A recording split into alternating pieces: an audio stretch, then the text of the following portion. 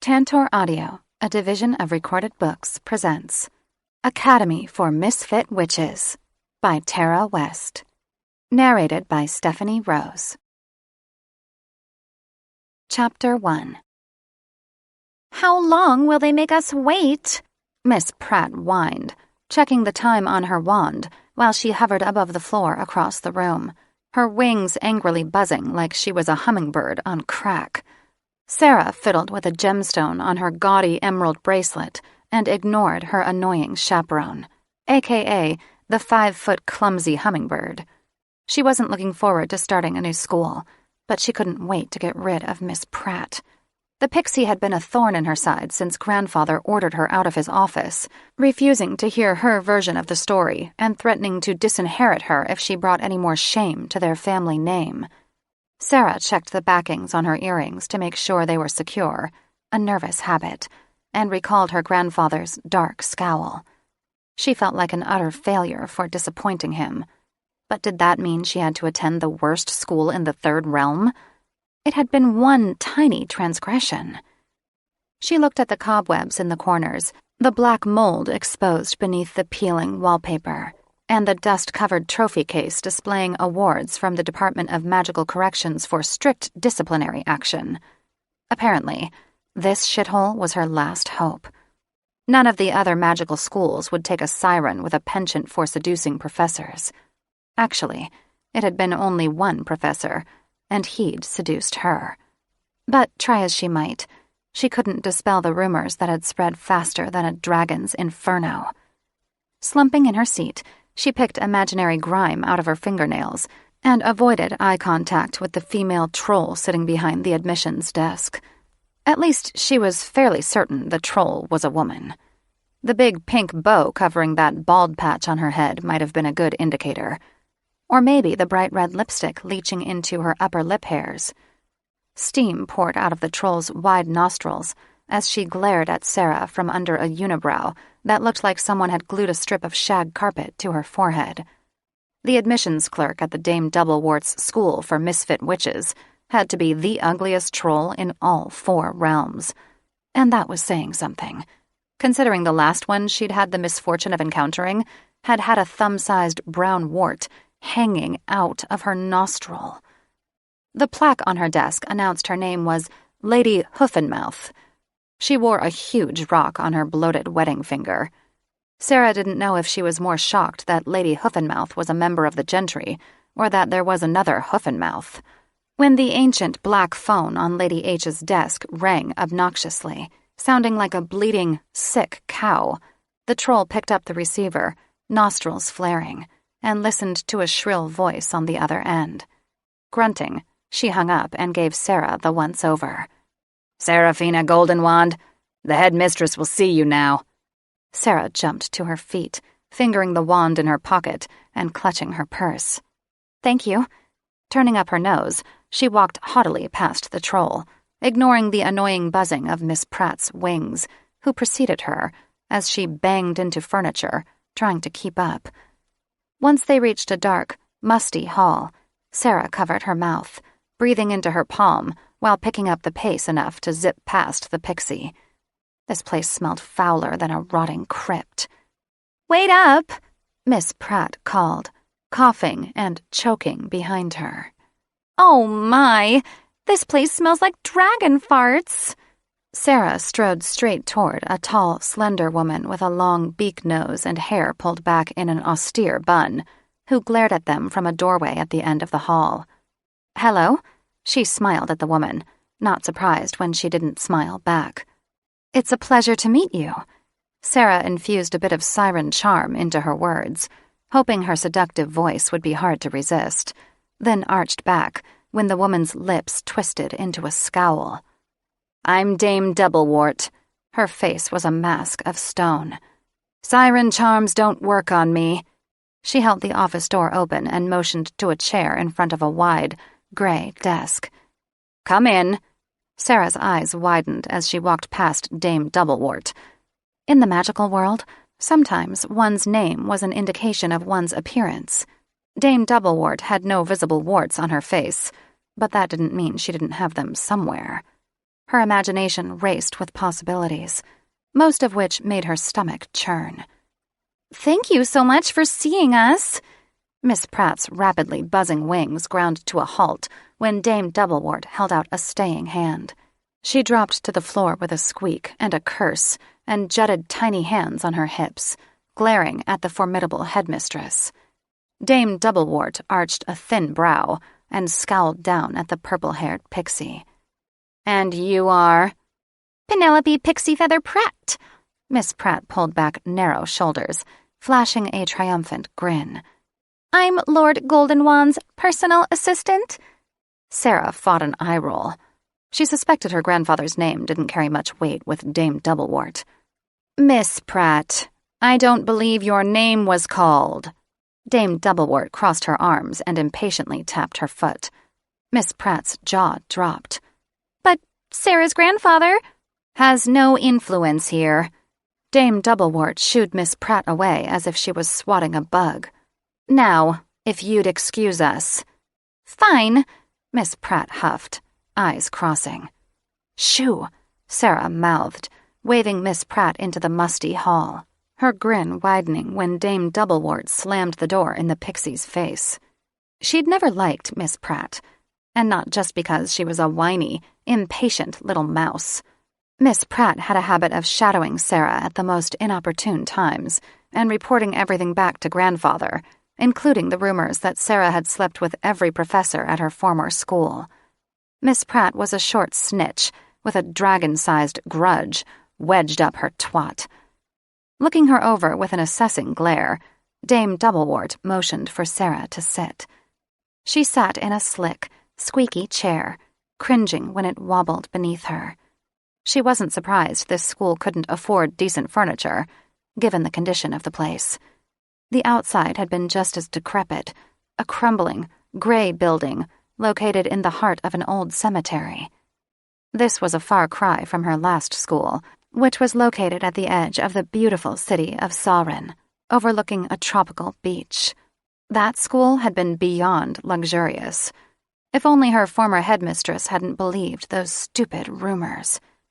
"Sarah Goldenwand," Dame Doublewort's lips twisted into a tighter scowl, as if she'd just finished sucking on a rotten lemon or the timer on her 15-minute enema had expired. Refusing to be intimidated, she brushed a strand of her wavy auburn hair behind her ear and turned up her chin. "Yes?" If it was at all possible, Dame Doublewort's disapproving expression deepened. "The correct response is, yes, ma'am." She fought back a curse. Grinding her teeth, she spit out the words. "Yes, ma'am." She had no choice but to kiss Doublewort's ass. This school was her only hope.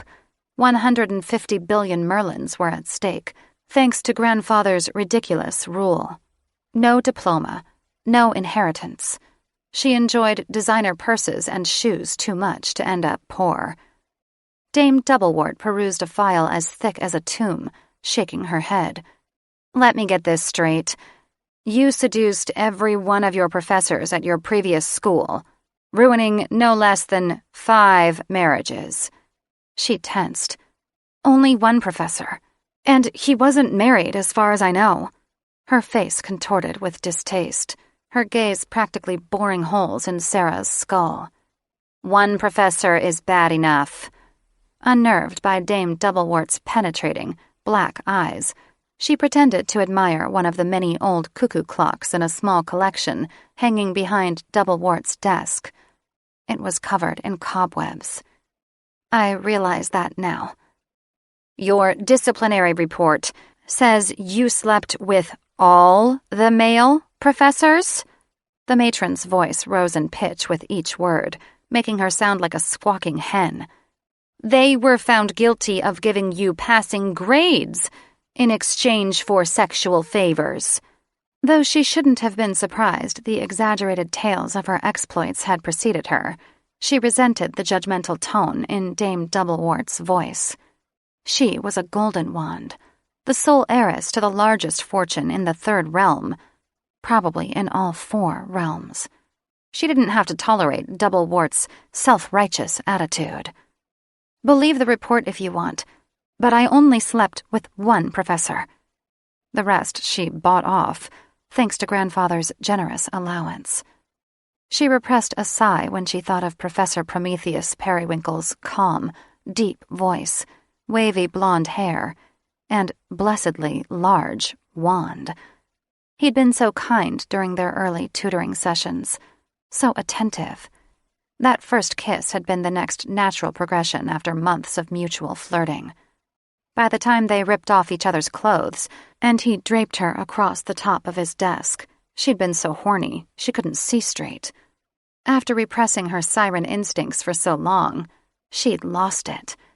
And she'd certainly paid for her transgression 10 times over. "Doesn't matter if you slept with one professor or a dozen." Dame Doublewort folded her hands and glared at Sarah like a hawk zeroing in on a mouse.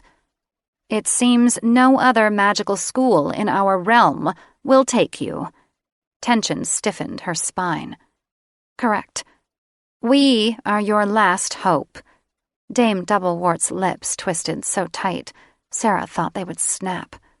"Yes."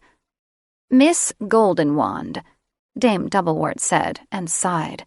"You are already 18, a year older than most other high school 12th years. Why don't you just drop out?" If only. She fought to maintain a neutral expression. "I would if I could." It's not like she needed an education. Potion and spell classes were now obsolete, thanks to the Golden Wand 2050. Why did she need to memorize spells when the Golden Wand did all the work for her? Dame Doublewort eyed her expectantly. "What do you mean?" She refused to answer. Why give Doublewort ammunition that she could use against her to get her to behave? She studied the woman's face, wondering exactly where those 2 warts were hiding. The matron had an assessing look in her eyes. "Your silence confirms that other rumors are true. You will be disinherited without a diploma." She found the nerve to make eye contact with Dame Doublewort for a moment. "Are you going to accept me? Or not?" Dame Doublewort lifted a thin, graying brow. "Are you aware of our academy's rigorous course load?" She thought of a 6 different spells she'd like to use on Doublewort. "I've heard of it." "Each student is responsible for his or her own work." She pointed her beak nose at Sarah, eyes narrowing to slits. "You can't suck your way into passing grades here." Heat flamed Sarah's cheeks. "I'll manage."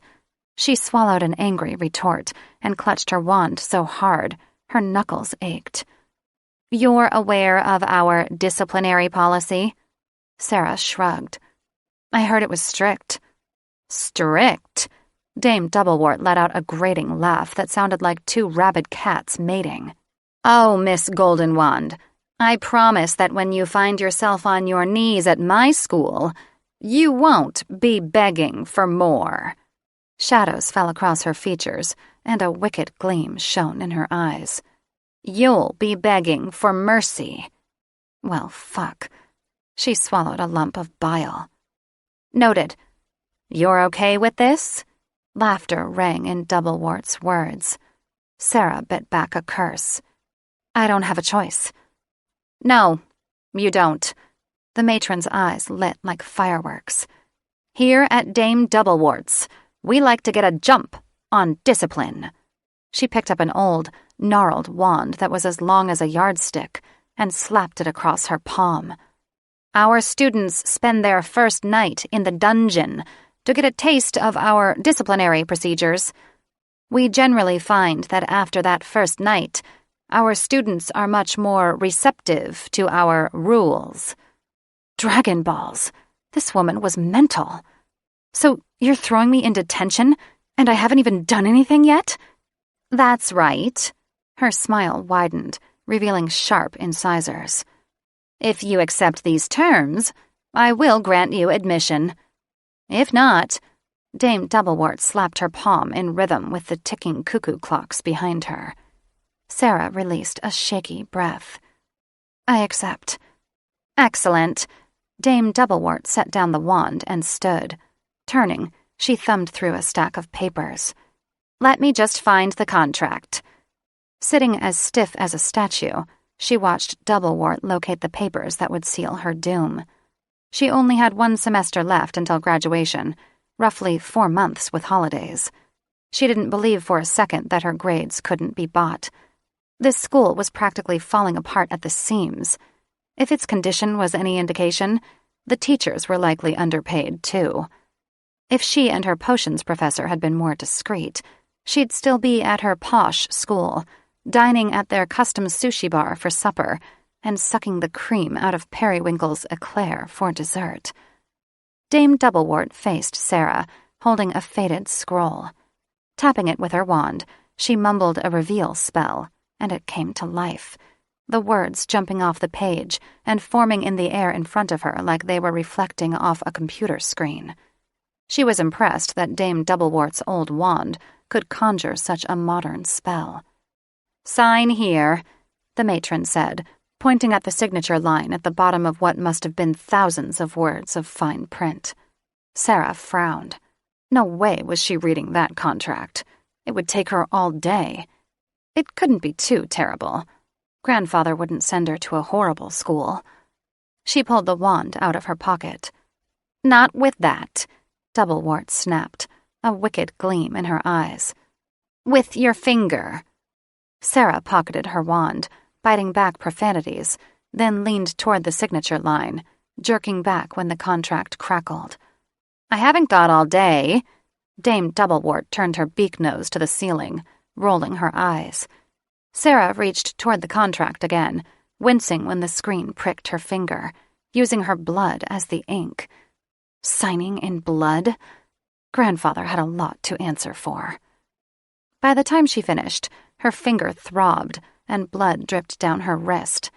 She grasped her wand and silently asked it to heal her, sighing in relief when the pain stopped.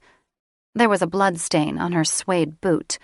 Those boots had cost 2,000 merlins. She zapped the stain with her wand, smiling when it disappeared. The matron snickered at Sarah's wand. "Follow me." She tapped dark chestnut panels on a wall, and it split open, revealing a secret tunnel. Sarah hesitated. "But my bags." Dame Doublewort's eyes became cold, unreadable. "You won't need them. You'll be issued a uniform after detention." A uniform? She made a face. At her old school, the only dress code was an unspoken one. Dress like you had money. Needless to say, Sarah had exemplified proper dress code. She couldn't imagine being forced to wear some starchy polyester or cotton blend monstrosity. "Of course I need them." She looked at Dame Doublewort as if she'd grown a second head. "My grandfather just bought me those bags from Elysian." Ignoring her distress, the matron impatiently waggled her fingers. "Your wand?" Clutching her wand to her side, Sarah took a big step back. "My wand?" "We don't allow golden wands at Doublewort's. Every student is issued a standard PF wand." "A Pegasus feather wand?" Hysterical laughter bubbled from her throat. "Those are so last century." "I know, which is how I like it." Doublewort flashed a smile so tight, her face looked ready to crack. "Forces our students to think for themselves, instead of relying on their wands to do all the work for them." Sarah cocked a hand on her hip. This woman had definitely lost her mind. "Seriously?" "Seriously." Doublewort lunged forward and snatched Sarah's wand before she had time to react. "You'll get it back after graduation." She threw up her hands. What a load of crap!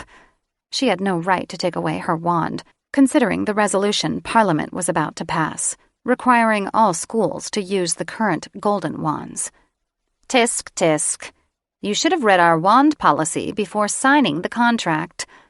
Doublewort wagged a finger in Sarah's face, and that's when she noticed what appeared to be 2 black bugs stuck to her fingernail. Gross. Why hadn't she noticed before? What a horrible place to have warts. "I've changed my mind." Holding up both hands, she backed up another step. No way in Hades was she attending a school that refused to use her grandfather's wands. He'd understand why she had to drop out. Too late, Doublewort shrugged. You signed. Well, unsign it. She held out her hand. And give me back my wand. Doublewort waved her big, ugly wand at Sarah's hands and feet, binding her in place. She tried to scream, but the woman sealed her mouth with another spell. She flashed an evil grin.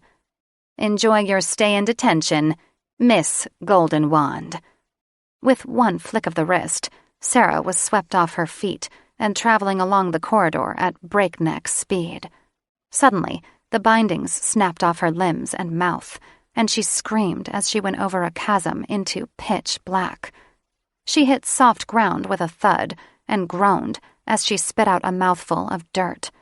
Sitting up, she wished she had her wand for illumination. Wherever she was, she could distinctly hear water. After checking her earlobes to make sure she hadn't lost an earring, she stood and brushed dirt off her clothes, then picked debris out of her palms. That's when she noticed the emerald bracelet Prometheus had given her had fallen off.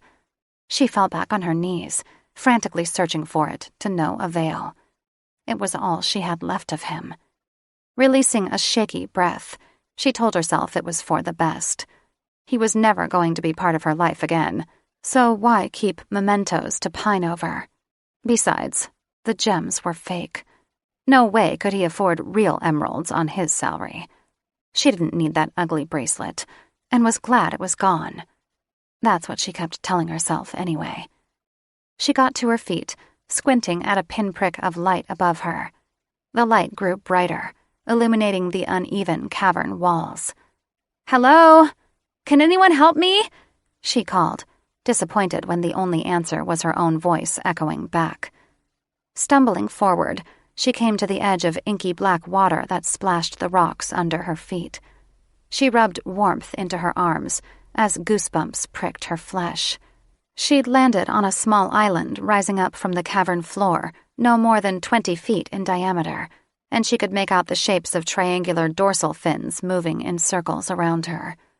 Though she was an expert swimmer, thanks to her siren blood, no way was she getting in that water. What kind of fucked up detention was this? And how in Hades was she going to escape this school? Sarah hugged her knees to her chest, trying not to wince every time a shark splashed her. They were magical illusions. They had to be. Sharks the size of elephants didn't swim in shallow water. Not to mention their teeth were disproportionately long, making them look like saber-toothed fish. She had no idea how long she was supposed to serve detention, but as soon as she got out of there, she would call her grandfather and demand he come get her. There had to be another school that would take her, with enough financial incentive. No way could she survive a semester in this hellhole. "Hello there. You called for help?" She blinked at the oddest thing she'd ever seen. 3 drop-dead gorgeous guys, smiling at her from inside a giant, translucent bubble that hovered about 3 feet off the ground. She rubbed her eyes, then blinked again. They were still there, still gorgeous, with their rippling tanned muscles, thick black hair, and broad smiles. They looked like ancient Greek gods who had descended from Mount Olympus. She slowly came to her knees. "Hello?" The tallest of the 3, wearing jeans tight enough to reveal a beefy bulge that proved he definitely didn't need to drive a fast broom or monster truck, smiled while palming a long-neck beer. "You don't look like you're enjoying your detention." She scratched the back of her head, squinting at him. "You think?" He crossed muscular arms, slanting a knowing grin. "Need a lift?" "In that thing?" She jumped to her feet and backed away from the bubble. "What if it pops?" "It won't pop." The stud standing next to him, wearing nothing but boxer shorts and an unbuttoned dress shirt, jumped up and down, his bare feet making deep indentations in the bubble. "See?" He pushed his wire spectacles up the bridge of his nose, a gesture that reminded her too much of Professor Periwinkle. "Where are you going?" she asked. The tallest stud nodded at the cave wall. "To the next dungeon over. We've got detention too." They had detention? They didn't look like high school boys. They looked to be in their early 20s. Tall Stud even had a full beard. It didn't matter how old they were. Floating in a bubble with 3 good-looking guys was a far cry better than her current situation. Unless, of course, Grandfather found out. What if we get caught? We won't, the one wearing navy sweats said, his cheeks flushing, making him look adorably sexy. They're not coming for us until morning. That double-wart bitch was more sadistic than Sarah had realized. I have to spend all night here? Not if you come with us. Bearded guy held up his beer. We've got music and drinks. Please say yes, the siren inside her begged. Come on, Boxer Shorts said. You don't want to spend all night there, do you?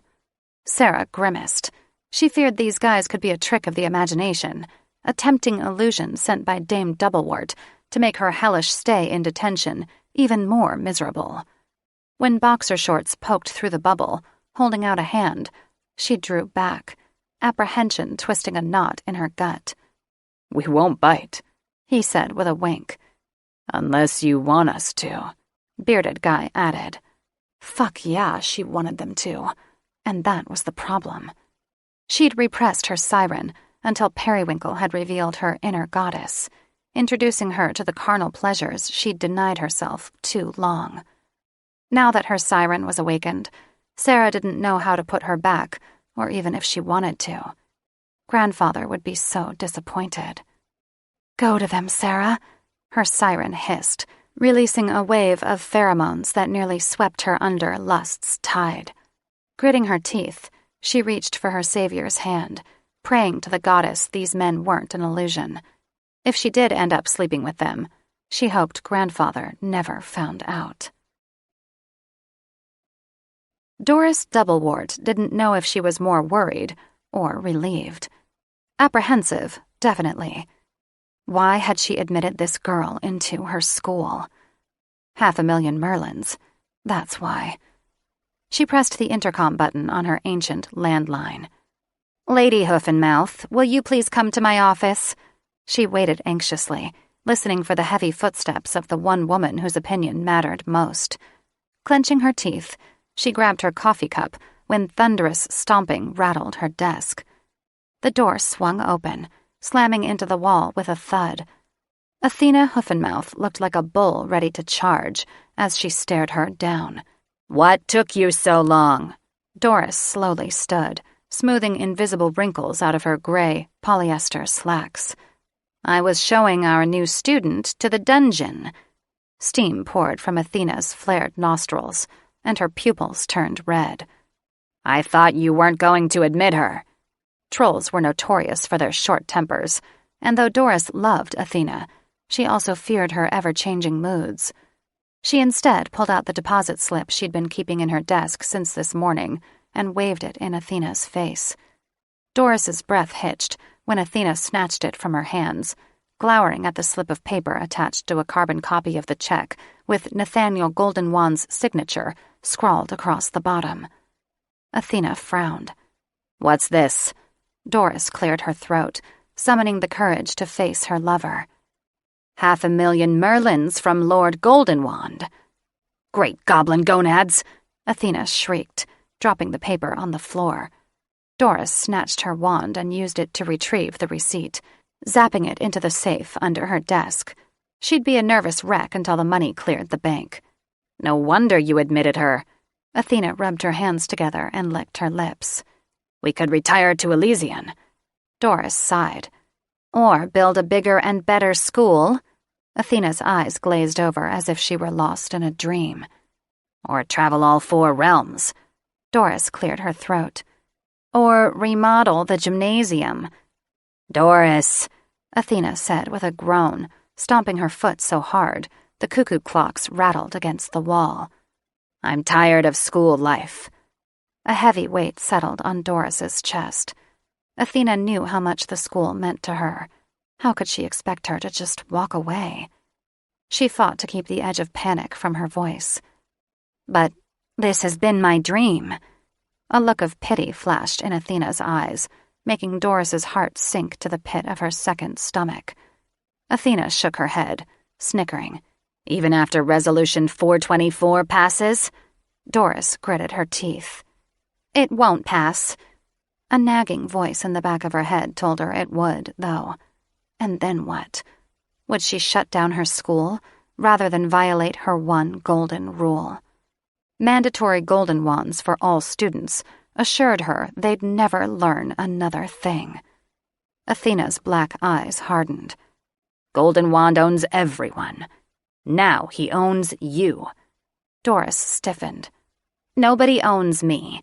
He told me his granddaughter was not to spend her first night in detention, but did I listen? Even Golden Wand's goon who delivered the check had insisted that the heiress wasn't to serve detention. Doris simply scowled at him, but refused to give him an answer.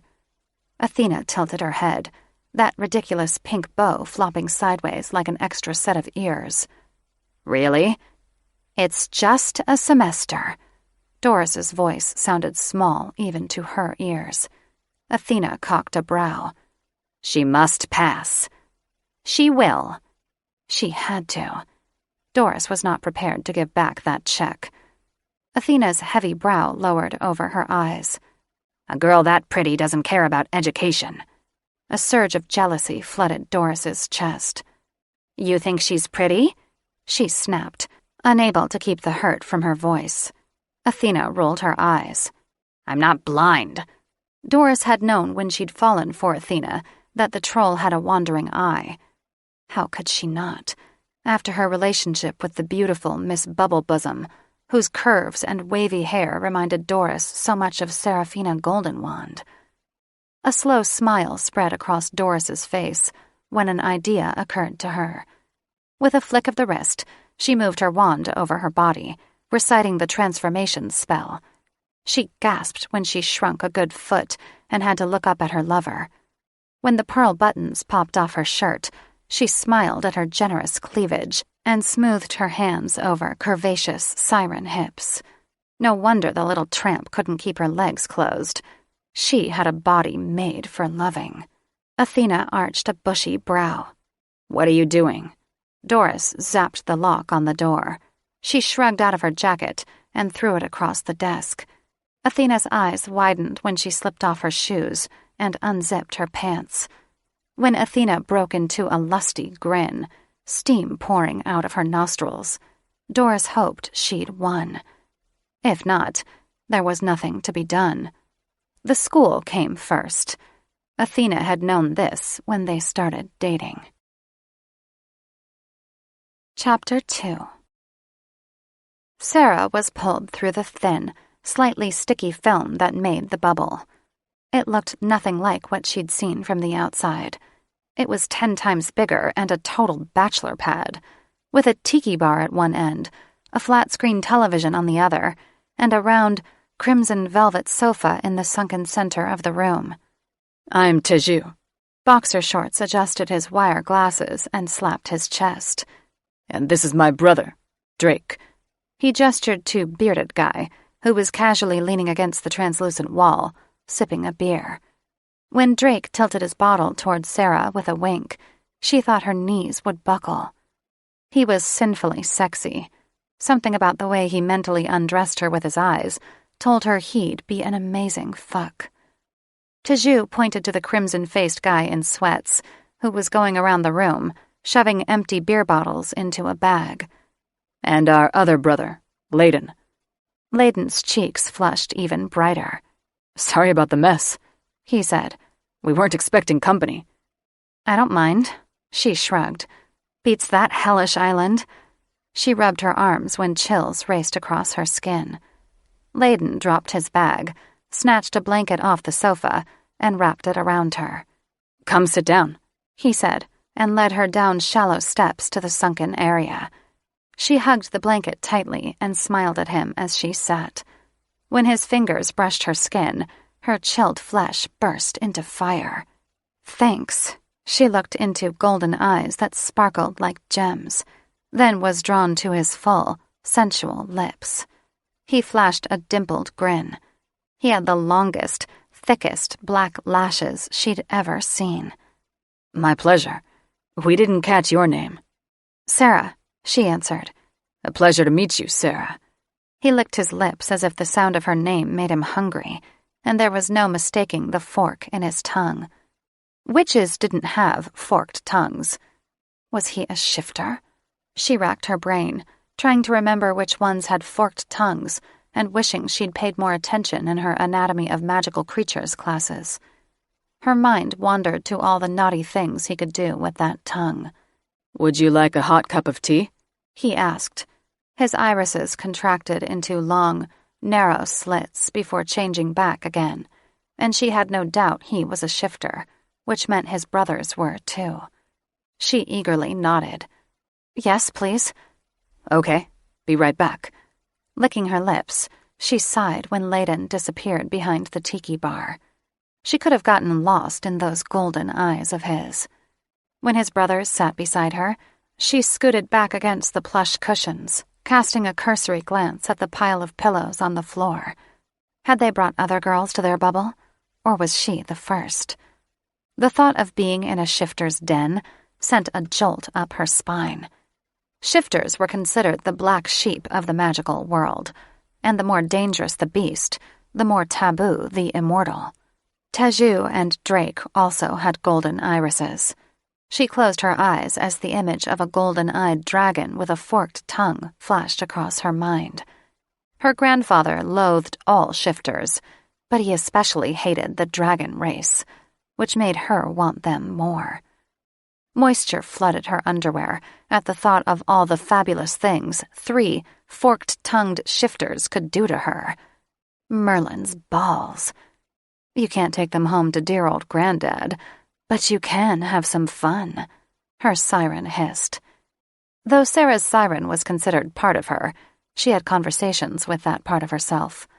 Felix, as her siren preferred to be called, was short for Thelxinoi, an ancient ancestral name, since inner sirens were basically recycled ancestors. Shut up, she whispered to Felix, unnerved when she was answered with a laugh. She peered over Teju's shoulder. Their bubble hovered in the air as if it was suspended on a string. She made the mistake of looking down. The earth moved beneath them as they floated to the top of the cavern, over a wall, and into another cavern. You guys sure this is safe? Relax, Drake chuckled. We do this every detention. How many detentions have you had? Meh. He shrugged. Usually 1 a month. And you use that time to party in a bubble? Teju popped the top on a beer. Pretty much. How many girls have you brought in here with you? Sarah couldn't deny the jealousy that twisted a blade in her heart at the thought of other girls sharing the dragon's den.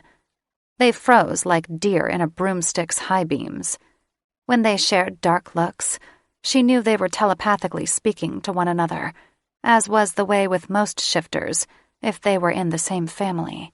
She and her siren mother and grandmother had been able to telepathically speak, too. Only 1 other, Teju answered, averting his eyes and pushing up his glasses. Liar. Oh well, she shouldn't have cared anyway. It's not like she was interested in anything more than a good time from these 3 studs. No, Sarah, she chided herself. You can't sleep with them. Yes, you can, Felix argued. Drake brushed his denim-clad leg against hers. But she wasn't nearly as pretty as you. Oh, she bit her lip, batting her lashes and feigning innocence. Carefully cultivated expressions drove men wild. What was wrong with her? Why was she capitulating to her siren so easily? Because you need to get fucked, Felix chuckled. What brings you to the Academy for Misfit Witches? Drake asked, as he not so slyly draped an arm behind her. She turned into him, accidentally brushing her knee across his thigh, though she knew she was playing with fire. I got expelled from my other school. Drake's full lips pulled back in a feral smile. Us too. What did you do? Layden asked, as he returned and handed her a steaming cup of tea. She was pleasantly surprised that he'd also included 2 sugar packets on the chipped porcelain saucer. He wasn't such a brute, especially for a dragon. Her grandfather had told her they were all fire and no finesse. Got caught in a compromising position. She blew steam across her tea, looking up at him with an innocent air. You? His nostrils flared, and his gaze flickered to her breasts. Burned down the boys' bathroom. Not on purpose, Teju said. Drake was trying to smite a rat. Layden nodded. The school was infested. Why are you allowed to bring your wands to detention? She glanced at the long stick poking out of Drake's jeans. We're not. Drake slipped a wand from his pocket with a grin. Teju knows every concealment and enchantment spell there is. He's the smart brother. Layden tapped his forehead. His mind is like a golden wand. Nice. She shifted uncomfortably at the reference to her grandfather's invention. People were always talking about the revolutionary wand that had the features of a cell phone, an electronic communication device used in the human realm, and the memory of a seasoned witch. It was the perfect blend of technology and magic. It was also seldom used by shifters, and she didn't know if that was due to their animosity toward the Golden Wand, or the wand's hatred of them. Either way, she had a sinking feeling these shifters wouldn't be impressed if they found out she was the Golden Wand heiress. What kind of compromising position? Drake asked with a hint of mirth. She watched the steam rising from her cup, feeling as if he could see into her soul with his penetrating eyes. Smiling softly at the memory, she said, "Me bent over my professor's desk, and him bent over behind me." Panting heavily, Felix perked up to see their reactions. You screwed your professor? All 3 brothers said simultaneously, their jaws dropping. Just one, but if you listen to the rumors, I've fucked between 10 and 10,000. Though she was a siren, and naturally sexual, she did have standards. Even though he'd offered, she wasn't about to sleep with Professor Slugstack for a passing grade. Periwinkle had been too tempting to resist, though. It was almost as if he'd cast a spell on her libido. Why did you sleep with him? Teju asked. Though she wasn't always attracted to men in glasses, she couldn't deny Teju looked adorably sophisticated. The round lenses kept sliding down his nose. She studied his eyes and saw no judgment there, just a sense of wonder. It was a lot more fun than studying. She bit her thumbnail. Professor Periwinkle wasn't just my teacher. He was my tutor, and we spent a lot of time together after school. Periwinkle, huh? Drake chuckled. She supposed his name was odd. There was once an infamous witch named Pressy Periwinkle, who'd been accused of shrinking her former lover's testicles. She eyed Drake coolly, and then caught the thick scent of their desire. Felix clawed at her, demanding to be sated. Sarah refused to surrender to her siren, no matter how badly she wanted to bang the shifters. Teju cleared his throat, shifting his legs and not so inconspicuously adjusting the bulge in his jeans. The teachers are all women here. She instinctively licked her lower lip, instantly regretting her action. Before grandfather had taken her from Siren's Cove, she'd enjoyed the sexual company of 2 girls her age. They'd helped Sarah unlock the secrets of her body. But she wasn't about to sleep with a professor again, even though the girls she'd been with had pleasured her far better than Professor Periwinkle. Most of them are trolls, Teju added. She blinked at him, thinking of Lady Hoofenmouth with the unibrow, wide nose, and a face that had been struck a few times by a really big, ugly stick. No offense to trolls, but they were the most unattractive race in the magical world. Really? Most of them? Everyone except for Miss Bubblebosom. Layden chuckled. And they're all loyal to Doublewort. Holy dragon dong. She didn't think she could stomach sleeping with a troll. No wonder grandfather had insisted she attend this school. If you need tutoring, Teju said, I'm happy to help. Thanks, Teju. Heat flamed her cheeks when she looked into his piercing eyes. She had a feeling his idea of tutoring would be much like Periwinkle's. But as soon as my detention's over, I'm calling my grandfather to come get me. He wouldn't want her to stay here after he learned golden wands were forbidden. Sure, he was often hard on her and not very affectionate, but he cared enough to see that she got a decent education, didn't he? You signed the contract, right? Teju asked. Yeah? She shrugged, but grandfather could get her out of it. Drake gave her a forlorn look, as if he'd accidentally eaten her puppy. It can't be revoked. She sat up straighter. Excuse me? Dame Doublewort owns your ass until graduation, he said. She tossed long, wavy hair behind her shoulder. I'm sure I can get out of it.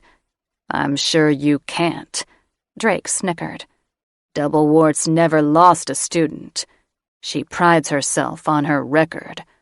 She slumped in her seat. Fuck. Layden gave her a sympathetic look. What year are you? 12th?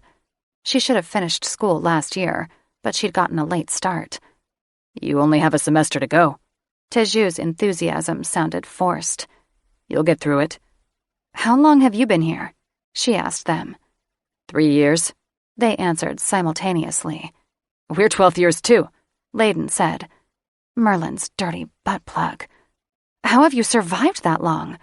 The brothers shared sly looks.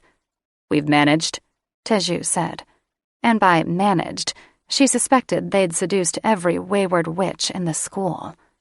We had no choice, Layden said. We should have graduated 2 years ago, but no other schools would take us. How old are you? She asked. Just turned 20. Triplets. She thought she'd read once dragon eggs hatched in 3s. They looked older. Then again, she'd heard dragons were usually mature beyond their years. These guys didn't act too mature, though. You? Layden asked. Felix purred when he flashed those sexy dimples. Hot damn, he was cute. She wondered if he'd meant to turn her on or if he was genuinely sweet and sexy. Almost 19, she said.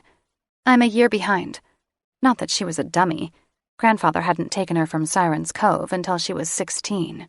Teju puffed up his chest, looking far too sophisticated and sexy as he pushed his glasses up the bridge of his Roman nose.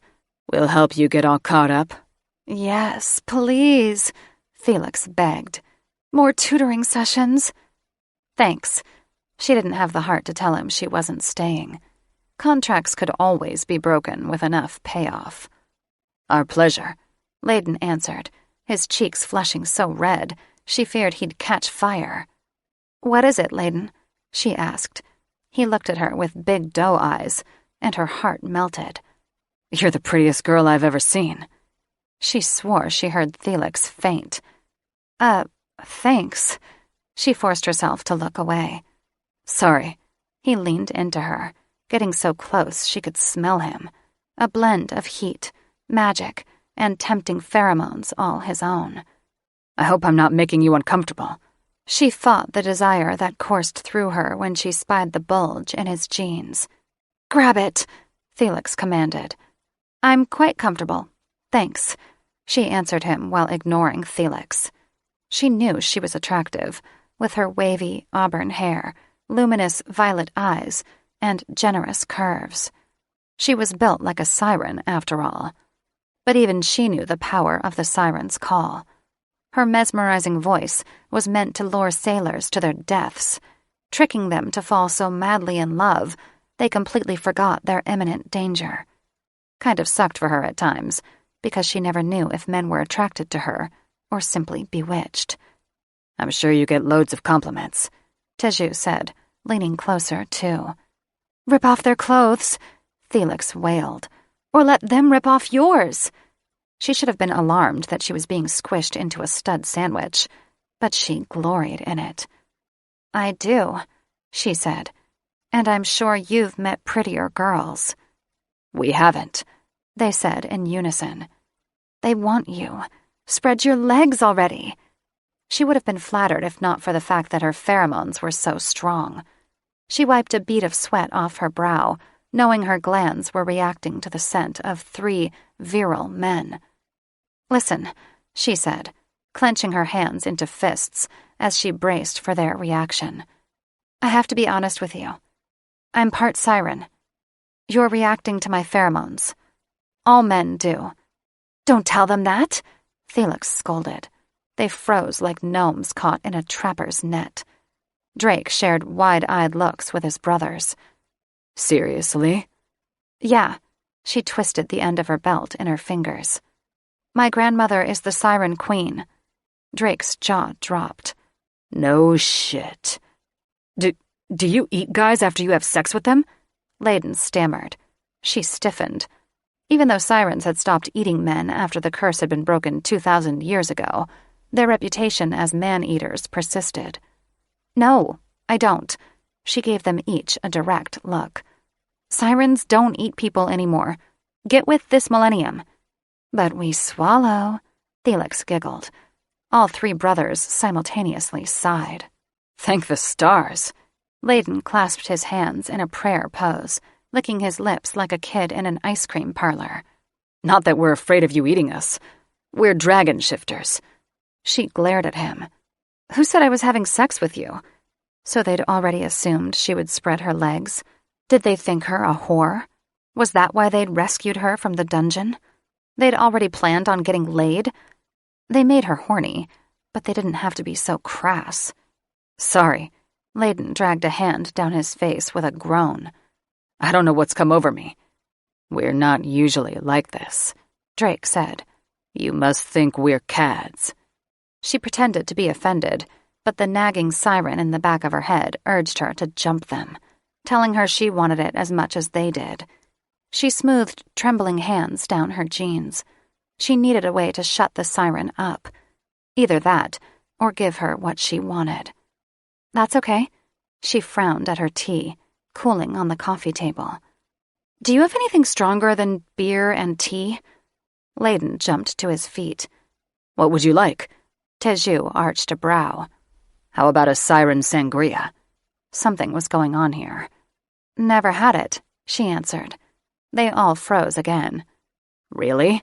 Teju asked, looking like a kid who'd gotten his hand caught in the cookie jar. She shot him an accusatory glare. "I'm guessing it makes you horny?" "Let's drink it," Felix squealed, as if she needed anything else to make her pussy throb and her nipples ache. He scratched the back of his head, averting his gaze. Maybe." "What the hell, Teju?" Drake snapped and turned to Layden. "Make her a pixie punch." "Okay," Layden said, casting a wary glance at her. "You want the sangria," her inner siren purred. "Then you'll have a good excuse for capitulating to their many charms." "That's okay," she blurted. "I'll try a siren sangria." She should have regretted the words that slipped off her tongue, but she was well on her way past regrets. "Okay," Layden practically roared. "Siren sangrias for everyone." His brothers growled their approval, eyeing her like they were starving lions, and she was a choice cut of prime beef. Layden hurried to the tiki bar, but not before she saw the big bulge in his sweats. His brothers were also sporting erections. The heat radiating from their skin said they were ready for a night of primal passion. She fought the urge to reach for them and free their flesh wands from their pants. That's when she knew there was a good chance she was getting laid that night. Not by one, but by 3 dragon shifters. She'd regret it come morning, especially if her grandfather found out. But there was nothing to be done. She was so damned horny. She couldn't conjure up a spell strong enough to suppress her libido, especially as her wand was currently locked away. Goddess save her. Layden Firesbreath could hardly believe their good luck. He and his brothers hadn't expected to rescue a beautiful siren when they were assigned detention. Honestly, they'd deliberately gotten kicked out of class because they needed a break from boring lectures and atrocious cafeteria food. He inhaled her intoxicating scent from across the room, sending his libido into a tailspin. She smelled like honeysuckle and something else, strange yet familiar. He accidentally poured too much punch in the glass and swore when it overflowed. He knew siren pheromones were tempting, but her scent was far too alluring. Could she be their destined mate? Goddess, he prayed she was. With her luminous violet eyes, wavy auburn hair, mile-high legs, and alluring curves, she was the definition of temptation, and he wanted a taste of her forbidden fruit. He looked at his brothers, who were crowding her on the sofa. When they made eye contact, he sent them a telepathic message. "You smell what I smell?" Teju gave a curt nod. "I've never wanted a girl so much in my damn life." "We have to have her," Drake growled. Teju shot Sarah a sideways look. "Don't worry, brothers. She wants us, too." Sated and spent, Doris lay in her lover's arms, cooing while Athena stroked her back and held her on the worn rug by the fireplace.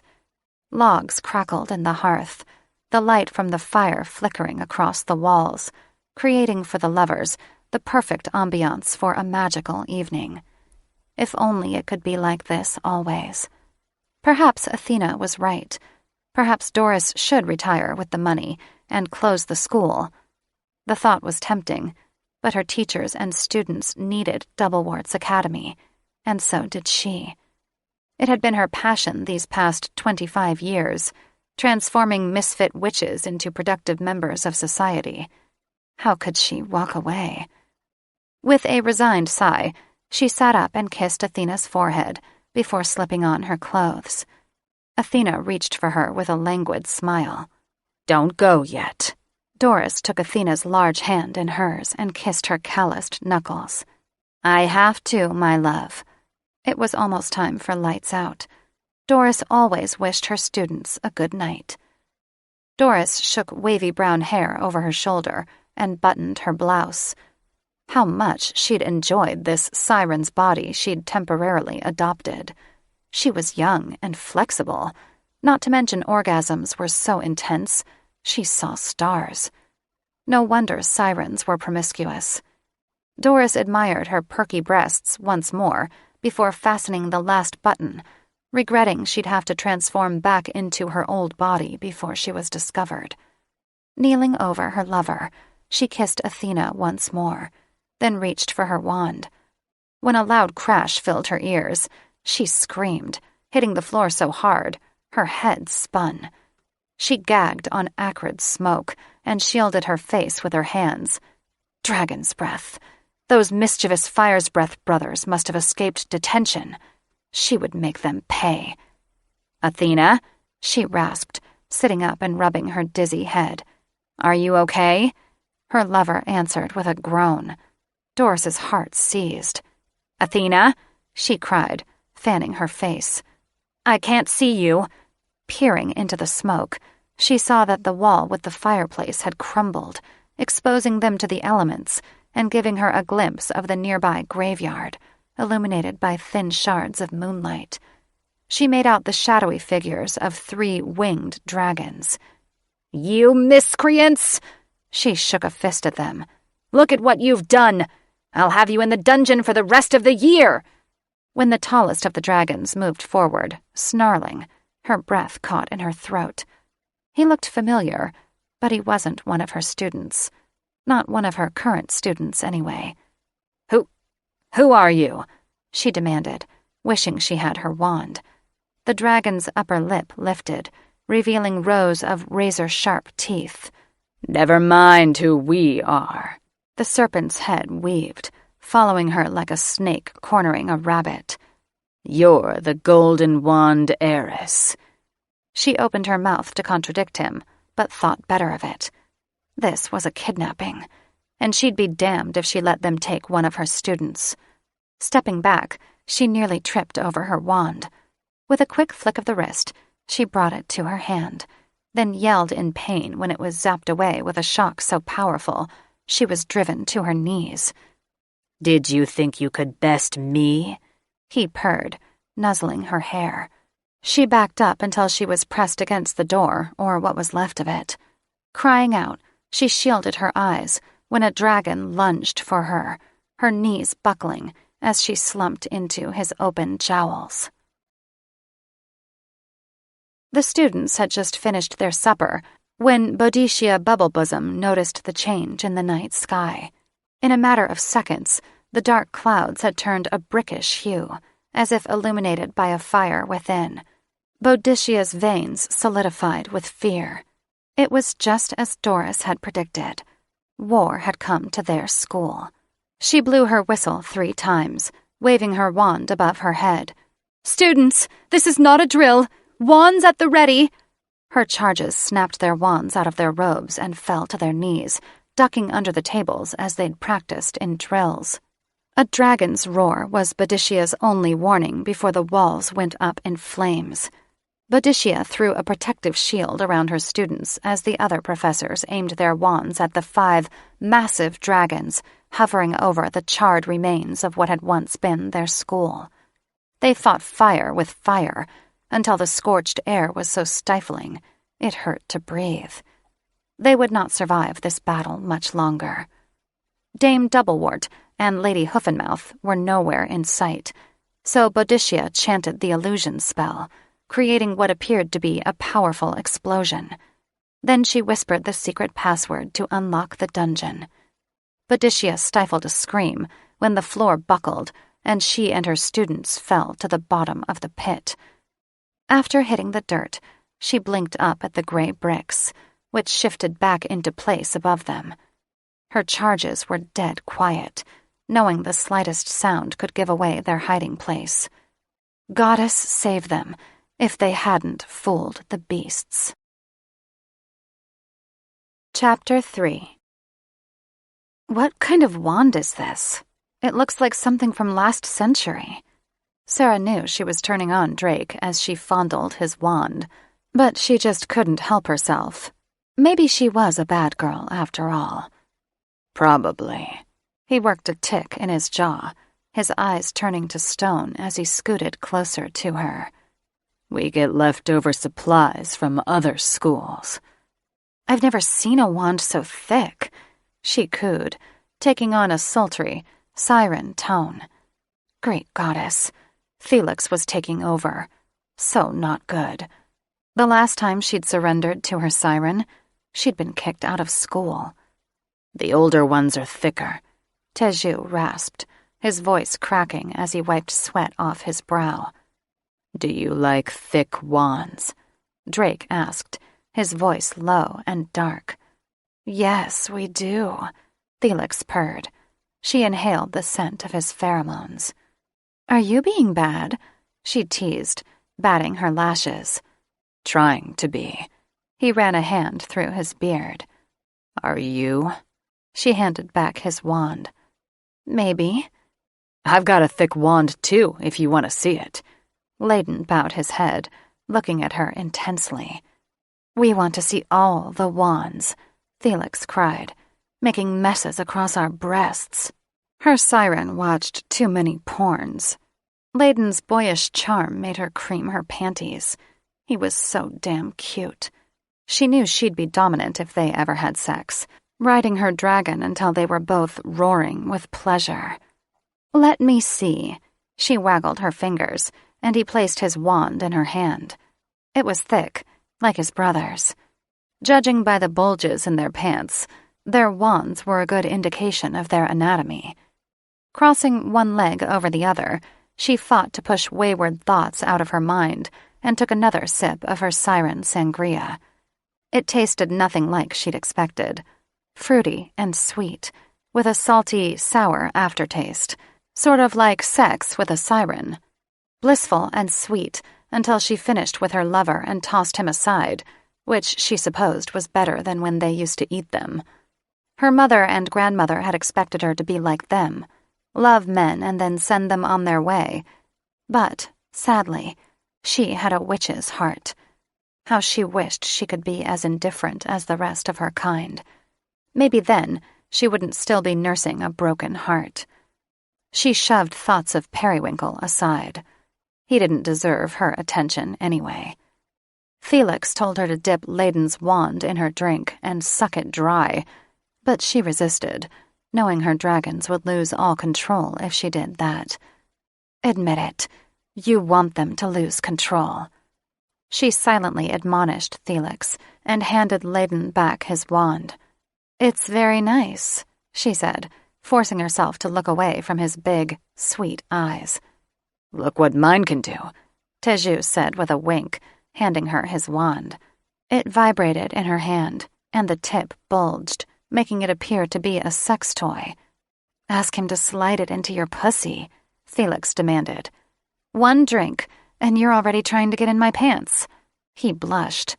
Sorry. Clucking her tongue, she handed it back to him, a buzz going through her when their fingers touched. Great goddess, she was in so much trouble. How could she resist these 3 tempting brothers all night? Maybe she shouldn't. Maybe a tryst with them was exactly what she needed to heal her shattered heart after Periwinkle's rejection. Teju and his brothers looked nervously at each other, each with a hopeless look that told her they were all out of tricks. Maybe they weren't the practiced flirts she'd assumed them to be. Tell me more about this school, she said, changing the subject and hoping to put them at ease. Drake's eyes turned from brown to gold and back again, which meant he was probably warring with his shifter's desires, too. Dame Doublewort is a hard ass. She rolled her eyes. I gathered that. But she cares about her students, Layden said. She was beginning to suspect Layden didn't have an unkind bone in his body, which made her want to fuck him even more. She took several deep swallows of her sangria, finishing it off and wiping her mouth with the back of her hand. Could have fooled me. She accidentally slammed her glass on the table and was relieved when it didn't shatter. Drake flashed a mocking pout. You're still hurt over being sent to the dungeon? She crossed her arms, scowling. Are you making fun of me? Drake was the most mischievous of the brothers, judging by his attitude. Maybe even the reason they were always in trouble. Every student gets sent to the dungeon their first night, Teju said, leaning into her and giving her a sympathetic smile. Usually 1 night is all it takes to prevent us from acting up. Layden blinked at her, clearly missing the irony in his statement. She laughed. Didn't seem to work on you. Twin fires brewed in Drake's eyes. We're a special kind of bad. Oh, goddess, Felix yelled. Just fuck them already. She scooted away from him, the heat from his nearness setting her skin aflame. I promised my grandfather I wouldn't go near bad boys again. He'll never know, Felix pleaded. Drake's brows raised as he gave her a long look. Did you love him? Who? She wrapped her arms around herself, feeling as if his gaze was boring holes through her soul. Your professor. He took a long drink of beer before setting the bottle on the table. He'd been the only brother to refuse a sangria, but something told her he didn't need a magical drink to stoke his libido. She broke eye contact with him, unable to handle his penetrating gaze a moment longer. I thought I did. He didn't know how to lick pussy, Felix spat. We didn't love him. He leaned so close, she could smell the barley on his breath. What made you change your mind? Sarah released a shaky breath, hating that he was making her relive that awful day, but also knowing she needed to acknowledge the ugly truth if she was to heal her broken heart. He didn't fight for us. There, she'd said it, though the truth stung like 1,000 venomous cobra bites. Periwinkle's rejection had hurt far worse than when her grandmother and mother tried to kill her. Worse than when grandfather called her a whore after she'd been caught with Prometheus. Prometheus had told her he loved her, that he wanted to spend eternity with her. But he'd let her go too easily after the headmistress discovered their affair, refusing to even look at her when they were called before the school board. How old was he? She blinked at Teju, startled back to reality, angry with herself for pining for her professor when she had 3 virile young men at her disposal. Age is just a number. Drake tapped her knee with his wand, a determined look in his eyes. How old? 33. She hung her head, angry with herself for capitulating. You were just a fuck to him. She jerked back, Drake's harsh words like a smack to the head. Gee, thanks. He should have known better than to take advantage of a student, he added. No way would she cry now. She'd shed enough tears over that jerk. Who said I wasn't taking advantage of him? She said haughtily, pretending her potions professor hadn't pulverized her heart. Your eyes say it. Teju tapped the rim of his glasses, giving her a knowing look. Layden splayed a hand across his chest. You might have a siren's body, but you have a witch's heart. Jumping to her feet, she held out a staying hand when they tried to follow suit. Stop, as if she needed to fall in love again. No, best to focus on her studies so she could graduate and get the hell out of this place. Teju stood and grasped the tips of her fingers. When she didn't resist, he pressed her hand between both of his. We won't do that to you, Sarah. How do I know that? Prometheus had used almost that exact same line on her. A dragon's word is his honor, they said in unison. Why would you give me your word? Layden gave her a soft smile. Because you have a pure soul. Suspicion raised its ugly head. Releasing Teju, she sat back down. These guys were full of gnome dung. How do you know anything about my soul? Drake sat dangerously close to her once more. It speaks to us. That caught her off guard. She'd thought Layden was the sappy brother. Why was Drake being so kind? After sitting opposite Drake, Teju tapped his forehead. Our instincts are never wrong. She imagined her eyes were twin wands, burning holes through their chests. Obviously your instincts are bad, or you wouldn't keep landing in detention. Oh, that. Teju chuckled, waving at the tiki bar and flat screen. Does this look like detention? Layden grimaced as he sat on the ottoman across from her, his knees pressing into hers. Once you taste dorm food, you'll understand why we need to get away. There were platters of crumbs on the tiki bar and coffee table. This place was far better than what she'd seen so far of Dame Doublewarts. But they were full of shit, because if their instincts were so superior, they wouldn't have gotten kicked out of their other school. She decided to drop it for now. Their confidence was misplaced, but charming. Grandfather had told her dragons were annoyingly smug. They certainly were smug, but she wasn't annoyed by them. There was still one issue. All three brothers appeared to be vying for her affection. They were all so cute. How could she pick just one? She didn't sense any rivalry between them. Were they hoping to share her? She scratched the back of her head. You guys don't mind sharing a girl? No. Teju gave her a no-bullshit stare. We share a mate. It's the way of dragon prides. A mate? She wasn't ready to be anything more than a fuck. Layden frowned. What's wrong? This is moving too fast, she blurted. So soon after her disgrace, how did she find herself in the lair of 3 tempting shifters? And what about Prometheus? Wasn't she supposed to be pining for him? Funny how she couldn't recall the details of his face while she was looking into Layden's luminous eyes. Do you want us to slow down? Teju asked, obviously disappointed. I don't know. Wrong answer, Felix screeched. You want them. Stop fighting. Look at me, Sarah. Drake cupped her chin in his strong, calloused hand, forcing her to face him. You want us. I see it in your eyes. She shivered as a wave of desire coursed through her. Damn him. He was right. But it's wrong. His brow shot up. Why? She thought of grandfather, sitting in front of the headmistress's desk as she went into great detail about how she'd caught Sarah in a compromising position with her teacher. Sarah would never forget the look of disgust in grandfather's eyes when he said he knew she'd turn out to be a siren slut. I don't want to be a whore, she said, blinking back tears. Your grandfather is a cruel, selfish man. You are a beautiful pearl. Do not let him make you ashamed of who you are." Sarah sucked in a sharp breath at her siren's words.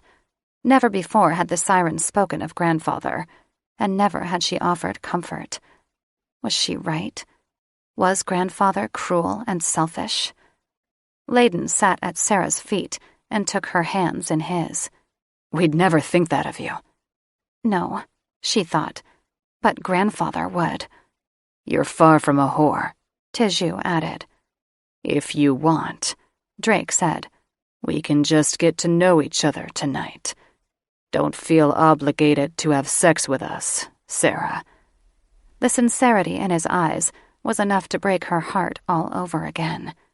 She was relieved they didn't expect sex from her, but her siren certainly did, and goddess save her, so did she. Her core throbbed so hard, it felt like a heart was beating between her legs. The moisture that pooled in her panties was bound to soak through the cotton, leaving a siren's stain of shame on her jeans. "Not if you take off your jeans," Felix cooed. She searched their eyes for signs of deceit. "I don't want anyone finding out." They perked up like they'd just downed cups of magic espresso. "We don't kiss and tell," Drake said, with a devastatingly sexy sideways smile. "What happens in the bubble stays in the bubble." Layden's goofy grin warmed her heart. She wasn't quite ready to let her guard down. She gave them all sharp looks. "Promise?" They drew pentagrams over their hearts. "On our honor." She stood when another wave of moisture gushed in her undies. Unzipping her jeans, she shrugged them off, then made quick work of her shirt, throwing both behind her. She gave them bold stares. "Then make love to me." They broke into deep growls that shook the marrow of her bones, but she wasn't afraid. She knew they wouldn't hurt her. Drake stood in front of her, his skin branding her flesh as he gripped her shoulders. Her legs went boneless as she wrapped her arms around his neck. "Thank the goddess," he breathed against her lips before claiming her mouth in a passionate kiss. He tasted like smoke and barley and a warm spice that was all his own. Deepening the kiss, she clung to him like a lifeline when he lifted her into his arms and gently laid her across the sofa. Felix moaned, expelling a rush of air. "Spread your legs for them," she demanded. She shut her eyes when Drake kissed her again, trailing hot kisses across her jaw and neck. When the other brothers knelt beside her, kissing and nipping the bend behind her knee and her abdomen, she thought she'd melt in a puddle of lust. Strong hands caressed her breasts, while another released the clasp on her bra.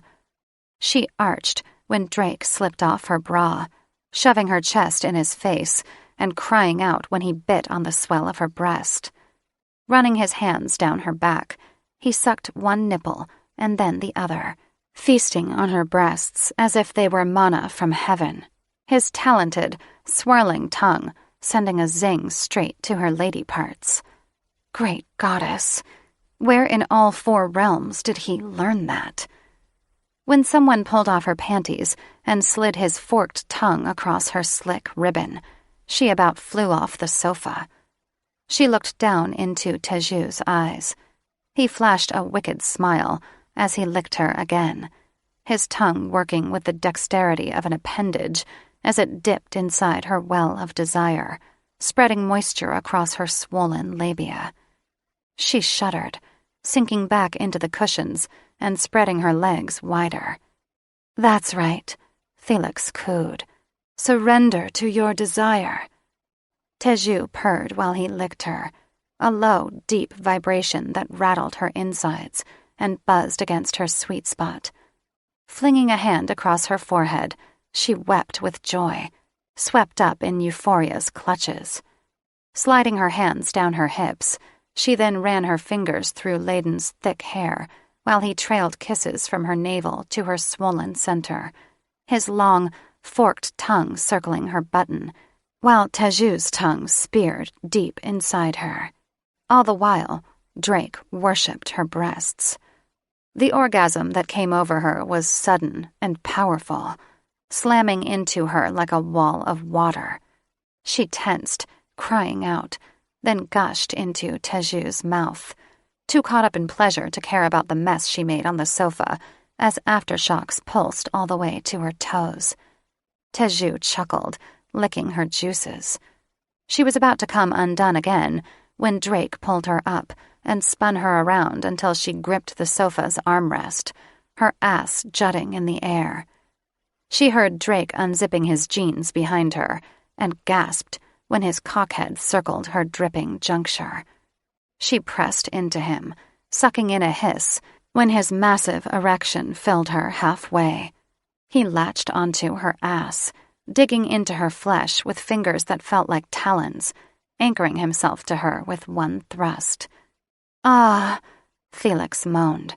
When she jerked forward, he gripped her hair as she slowly slid back onto his full length with a satisfied groan. He tunneled into her, his cock stimulating every nerve ending with such intense pleasure, she was well on her way to another orgasm. "Oh, Drake!" she cried, throwing back her head and surrendering to his intense fucking. Someone fondled her breasts, pinching and twisting her nipples until pain blended with pleasure. She didn't even know which brother was touching her, and she didn't care. She was getting the best fucking of her life. With a roar, Drake stilled, grasping her hips so tight, she reveled in the torture of his nails breaking skin. The pleasure of her throbbing orgasm was more intense than any pain. She could tell by the erratic twitching of his hips that he was spilling his seed into her. She didn't mind. She'd just have to remember to chew maiden's wort come morning to prevent any unwanted pregnancies. After their breathing had slowed, Drake slid out of her.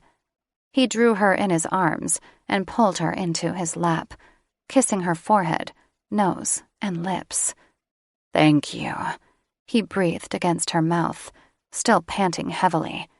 "You're very welcome," she slurred like a drunk, high on orgasms. "And thank you, too." He traced her jaw with the tips of his fingers. She giggled when he nuzzled her neck, his beard tickling her sensitive skin. "You don't need to guide these dragons," Felix said. "They have powerful instincts, unlike the undeserving one." Her siren had picked a hell of a time to bring up the professor, but she was right. She'd had to tell the professor over and over what she liked and what she hated, but not with these studs. They knew exactly what buttons to press. When Teju pulled her off Drake's lap with a low growl, she fell into his embrace, feeling as boneless as a gutted fish. She was so sated and spent, she feared she wouldn't be able to have another orgasm. Cupping her face in his hands, Teju kissed her long and deep, his tongue swirling with hers and making her pussy throb anew. He laid her across the sofa, then removed his boxers, revealing an impressively long, thick erection. Gripping his wand, he knelt beside her with a wicked gleam in his eyes. She tensed. "What are you doing?" "Relax," he soothed, stroking her slick folds with the tip of the wand. When it buzzed, her legs opened farther, like melting butter. She threw back her head with a groan when he slid the thick wand inside of her, fucking her with deep, hard thrusts before pulling out and swirling across her labia, the intense pleasure from the buzzing making her buttons spring back to life. She panted while he alternated between fucking her with the vibrating wand and circling her clit. Just as she was about to fall to pieces, he removed the wand, the wood slick and wet from her juices, and slid his cock inside her, keeping the wand pressed against her swollen button. He fucked her while vibrating her tender spot. She only lasted a few strokes before she unraveled again, calling his name while her pussy walls clenched his cock like a vice, squeezing and pulsing until he stilled with a roar, his cockhead swelling and filling her with his seed. Turning off his wand, he set it down beside her, then leaned over her and planted a tender kiss on her lips. "That was amazing, my love. he said. My love. The endearment would have alarmed her if she hadn't been so sated and bone-tired. He kissed her several more times before pulling out and wiping up their juices with a towel Layden handed him. Layden traced lazy circles across her nipple. How do you feel? He asked. She was unable to stop from smiling. Sated? Good, he answered, stroking her side. Her skin broke into gooseflesh at his touch. She made soft sounds while he caressed her. By the time he found that magic spot between her thighs, she was primed and ready for more. He stroked her until she begged for release. She hissed when he pulled back, then sighed with relief after he climbed between her legs and sank into her heat. So much for her taking charge. Oh well, she was too tired to dominate him. They made love slowly, tenderly, working up their desire until they were both calling out each other's names as bliss consumed them. When he throbbed and spurted inside her, she fell apart in his arms, surrendering to the climax that rolled through her like a gentle, cresting wave. After he pulled out and tenderly cleaned her up, she climbed into his lap. Can I get you anything to eat or drink? He asked. No, she answered, feeling like putty in his arms. Just love me. His cock lengthened and hardened, pressing into her thigh.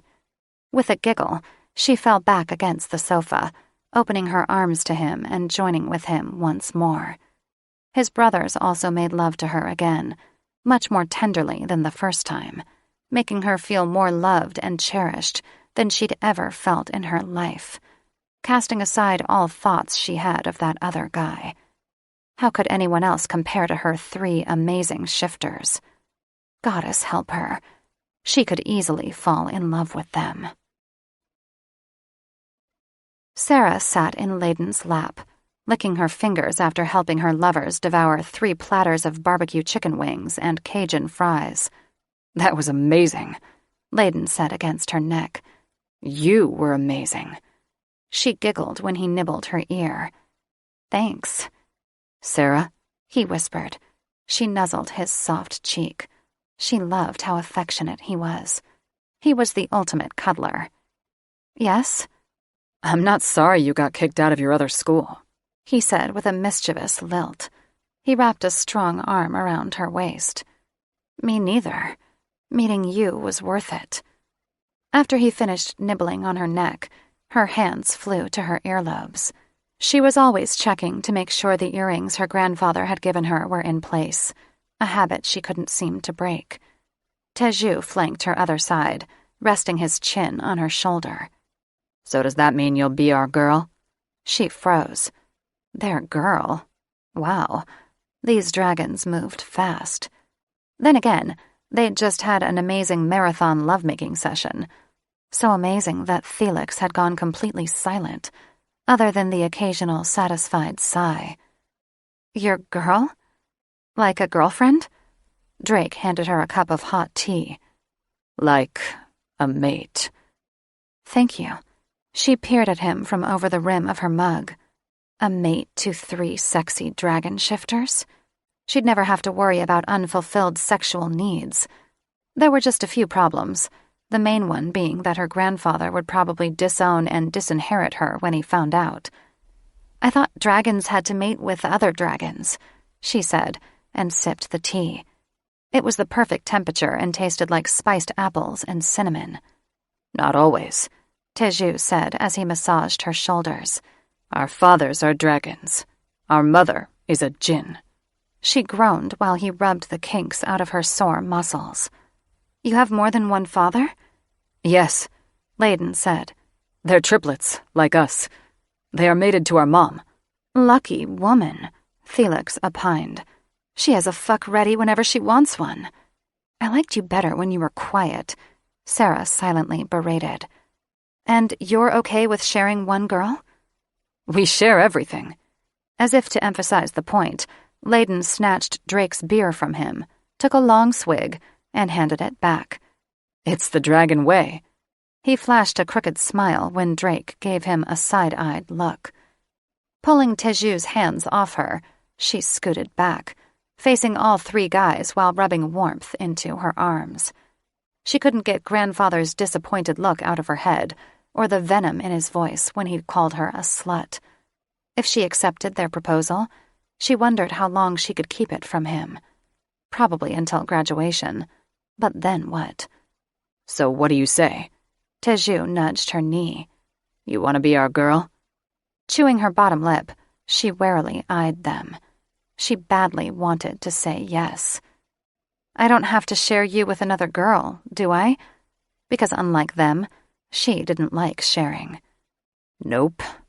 Just you, Drake said with a straight face. And we don't share you with other men. Don't worry, she laughed. 3 mates is enough. Again, her grandfather's angry scowl popped into her head. Why was she entertaining the idea of mating with 3 shifters? Were they really used to sharing everything? And what about school policy? She had a feeling Dame Doublewort wouldn't allow it. Damn, she should have read that contract. What about school rules? No romantic relationships allowed, Teju said. Which means we'll probably get thrown in detention if we're caught kissing. Oh, she hid a smile behind her hand. So? They asked simultaneously, looking at her with such a hopeful gleam in their eyes, she couldn't bear to tell them no. Sure, she said, biting down on her lip. I'll be your girl. She inwardly cringed when her siren howled with joy. The last time Felix had been this excited was when Sarah had agreed to be Professor Periwinkle's lover. Actually, her siren hadn't howled that loud for Periwinkle, but she was practically blasting a hole through Sarah's ears. Great goddess, what had she done? Layden took her in his arms, kissing her so passionately, he robbed her of breath. By the time they both came up for air, she was panting heavily, and Felix was swooning. You don't know how happy you've made us, he said, his eyes alight. When Teju rubbed her shoulders again, trailing hot kisses down her neck, she was sure he was about to ask for another round. Let's get some sleep, he whispered. You have a long day tomorrow.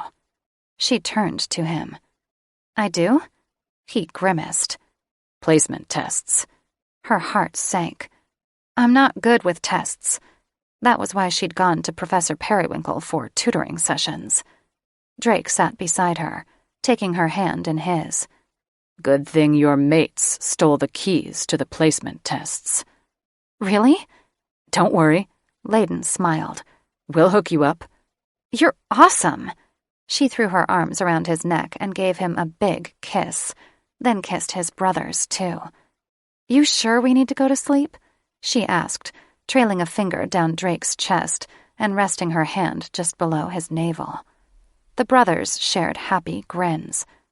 Maybe we could stay awake a while longer. Sarah rolled out of Layden's arms and made the mistake of looking at him. He was smiling in his sleep. Whatever he was dreaming about, it was certainly making him happy. She wondered if it was about her. She kissed his forehead before stumbling to the bathroom behind the tiki bar. After relieving herself and freshening up, she poured a club soda and drank it. Sex with 3 hot dragon shifters sure worked up a thirst. Casting a wistful glance at her men, sleeping at various angles on the sectional sofa, she'd poured herself another drink, contemplating the giant pile of gargoyle shit she'd just stepped in. I wish Grandfather wasn't so prejudiced. Why had she agreed to be their girl? Her grandfather would kill her if he found out. And then what? She liked them so much, maybe even more than Professor Periwinkle. How could she give them up? You can't, her siren cooed. I won't let you. She startled when a familiar cloud of pink smoke burst before her. Holy Baphomet balls.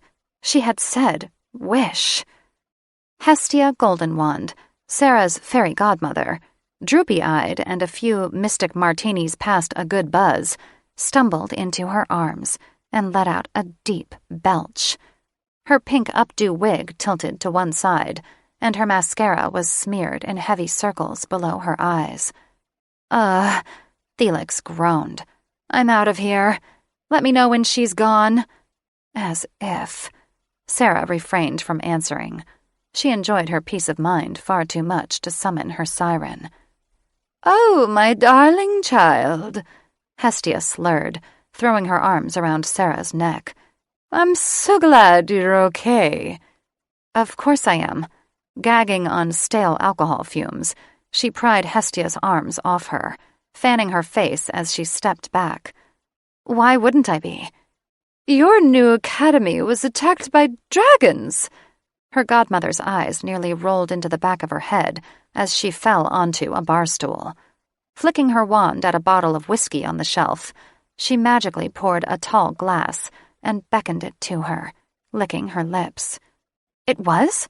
Sarah snatched the whiskey out of the air before it reached Hestia. Are you sure? Fairly certain. She looked at Sarah with glassy eyes and a scrunched brow. Or maybe it was a dream. Fairy godmother, you have got to quit drinking. Sarah loved the eccentric, kind old woman. She'd been like a mother to Sarah after grandfather had taken her from Siren's Cove. According to grandfather, she'd served their family nearly 800 years. Given her thirst for liquor, Sarah was surprised Hestia hadn't accidentally fallen down a wishing well or flown into a ring of fire pixies by now. My evening cocktail had nothing to do with it. She scratched her head, and her wig flopped to the other side. I'm fairly certain your grandfather was ready to wage war against the Dragon King to avenge your murder. Well, I'm not dead. She shook her head and clucked her tongue. And we both know it was more than one cocktail. Hestia tilted her head again, and her wig fell off, revealing a bald head as shiny as a crystal ball. She snatched up her hairpiece and planted it firmly back on her head. Maybe it was a dream. I'm sure it was. She latched onto her godmother's arm, pulling her off the stool when she heard one of the guys stir. Look, she whispered. You need to go. But I just got here, and I've been worried sick about you. She jerked free of Sarah's grip, nearly tripping over her own feet, and fell into another chair. I can't believe your father let you go to Dame Doubleworts. Do you know that students are sent to a dungeon with sharks their first night? I know, but I'm fine. She looked over her shoulder again as Layden changed position, clutching a nearby pillow and moaning her name. Hestia's eyes widened as she looked that way. Bibbity boingity boing! She flicked her wand, and it turned into a folding lace fan with a pearl handle. Fanning her face, she shot Sarah a sly look. Did you... She pointed the fan at the men. Heat crept into her cheeks. No use lying. Hestia had always been able to see through her ruses. Hell yes.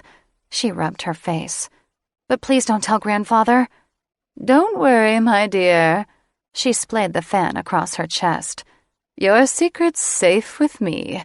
She gave each partially clothed stud a long look. All three? Sarah released a slow breath, her shoulders slumping with the movement. Yes, she braced herself, preparing for her godmother's judgment. Mercy! Hestia nudged Sarah's ribcage. That's my girl. Relief washed over her. So you're not mad at me? Heavens, no! She swatted Sarah with the fan as Drake rolled onto his back. Oh my, those pecs! Looks like you don't need me to fulfill any wishes, she said with an exaggerated wink. Holy dragon dong. She'd had no idea her godmother was such a horny old lady. Actually, Sarah twisted her fingers, thinking of the right words to say. Can you make grandfather like shifters? Shifters? Hestia dropped her fan, eyes bulging. There, shifters? The words sounded like hydrovenom dripping off her tongue. She repressed a grimace. Dragons. Oh dear. Her godmother clucked her tongue. He loathes them the most.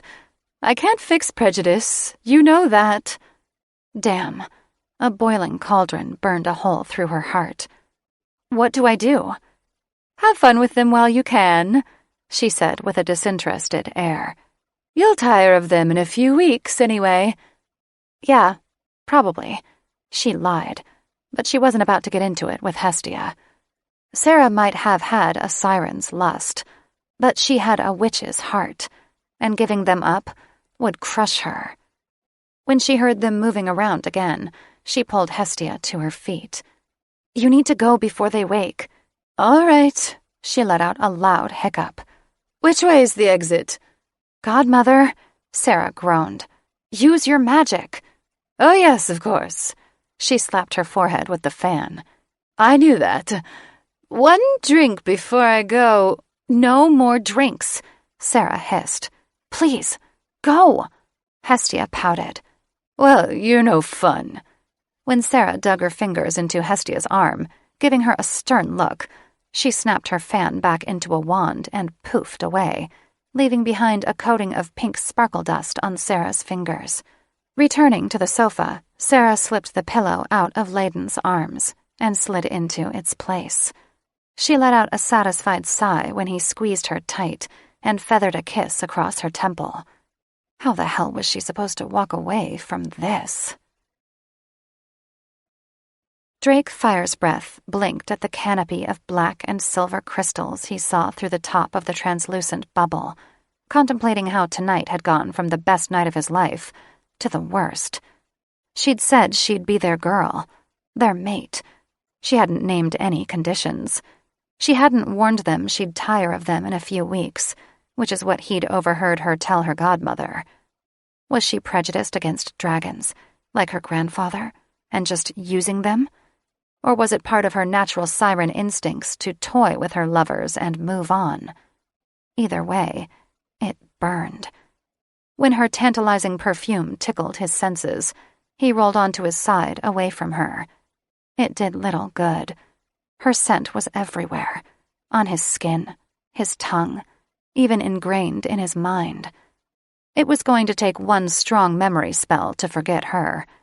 Sadly, she'd probably forget him and his brothers much more easily. Chapter 4. Sarah woke up the next morning to the sound of a rooster crowing. She jerked upright, startled. When she saw the smiling stud next to her, memories came rushing back. Merlin's balls. Did I seriously have sex with 3 dragon shifters? Yes, you did, Felix answered. And you're going to do it again and again. Teju leaned over and kissed her cheek. Good morning, beautiful. Heat crept into her cheeks, and she pulled a blanket up over her bare chest. Good morning. She winced.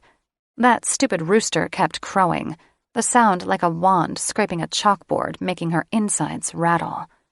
Layden sat up, rubbing sleep from his eyes. Turn that damn thing off. Teju waved his wand, and the crowing stopped. What was that? Sarah asked. Our alarm clock, Teju said, pointing at a rooster-shaped clock hanging beside the flat-screen TV. She kissed Layden, then looked around the room for Drake. The sound of a toilet flushing, followed by running water, revealed his whereabouts. When he appeared, looking far too sexy in a navy dress jacket, tie, and tan slacks, she gave him a bright smile and patted the space beside her. There you are. She'd had no idea a guy could look so hot in a school uniform. He stopped as if he'd run into an invisible wall, giving her a look that was part confusion and definitely part disgust. Bro, Layden asked. What's wrong? Drake gave each of his brothers hard stares, and she knew they were telepathically speaking. Was it about her? There was no mistaking the hurt in Layden's eyes when he turned to her. Did you tell your fairy godmother you'll tire of us in a few weeks? Fuckity fuck. Drake had been listening. You and your big mouth, Felix cried. All 3 brothers stared accusingly at her, and feeling self-conscious, she wrapped the blanket tightly around herself. I didn't mean it. Then why did you say it? Layden demanded. sounding as if an arrow was lodged in his heart. I had to. Teju knelt beside her. Why? She scooted back, uncomfortable under the weight of his stare. Because my grandfather doesn't approve of me dating shifters. She felt 10 shades of gargoyle dung when Teju winced. Why not? Drake asked accusingly. You're a shifter. She technically wasn't, since she hadn't seen her fish scales in ages, and she doubted she ever would again.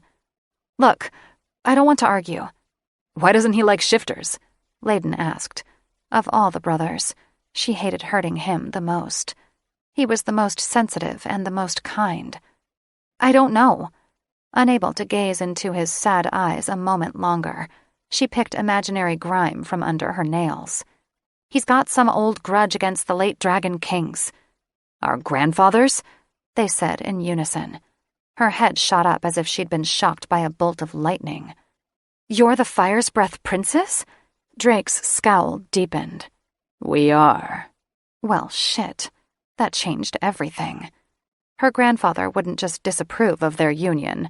He'd probably disown her if he found out about their tryst. Why didn't you tell me? She snapped, jumping to her feet and snatching her clothes off the floor. Teju stood, giving her a look hot enough to melt her wand. It didn't come up when my face was planted between your legs. Heat raced through her as that exact image of his tongue buried in her girl parts popped into her mind. Her knees weakened. Felix groaned. Why did they have to be such amazing lovers? How many dragons do you think there are? Teju asked her mockingly. How am I supposed to know? She definitely should have paid more attention in her magical creatures courses. Not many. Most dragons live with the Fae, Drake said wryly.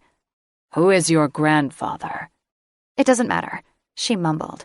Hugging her clothes to her chest, she eyed the bathroom door. I need to freshen up.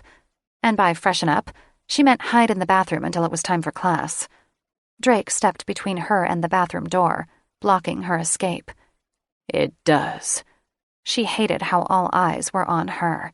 They'd been so sweet and passionate last night. Surely they wouldn't hurt her now. You'll judge me. Or burn you to a crisp, Felix said. She did her best to ignore her siren. She didn't need her neurosis making things worse. Tell us, Sarah, Drake demanded, clutching his wand in a white-knuckled grip. She didn't like his smirk or the way his hand twitched when he raised the wand. She knew damn well he was conjuring a compulsion spell, so even if she tried to hide the truth, he'd pull it out of her. Bastard.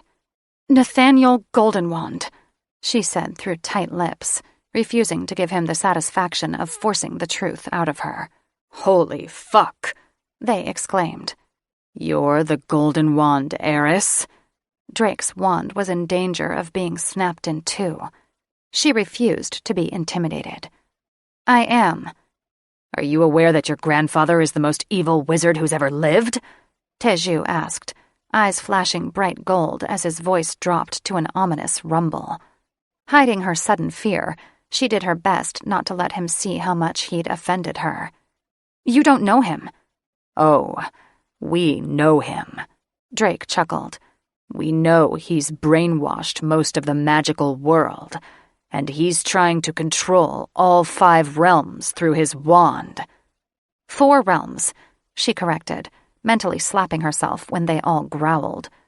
5. Drake pointed his wand at her chest.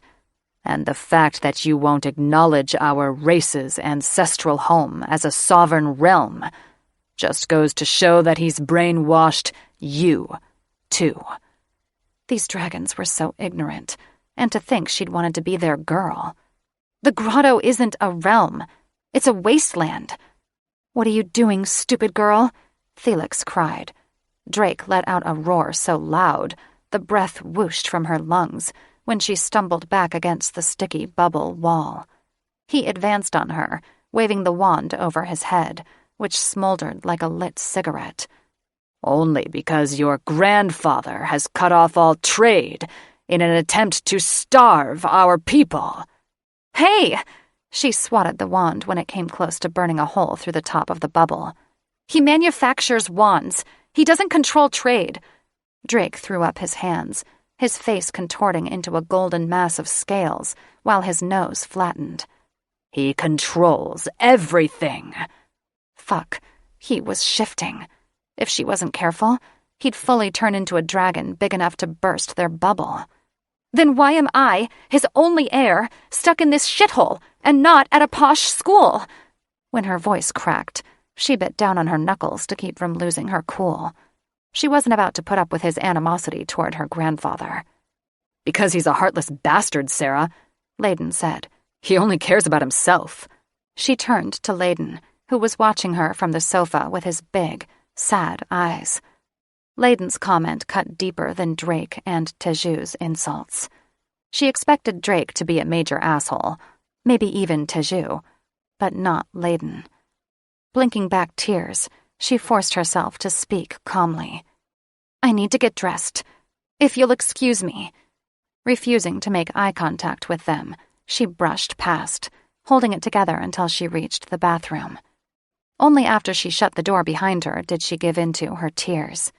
Standing in the shower, she hung her head and cried, muffling her sobs. When she heard Felix wailing, she wiped her eyes. "They got to you too?"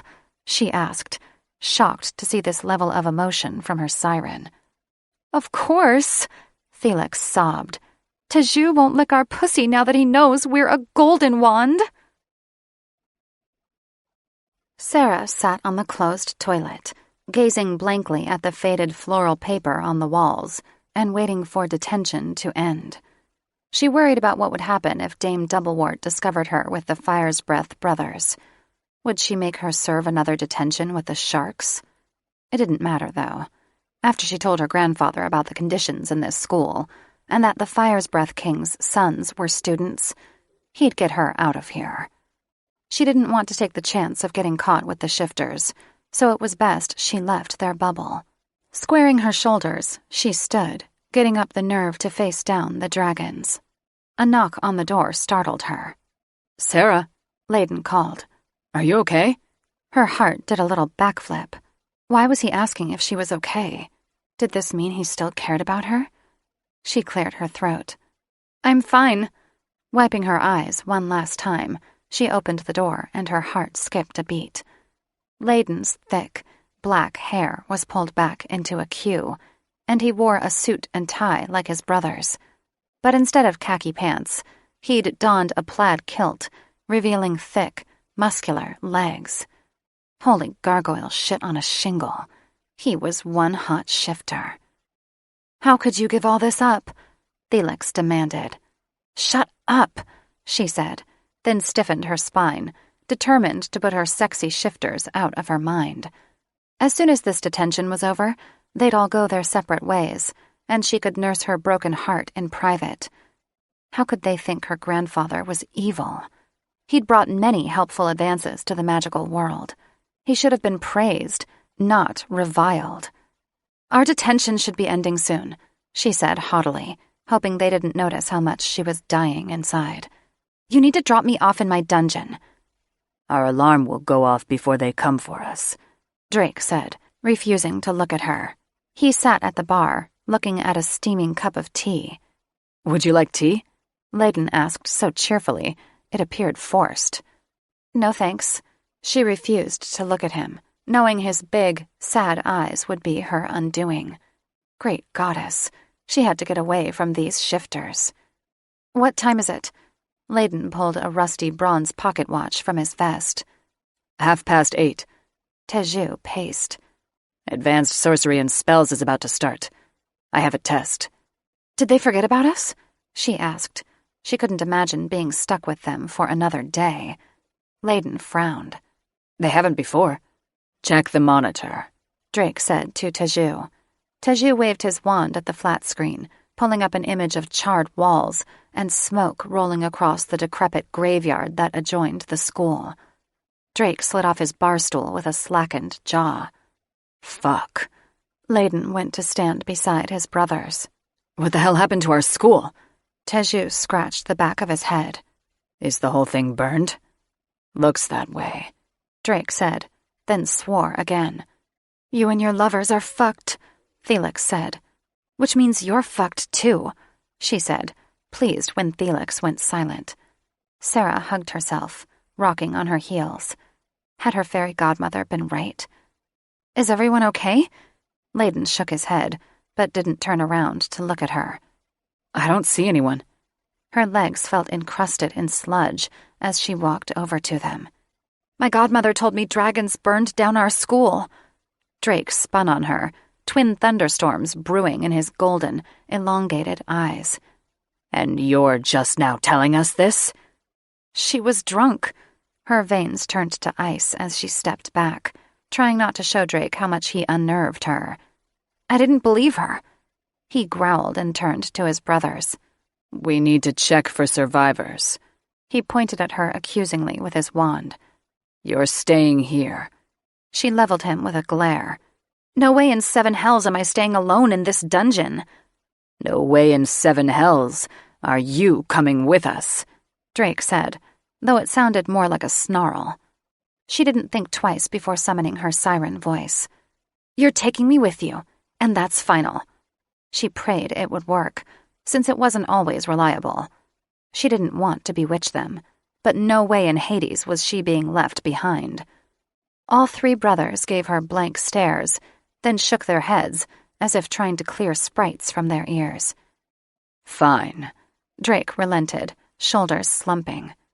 But we're taking the lead. She was relieved her power of persuasion had worked. Whatever, as if she wanted to go first anyway. As soon as they got out of there, she was calling grandfather and asking him to take her home. After her former lovers used their wands to transport them out of detention, she trailed them, cursing when she stumbled over a pile of rubble. Nobody offered to help her, not that she blamed them. They were too consumed in digging through the charred remains of their school. She prayed they wouldn't find any bodies in the wreckage. Who could have destroyed their school, and why? Felix had gone quiet, other than the occasional sniffle, refusing to offer Sarah any comfort. Pissed that her wand had been taken by Doublewort, she searched the rubble for another one she could use to call her grandfather, but the place was a pile of ash and dust. She'd have to call Hestia, who'd probably cause a scene when she saw Sarah in the center of the destruction. Layden veered off from his brothers, walking through the rusty iron gate until he reached the edge of the cemetery. Overgrown foliage covered the tombstones. Hey, guys! He waved his brothers over. You might want to see this. Sarah followed, halting when Drake swore and thrust a fist into the sky. She cautiously joined them, noticing the enormous 4-toed footprint that was easily 3 feet in diameter.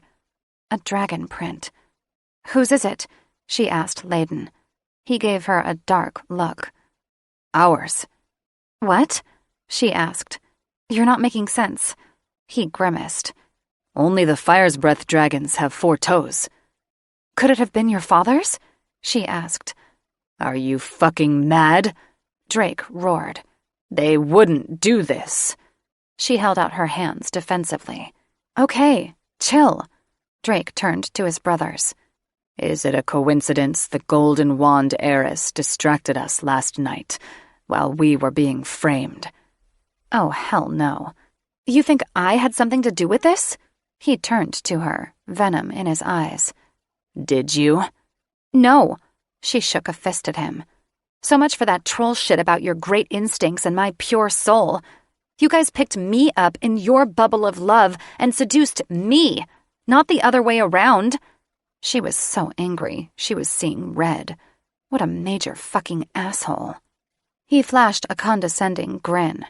And your siren charms had nothing to do with why we seduced you? You said it yourself. We were reacting to your pheromones. Merlin's balls! She threw up her hands, wishing she had a wand so she could turn that troll into a toad. I knew sex with shifters was a bad idea. His lip curled back in a snarl. There's nothing more pathetic than a shifter who's prejudiced against shifters. Oh, This guy was royally pissing her off. She was a vegetarian siren, but she'd make an exception to bite off his head. How do I know you didn't raise the school before you found me, and you weren't just using me as an alibi? Drake's face hardened to iron. You think us capable of this? No. After the intimacy we shared, I don't think you'd commit this atrocity. She crossed her arms, unable to keep the hurt from her voice. Sucks to be accused, though, doesn't it? How had their relationship gone from sensual, loving, and safe to this pile of dragon dung? Look, Drake said and groaned, smoothing a hand over his face. I'm sorry. Don't be. She turned up her nose. I'm leaving. Looking at the clear morning sky, she cupped her hands around her mouth. Fairy godmother, she called. I wish you'd get me out of here. A poof of pink sparkles exploded near a tombstone, and Hestia materialized, clutching her wand. Sarah braced herself, expecting her to launch into a drunken tirade when she saw Sarah's surroundings. Ah, there you are. Sarah casually waved at the three slack-jawed brothers with a dismissive flick of the wrist and marched toward her godmother. Stay back, Teju hollered, shoving Sarah aside and aiming his wand at Hestia. What are you doing? Sarah screamed, seconds before she hit the mossy ground. Stay down, he said over his shoulder. Something's wrong with her. She brushed dirt off her hands. What in seven hells? Hestia pointed her wand at Sarah. Kill the heiress, she mumbled, eyes dazed as if she was in a trance. Sarah froze. What? Separate 'em! Teju yelled and zapped her godmother with his wand. Hestia shrieked when her wand flew from her hand and landed on a nearby tombstone. That's when Sarah noticed the wand was glowing ghoulish green. What the ever-loving fuck? Hestia fell back, landing on a dirt-encrusted concrete slab with a grunt. Hanging her head, she let out a low moan. Oh, my head! What happened? Ignoring her, Teju zapped the glowing wand. Infernus! The wand exploded, shattering into a million tiny, shrieking shards. Hestia gaped at the hole left by the blast, and then looked at Teju. My wand! You blew it up! Layden helped Sarah to her feet. You were going to kill Sarah, he spat. What? She clutched her chest, eyes wide with fright. I'd never hurt my godchild. Never! She got up on her knees and reached out to Sarah. My dear, stay away from me.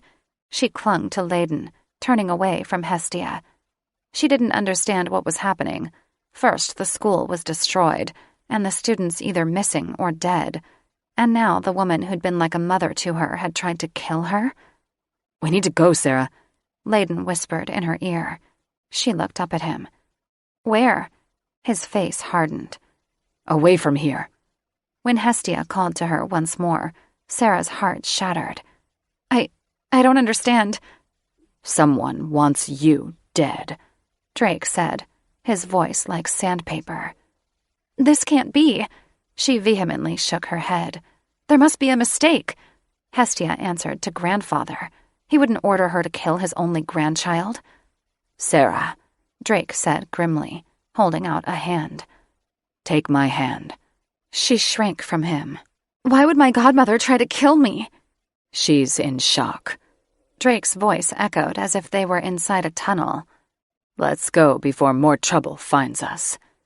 Layden frowned down at her, concern reflecting in his eyes. He squeezed her hand, and then Teju grabbed her elbow. Before she could argue, Teju recited a spell, and they were swallowed by another bubble, this one just wide enough to hold the four of them. In the next moment, their bubble was racing so fast through space that her head spun. Where were they taking her? Stars spun around her. A weightless feeling spread to her extremities until she was falling and then landing in a pair of strong arms. The world whirled faster. Chapter 5. With a groan, Athena Huffenmouth pushed the crushed remains of Doris's bookcase off her. Sitting up, she rubbed the smoke from her eyes, swearing as she looked around the charred wasteland that was once her school. Had those dragons burned down the entire school? No. She'd recognized them as the eldest Firesbreath brothers. They'd been mischievous, but never heartless. Then what happened? She vaguely remembered the elder Firesbreath brothers knocking down the wall to Doris's office. Athena had thrown a protective barrier around her after the first dragon had poked his head through the smoke. She was about to zap him with her wand, but then the bookcase fell on top of her. By the time she'd freed herself, Doris had been taken. She'd rushed outside, only to stop dead in her tracks when she saw the crimson cloud descend on the school. She'd no time to warn the staff, but she prayed they'd known what to do. Doris had made them practice at least a dozen times this school year alone. Athena had no choice but to throw up another protective shield right before the entire school had gone up in flames. Then, another bookcase somehow fell on her, which was how she ended up inhaling charred dust the rest of the night. Strange how there were no detectives on site yet, how she could hear not a creature stir in the forest. It was as if the evil that had descended on their school yesternight had snuffed out all signs of life. As she stumbled toward the dungeon, she prayed it wasn't so. Penelope Pixie Feather Pratt fluttered around her office, wings angrily buzzing. Those idiots had failed. They had two tasks: destroy the school and kill the heiress, and not in that order. They'd said they fulfilled their assignment, that no witch could have survived their inferno. They were wrong, because the little bitch's fairy godmother had just been summoned. Penelope had just sat down to breakfast with the hungover old hag when she poofed away, Seraphina's name on her lips. Penelope was ready to bust some balls by the time Golden Wand's goons strutted into her office. Penelope hovered above them, waving her wand in their faces. "Sit down!" They did as they were told, glaring at her. Insolent fools. Prometheus Periwinkle, loyal follower of the arcane, and the reason for Seraphina's fall from grace, glowered at her the longest, making her feel so uncomfortable in her own skin, she was compelled to look away. He knew she was a sucker for a handsome face, and Prometheus had good looks in spades. He was tall, blonde, and beautiful, with vibrant blue eyes, high cheekbones, and a symmetrical nose. A modern-day Adonis. He lit a pipe without asking her permission, blowing smoke rings toward her. Satyr's hairy buttwort. Penelope had spread her legs for him a few times, and now he thought he could abuse her. Fanning her face, she buzzed to the other side of the room. With a flick of her wand, she zapped the pipe out of Prometheus's mouth and flung it against the brick wall, smiling when it smashed into tiny pieces. Shooting to his feet, he raised his wand, ready to fight. "What the hell was that for?" She eyed him coolly. "Seraphina's godmother was just summoned." The beautiful peach glow of his skin turned ashen gray. "No, Sarah was at the school when it was raised." "How do you know this?" He played with a silver band on his wrist. "Because she wore a tracking device." "What kind of device?" she asked, annoyed this was the first she was hearing of it. "None of your business," he said coolly, casually folding his leg across the other. "It damn well is my business!" Her voice rose to a feverish pitch, along with her ire. Ugh, she hated him even more for upsetting her. "I'm running this operation, and I need to know your methods." He gave her a serpentine look. "You don't need to know shit." Frustrated, she let out a huff of air, then smiled when she remembered that ugly, fake emerald bracelet Sarah had been wearing when she dropped the girl off at school. Sarah wouldn't have been caught dead wearing knockoff jewelry, unless it had sentimental value. She didn't want to give Prometheus the satisfaction of knowing she thought his tracking device was brilliant. "Did this tracker tell you if she was at or below the school?" He shrugged, feigning indifference. I couldn't tell. She eyed him through slits, smug satisfaction at his shortcomings, warming her chest. Not a very good tracking device.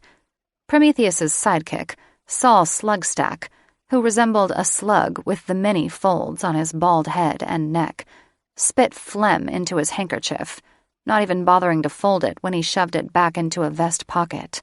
She had to have been in the dungeon. Prometheus's cheeks turned bright pink. I delivered the check to Dame Doublewort myself, with the instruction that she was not to serve detention.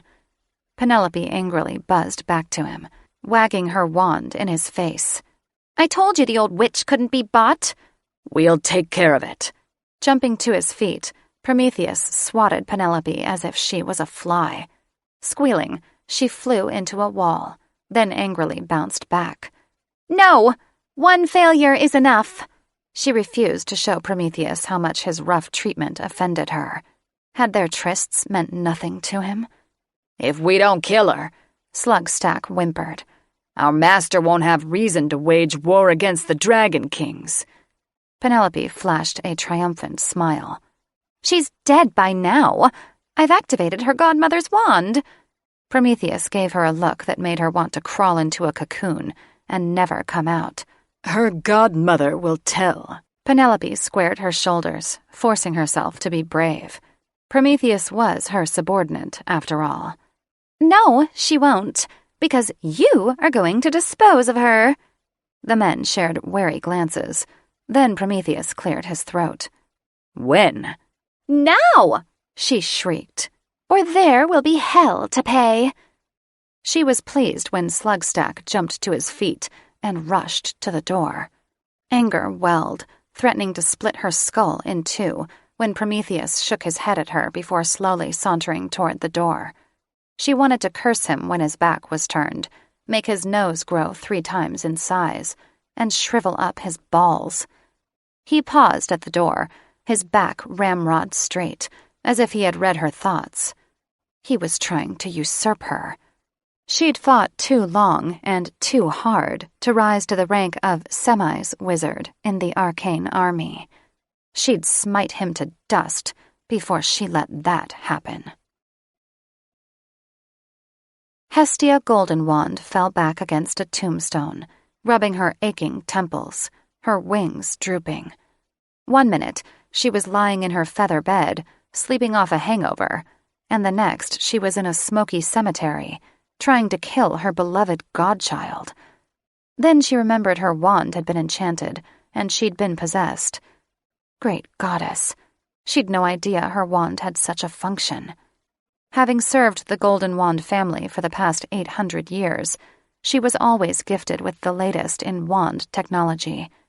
The Golden Wand 2050 had just come on the market. It was too expensive for the average witch, but Nathaniel Goldenwand had gifted all the members of Parliament with the wand. Could they be programmed to possess their witches, too? How could Nathaniel create such an evil device? She straightened and looked round, her wings erratically flapping, when she heard a twig snap behind her. The next thing she saw was a massive fist coming at her face. She had no time to duck. Her nose was split open, and starbursts went off in her head. Falling over like a pile of dominoes, she stared up at the shadowy figure hovering over her, unable to make out her assailant's features, before she succumbed to darkness. It took all of Sarah's willpower not to throw up after they landed with a jarring thud, their magical bubble popping and coating her skin in a fine, sticky film. Wherever they were, it was as black as pitch. Teju's wand illuminated first, making his face orange and frightening in its hazy glow. Teju waved his wand over the group. Purifico. She was relieved when the sticky film dissipated. Layden and Drake lit their wands, making everyone glow like demons. Their shifter eyes were bright gold, revealing the dragons beneath. Trying to adjust to the strange light, she blinked at Layden, thankful he'd been holding her. The air was thicker here. A sulfuric smell filled her lungs like soup, and she had trouble breathing. Dragon breath. Blah. Drake and Teju jumped down from wherever they'd been standing and went down a long tunnel, leaving her and Layden behind. She pulled out of Layden's arms after she found her footing, then grabbed his elbow when she slid on a slick surface. "This way," he said, clambering down the rocks and holding out his hand. "It will be easier once we leave the tunnel." She took his hand, grateful for his support. They walked through a winding tunnel for what felt like an eternity, their path lit by Layden's wand. She could no longer hear his brothers, who were far ahead, their wand lights flickering before they disappeared.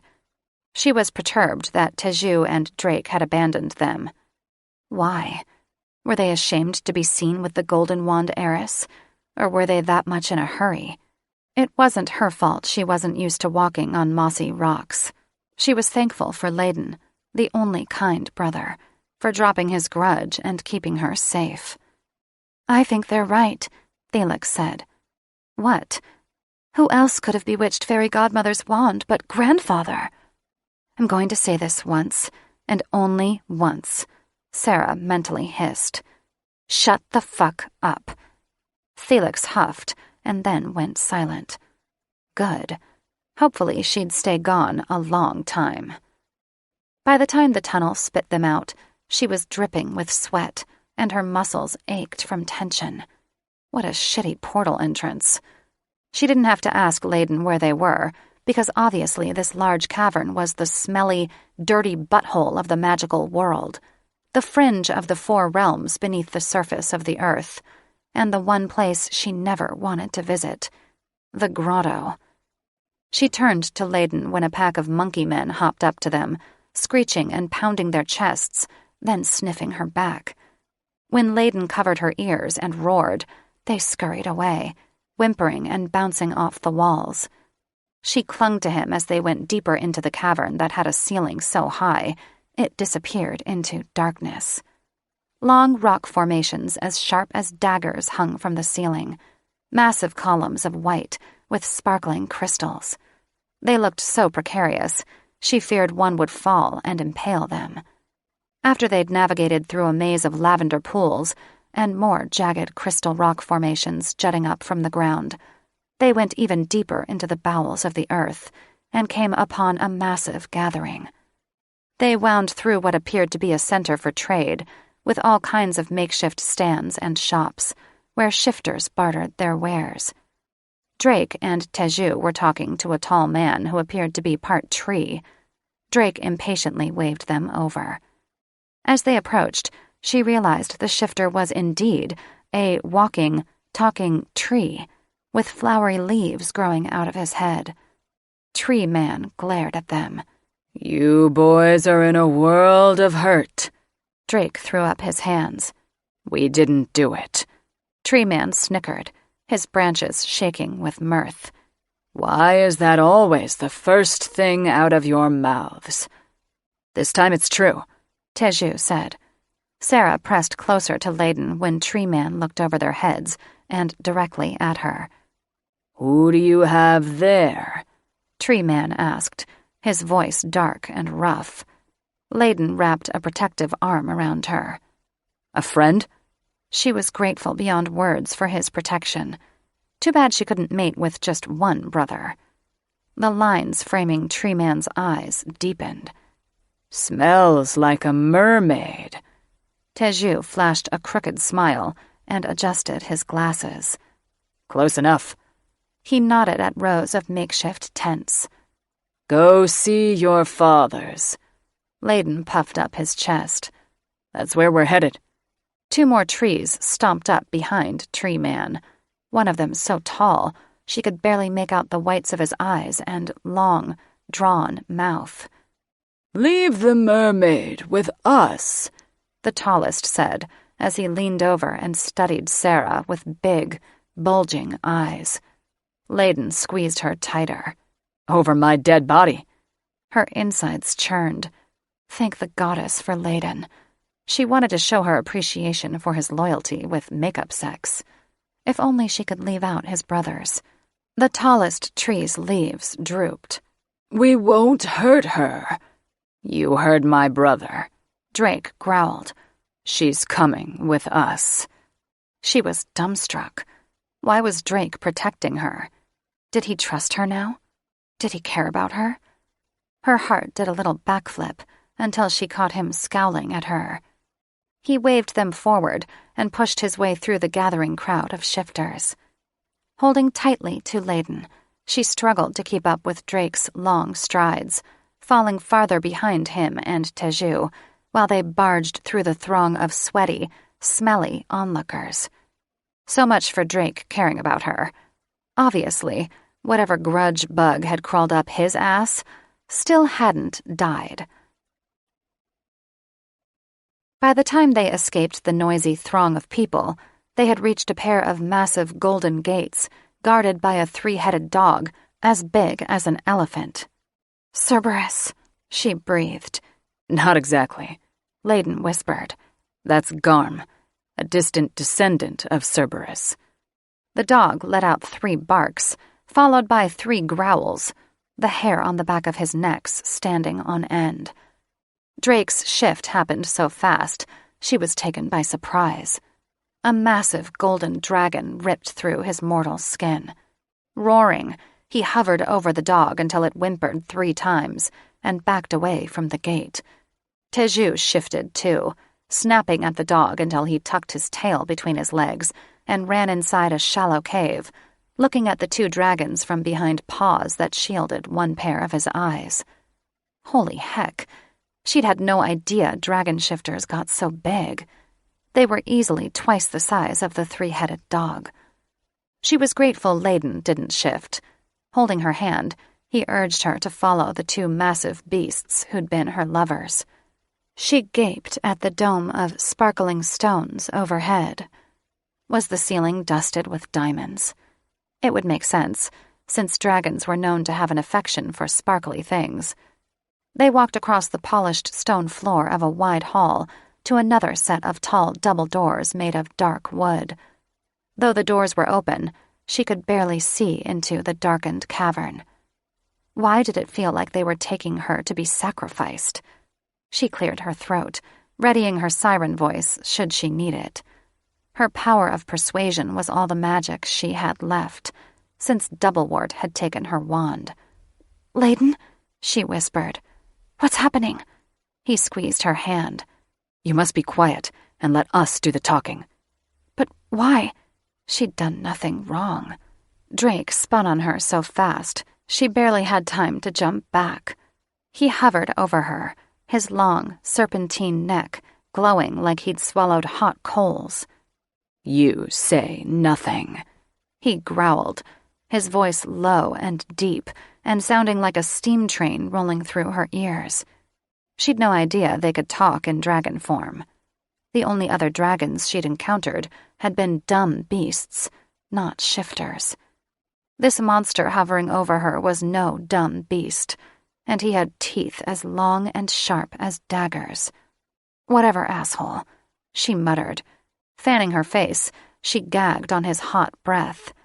If she had her wand, she'd shrink his head. Or maybe his balls. "Careful, you may need those balls later," Felix warned. "Not likely," Sarah grumbled. "He's only looking out for your safety," Layden whispered. She rolled her eyes but said nothing, and not because Drake intimidated her. She was still trying not to choke on sulfur fumes. How could he be so concerned about her safety when he was obviously the most dangerous creature here? A thunderous roar shook the ground. She lurched forward, nearly falling face first onto Drake's spiky tail. Layden clutched her elbow, steadying her. Another roar shook her to her core. "Where are those cursed boys?" The deep bellow resounded in her skull. Drake quickened his pace, then leaped upward, beating hot air down on her with his heavy wings. "We're here, fathers." Teju jumped into the air too, soaring through the cavern after his brother. She and Layden sprinted to keep up with them. It would have been easier for Layden to shift and fly as well, and she was even more grateful to him for staying with her. By the time she ran through the double doors, her chest was heaving, and she was out of breath. 3 massive dragons sat atop a dais carved from shimmering stone. Few wall sconces lit the dark cavern, and their long necks cast eerie shadows across the uneven walls. The dragon in the center of the dais had dark bronze scales and long, white whiskers that hung down over his jowls like an old man's mustache. He let out a rumble so deep, she felt it in her gut. Turning his long neck to a ceiling so distant she only saw darkness, he released a stream of fire and then looked at his 2 dragon sons. The school burned to the ground, and there are no signs of survivors. Sarah wondered why the kings were in dragon form when they could easily meet their guests as humans, but she quickly realized this was a means of intimidation. It certainly worked, because she was 1 cough away from crapping her pants. Drake sat stoically before his fathers, wings pulled back and tail tucked under his legs. It wasn't us. We were down below in detention. We had no idea until this morning. Don't lie to us. The dragon beside him had scales the color of warm honey and 1 empty socket where his golden eye should have been. Our spies saw you 3 flying over the weirwood forest last night, with the golden wand heiress in your talons. Teju puffed up his chest. Your spy is lying. We spent all night in detention. We swear it on the scrolls of Makarios. The 3rd dragon father, with golden scales so pale they appeared to have been bleached by the sun, snarled, revealing rows of crisscrossed, jagged teeth. Who is that girl with you? Drake's massive body went rigid. She is the golden wand heiress. When all 3 fathers broke into low murmurs and growls, glaring at her through slitted lids, she thought she'd die from fright. She spent last night in detention with us, Layden said, then averted his eyes when his dragon fathers looked at him like a hawk spotting a mouse. We would speak with her, the whiskered dragon said. She wished these dragons would all shift, so they could speak as humans and not terrifying beasts. Aw, fuck, Felix groaned. I'm out of here. Thanks for your support, Sarah grumbled. Child, the pale dragon said. Tell us what happened. She summoned the courage to speak. Exactly what your son said. We spent the night in the dungeon, and when nobody came for us, we surfaced and saw the destruction. The 1-eyed dragon arched a brow. How did you escape the dungeon? She gestured to the brothers. They had their wands. The 1-eyed dragon shared skeptical looks with his brothers. I thought wands weren't allowed in the dungeon. Teju guiltily cleared his throat. They're not, the whiskered dragon said. Nathaniel Goldenwand will use the attack on your school to press Parliament into declaring an act of war on the shifter race. Your sons had nothing to do with it, she blurted. She'd no idea why she felt so compelled to defend them, but she couldn't let the night she spent in their arms turn into an act of war. The whiskered dragon gave her a pointed look. Will you tell your grandfather this? She nodded eagerly. Yes. Though she feared her grandfather's wrath after he discovered his granddaughter had slept with shifters, it was worth it if her confession prevented war. The whiskered dragon shook his wings like a bird ruffling its feathers. Then we must return you to the witches immediately. No, all 3 brothers bellowed in unison. She clutched her throat. Why wouldn't they want her to go back after their argument? You dare defy us? The whiskered dragon roared. Fathers, her fairy godmother just tried to kill her, Drake said. There was an enchantment on her wand. Any idea who would do that? The pale dragon asked Sarah. She shook her head, her shoulders falling. No, I don't. She did her best to ignore Drake and his brothers when they grumbled her grandfather's name. How many families does your godmother serve? The one-eyed dragon asked. She swallowed back a lump of emotion. She knew where he was going with this. Just ours? Who does she answer to? The one-eyed dragon continued. Her heart sank. My grandfather? The Dragon King's large, luminous eyes shone with pity. They looked at her as if she was a ghost. Goddess, save us, they whispered in unison. I told you, Felix said wanly.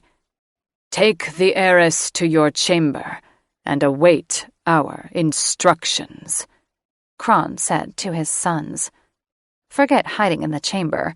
Sarah wished the earth would open up and swallow her whole.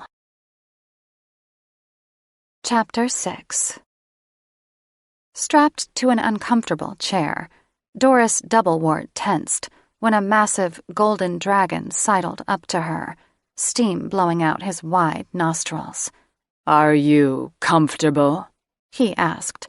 She turned her head. Go away, sulfur breath! Roaring, he spun around, nearly knocking her over with his barbed tail as he stomped out of the cavern. She knew how to escape her bonds. She was a djinn, after all, and could easily transform into a small child and slip away, though she pretended to be trapped by her captors. She'd been terrified when they'd first grabbed her, but now she was more annoyed than anything. She knew these men, boys.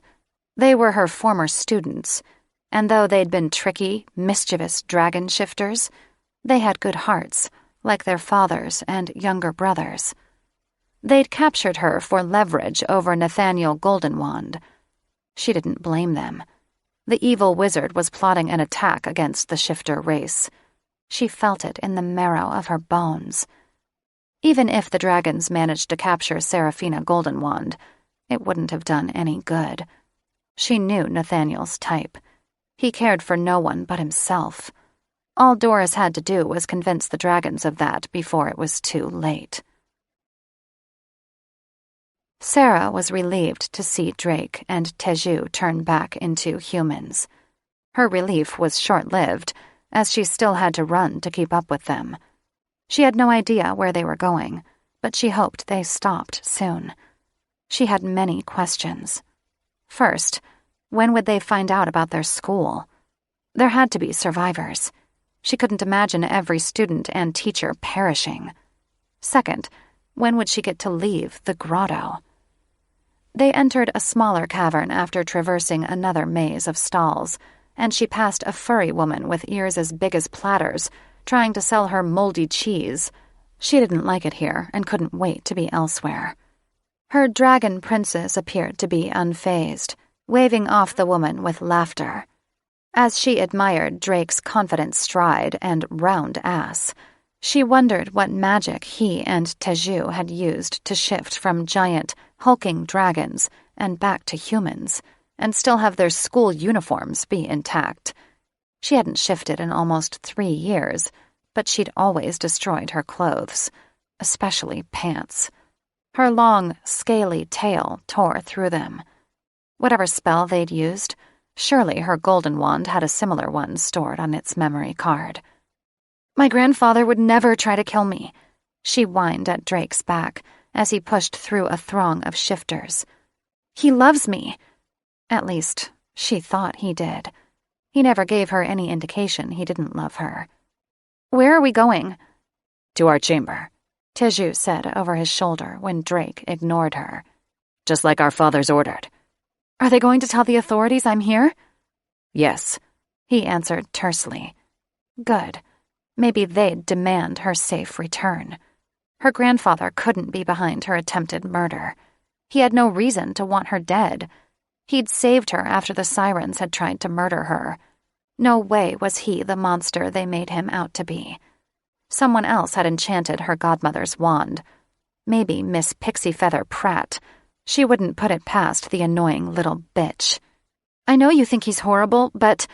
Oh, my goddess! A woman said shrilly in the distance. There are my sexy dwagon wagons. a tall girl with flowing pale hair, clad in a skimpy dress that barely covered her crotch, came barreling toward them. Her tits, which were even bigger than Sarah's, bounced like boulders strapped to her chest. She threw herself into Drake's arms, wrapping her long, tanned legs around his waist and making him stumble. "Fucking bitch is trying to steal our man," Felix complained. "Claw her eyes out." Sarah latched onto Layden's arm. "Who in Hades is she?"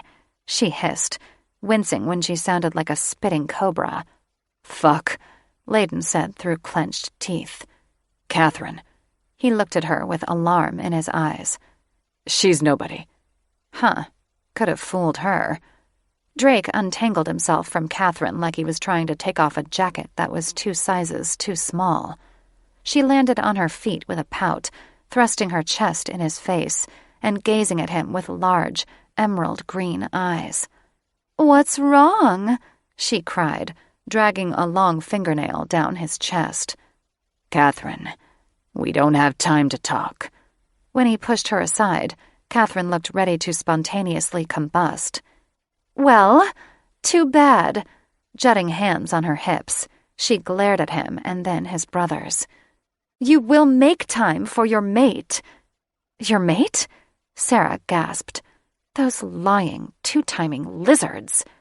"No," Drake said firmly, giving Catherine a look that would melt steel. "She's delusional." "Catherine," Teju groaned. "you're not our mate." She raised her chin. "I'm as good as your mate." She cast a glance at Sarah. "Who's she?" Layden wrapped a possessive arm around her. "This is Seraphina." She didn't try to shove him away when he squeezed her tight. Truthfully, the thought of pissing off Catherine gave her great pleasure. "The golden wand bitch?" Catherine spat the words like they were made of venom. Sarah jerked back like she'd been slapped and wished she had her wand. "Mind your choice of words," Drake said with a low growl. Clenching her hands, Catherine's face hardened as she locked eyes with Drake. "Who is she to you?" "None of your business," Teju answered. She shot him a glare. "It damn well is my business. Don't tell me you're fucking her." "Claw the bitch's eyes out," Felix demanded. "Again," Drake said coolly. "None of your business." He could have just told her Sarah was their mate, but he didn't, and she didn't know where she stood with them after Drake overheard her damning conversation with her godmother. "Listen, bitch." Catherine advanced on her and poked a long, curved finger that looked more like a talon at her chest. "I don't know what spell you've cast over them, but their parents chose me to be their mate." Ignoring the low growls coming from her dragon shifters, she straightened her shoulders, refusing to be intimidated. "Maybe they should let their sons pick their mate." Catherine's lip pulled back in a feral snarl. "Maybe you should just fuck off." Felix let out a screech that sounded like an enraged hellcat. "Kill the bitch!" "Enough, Catherine," Teju said. When Drake stepped between them, Catherine peered over his shoulder. "She's bewitched you!" she shrieked. "Not hardly." Sarah rolled her eyes. "You're lucky I don't have my wand." "Oh!" Catherine threw up her hands, which were definitely curved into sharp, bird-like claws. "Your special golden wand that does all the work for you? You're lucky I don't slice open your neck with my talons." A low rumble erupted from Drake's chest as his skin transformed into glistening, golden scales.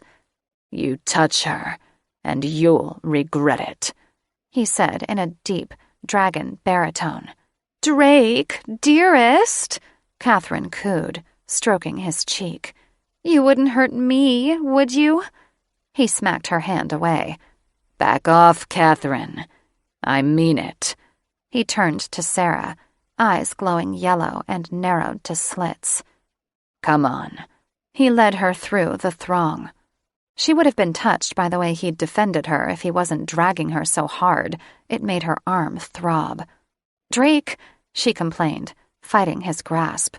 "You're hurting me." His golden eyes became more feral. lengthening to oblong slits. You keep away from her. Do you understand me? He clutched her shoulders. She winced when his nails dug into her skin. I'm a big girl, and I can defend myself, she said more harshly than she meant, but she was overwhelmed and confused by his sudden attention. Not against a griffin. Shadows fell across his features. She will cut you open before you can defend yourself. I've seen her do it. Well, shit. She'd heard of psycho ex-girlfriends, but this shifter bitch brought catfight to a whole new level. Felix gulped. Forget what I said about killing the bitch. Drake kept hold of Sarah's hand as they trekked through a maze of dark tunnels lit by ancient wall sconces, heading toward the living quarters he shared with his brothers. She hoped his protectiveness meant he'd forgiven her for their earlier misunderstanding. She was pleasantly surprised as they passed several normal-looking, smiling shifters who didn't smell like old cheese or have hair as thick as twine growing out of their ears. Other than the fact that the grotto was in a deep, dark cave somewhere in the bowels of the earth, it wasn't as bad as the horror stories she'd heard from her grandfather. He'd told her the place reeked of raw sewage and was as hot as Satan's sweaty armpit. But the sense of mint and fresh-cut grass overpowered the sulfuric smell, and the air that blew through the tunnels was refreshing. They made their way down a narrow tunnel, with doors and windows carved into the walls on either side, and cheery fires reflecting from within.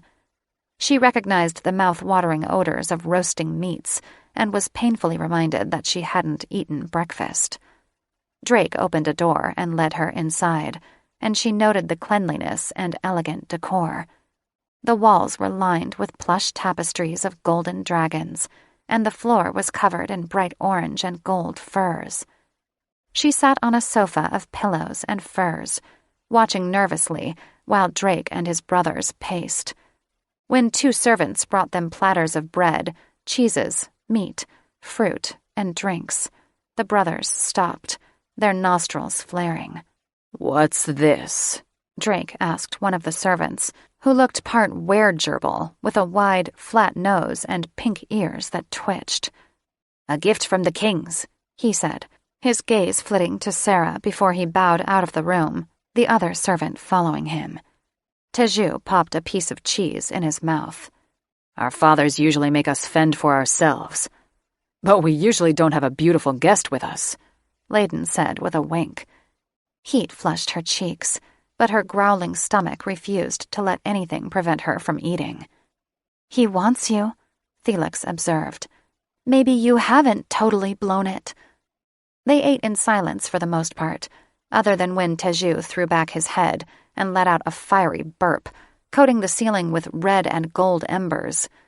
She knew her grandfather would disapprove of his manners, but for some reason, she wasn't bothered. He was a dragon. She couldn't expect him to go against his nature. That made her think. She'd been going against her nature the past 3 years to please grandfather.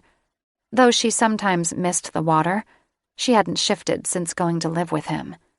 Swallowing a lump of food, she washed it down with several gulps of juice. No longer in the mood to eat, she set her goblet down. Drake pushed back his chair, frowning down at his brothers. "Something's not adding up." Teju leaned back, folding his hands behind his head. "A lot of things don't add up. Don't you think it's odd investigators weren't on the scene?" Drake asked. Sarah was stunned. No one was looking for survivors. Layden set down his drink. "Maybe they hadn't found out yet." Drake turned to her. "Your godmother knew about it last night, right?" She fidgeted, scared where this was going. "She did?" "What did she say?" he asked. Clutching her hands in her lap, she said, "That my grandfather was ready to wage war against the Dragon Kings for my murder." Teju and Layden jumped up, standing beside their brother. "So he knew about the attack last night, and he didn't alert the authorities?" Drake asked accusingly. She crossed her arms. Your fathers knew about the attack, too. He leaned against the fireplace mantel, every muscle tensed. They have spies. She shrugged. Maybe my grandfather has spies, too. Then why didn't he say something? Drake demanded. Why didn't your father say something? She hid her uneasiness. Something was very wrong. Teju flashed a smug smile. Because they'd suspect shifters were involved. The authorities could have been there. She twisted the cloth napkin in her lap. They might have been hiding behind invisibility spells. Drake shook his head. Then why didn't they arrest us? We were only there a few seconds, she argued, but she was lying to herself. They'd been there long enough to be approached by investigators. You need to connect the dots, Sarah. Drake grumbled, staring her down. Do you know why your grandfather hates our fathers so much? She balled the napkin in her hand. No? He courted our grandmother, but she left him for our grandfathers, Layden said. Their grandmother? That had to have been ages ago. I doubt he's still holding a grudge over that. He's never mentioned her. Drake straightened. Sarah, Nathaniel Goldenwand doesn't know how to let go of a grudge. He's not the person you think he is. Why was Drake doing this to her now after all she'd been through? Her godmother had just tried to kill her for Goddess's sake. Had he no compassion? Stop saying that! Her hand flew to her throbbing temple, a soft groan escaping her lips when her world tilted. She had a stress headache. She always got them when she had conflicting feelings about her grandfather. Layden knelt beside her and put his strong hand on her knee. Are you okay? She fought back tears. Is there somewhere I can be alone for a while? I have to lie down. And she didn't want Drake to see the waterworks that were about to spring from her eyes. Layden gestured to a doorway carved into the far wall. You can use my den. Thanks. She touched his wrist. You're so kind. You think me unkind for wanting you to know the truth? Drake said harshly. She deliberately avoided eye contact with the brute. I think you unkind for many reasons. It's not my intention to hurt you. His gruff voice rose an octave. She shrugged, focusing her gaze on the door, still refusing to look him in the eyes. Could have fooled me. Without so much as looking in Drake and Teju's direction, she followed Layden to the den. Whispering soothing words, he held her, rubbing her back. He was so sweet. She wished his brothers were more like him. She sighed when he wrapped strong arms around her. Though she tried to hold them back, a few tears fell.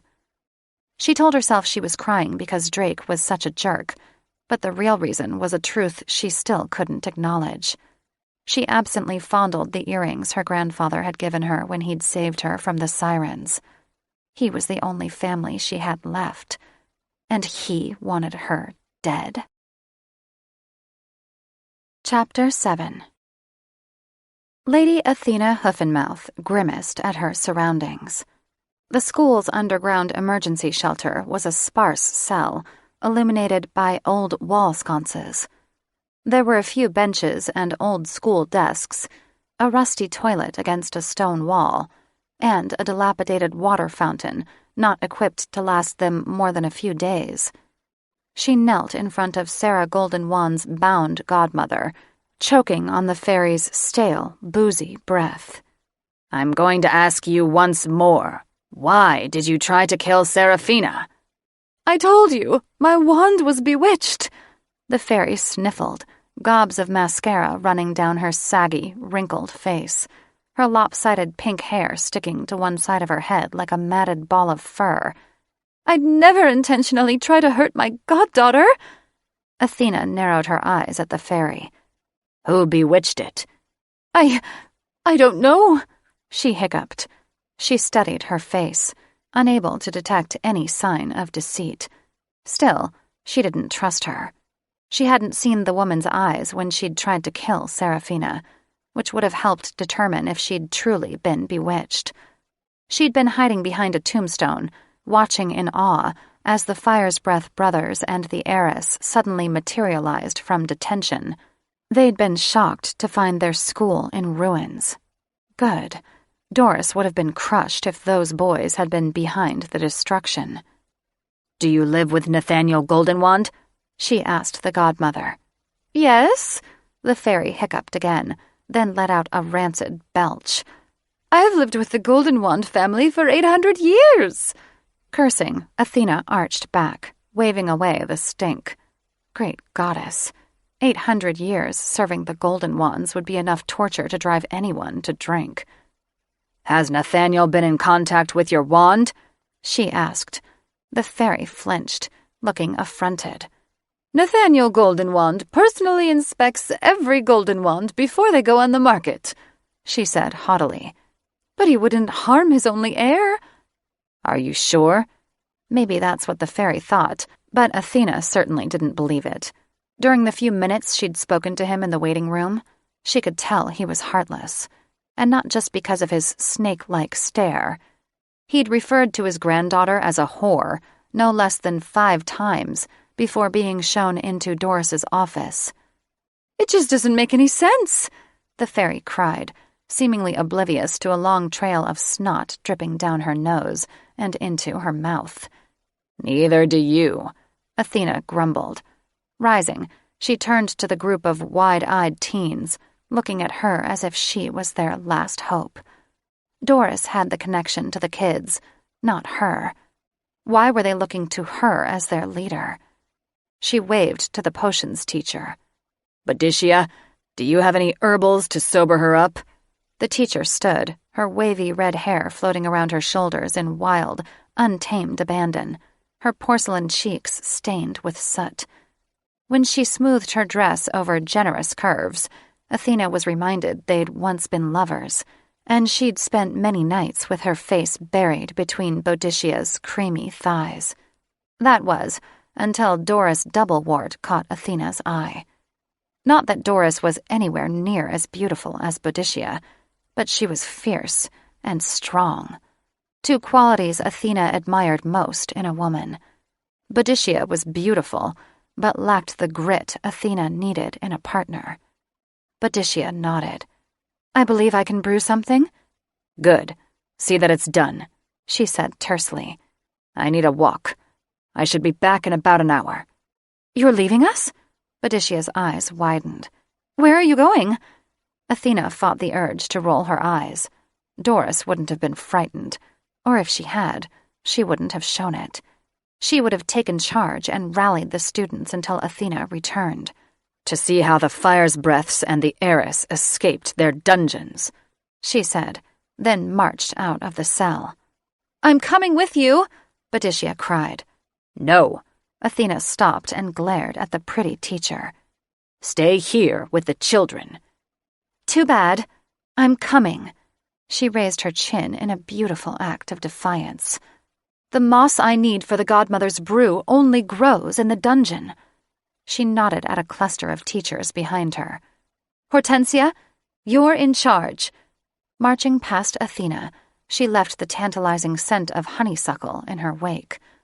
Athena followed, remembering how she missed that scent. Teju's heart sank as Sarah went into Layden's room with him. He and his 2 brothers rarely competed with each other, because they'd been sharing everything since they were hatchlings. Though they'd hatched within a few hours of each other, Teju considered Drake the older brother and leader, and Layden, as the youngest, the follower. Teju had been stuck somewhere in the middle, the most academic of the 3, the one who helped bring Drake's outlandish plans to fruition by conjuring spells or designing potions. But it seemed their order had changed. The baby brother had taken charge of their girl. Correction, not their girl.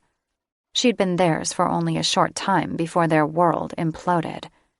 What Teju wouldn't give to return to their bubble, to feel the quickening of Sarah's tight sheath while she moaned beneath him. He was struck with envy as he thought of her in Layden's bed. Would he make love to her without them? The thought gnawed a hole in his gut. Drake paced by the hearth, swearing under his breath about a stubborn siren. "Do you think we're being too hard on her?" Teju asked. Drake's gaze snapped to his. "By telling her the truth?" He felt like a cornered mouse under the weight of Drake's stare. "She's obviously not ready to hear it." "Too fucking bad." Drake let out a primal roar. "She needs to face reality and show a little appreciation." His eyes shifted from brown to brilliant gold. "If it wasn't for us, she'd be dead." Teju sure hoped Sarah couldn't hear Drake from Layden's den. She'd call him a few choice names, and then their chances of getting her back would be even slimmer. "She's in shock." His eyes shone brighter, and his skin rippled before transforming into golden scales. His deep, dragon voice took over. "She needs to wake the fuck up before the wizard army shows up at our door." A loud knock at the door was followed by an obnoxious squawk and ruffling of feathers. Teju and Drake shared dark looks. They recognized the sound of their father's lackey, Lord Crowfoot, who preferred to remain in a half-shifter, half-mortal state, as many other shifters did in the grotto. Drake unlatched the heavy wooden door. It squeaked and groaned when he pulled it open. Crowfoot ducked under the doorway, his feathered head almost scraping the top of their cavern as he filled the room with his imposing presence. Though his shifter line was supposedly derived from crows, Teju suspected he had some prehistoric blood as well. Crowfoot looked at them from behind a long, sharp beak, with eyes that looked human. He ruffled his feathers once more and cleared his throat. "Drake, Teju, and Layden Firesbreath, you have been summoned by the kings." "Again?" Drake grumbled. "We were just there." Crowfoot let out a shrill laugh that sounded like a train whistle. "They said you'd say that, and I'm to answer that if you don't get your scaly hides to their chamber immediately, they will smoke you out of your den themselves." Drake widened his stance and gave the bird a challenging look. "Teju and I will go. The youngest prince has been summoned too. He's with the Golden Wand heiress." Teju glanced at the door to Layden's den.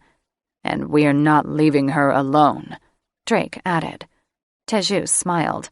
Though he pretended to be vexed by Sarah, Drake was still ruled by his protective instincts. Crowfoot let out a noisy squeak. "Your fathers will be—" Drake shot a stream of fire across Crowfoot's shoulder, smoking the tips of his feathers. "Shut your bird beak and let us worry about our fathers." Crowfoot's long, spindly legs shook.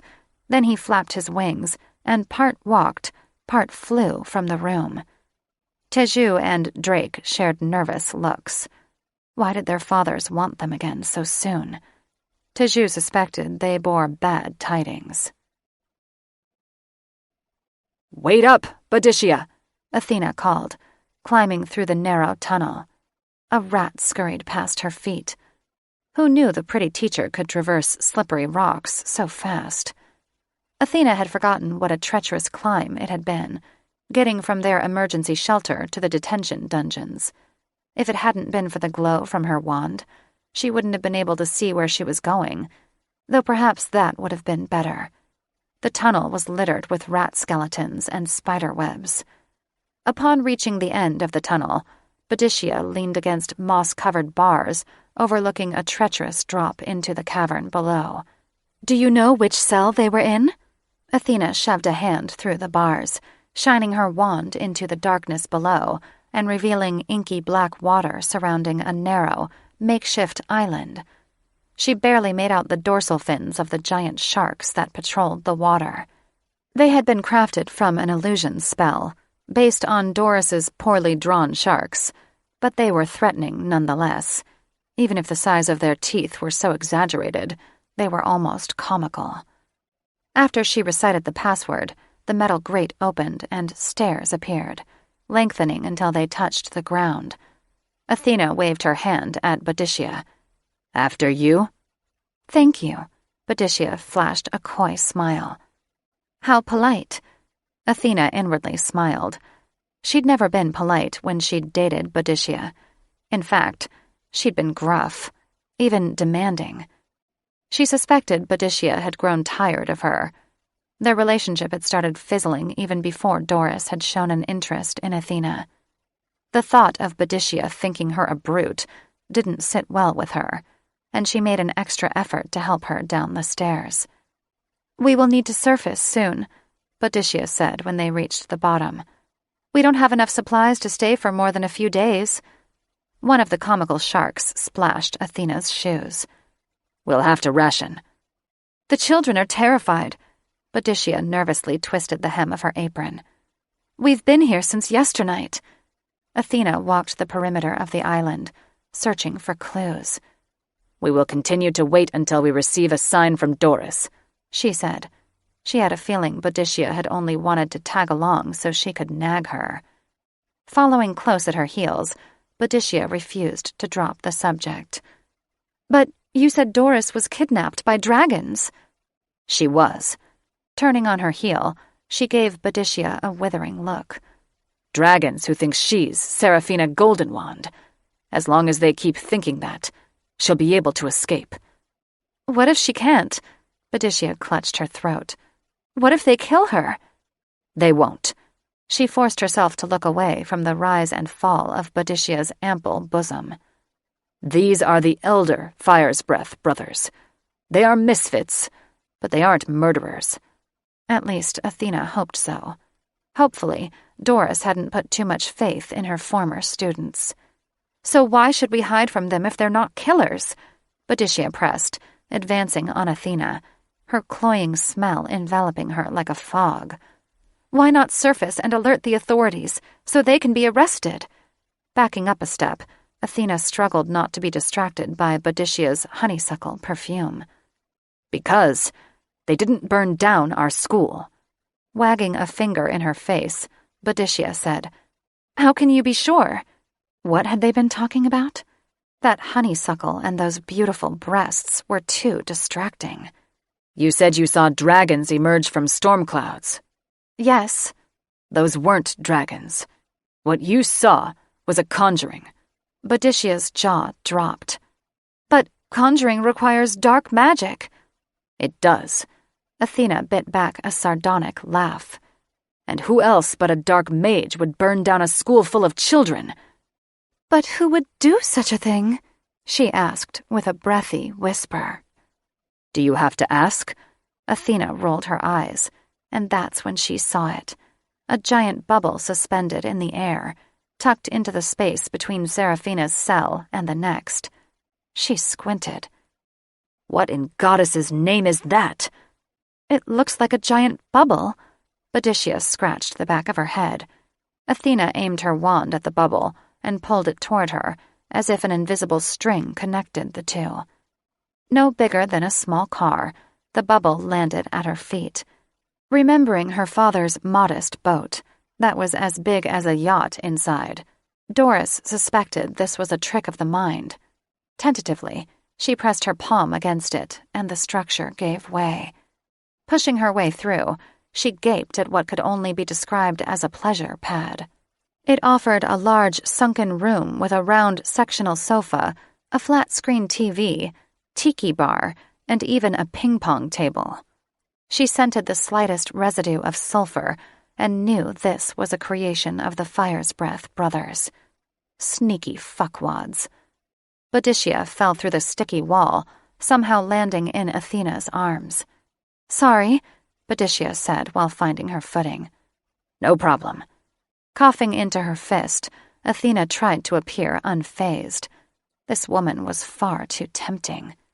Besides, Athena was in love with Doris, though she didn't love Athena the same way. Doris was much too enamored of her school, which would always take priority over Athena's needs.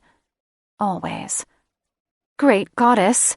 Boadicea turned in a slow circle. This has Teju Fire's Breath written all over it. Athena inhaled the distinct smell of sex. Those horny fucks. This kind of spell is far more advanced than what we teach at Doubleworts. I know. The boy's a genius. Boadicea clasped her hands to her heart. Do you think we could fit all the students in here? Athena bit back a curse. Possibly. Not that she wanted to hide in a bubble with 50 hormonal witches. Boadicea squealed and ran through the place like a kid wired on sugar. It has everything we need, including a bathroom and a pantry full of food. No wonder they didn't mind detention, Athena said wryly. Boadicea raced up to her, eyes bright. And neither will we. It's a shame to bring the kids here, though. Athena bridged the distance between them and twirled a lock of Boadicia's thick strawberry hair around her finger. They'll probably trash the place. Boadicea pouted, making her look adorably sexy. We can't leave them in that shelter. I know, but maybe we could enjoy it for a while before letting them in. What the hell had gotten into her? Doris was a hostage somewhere, and she was flirting with another woman. She should have felt ashamed of herself, yet she couldn't stop. Athena, Boadicea whispered, leaning into her, her breath tickling her skin like a butterfly.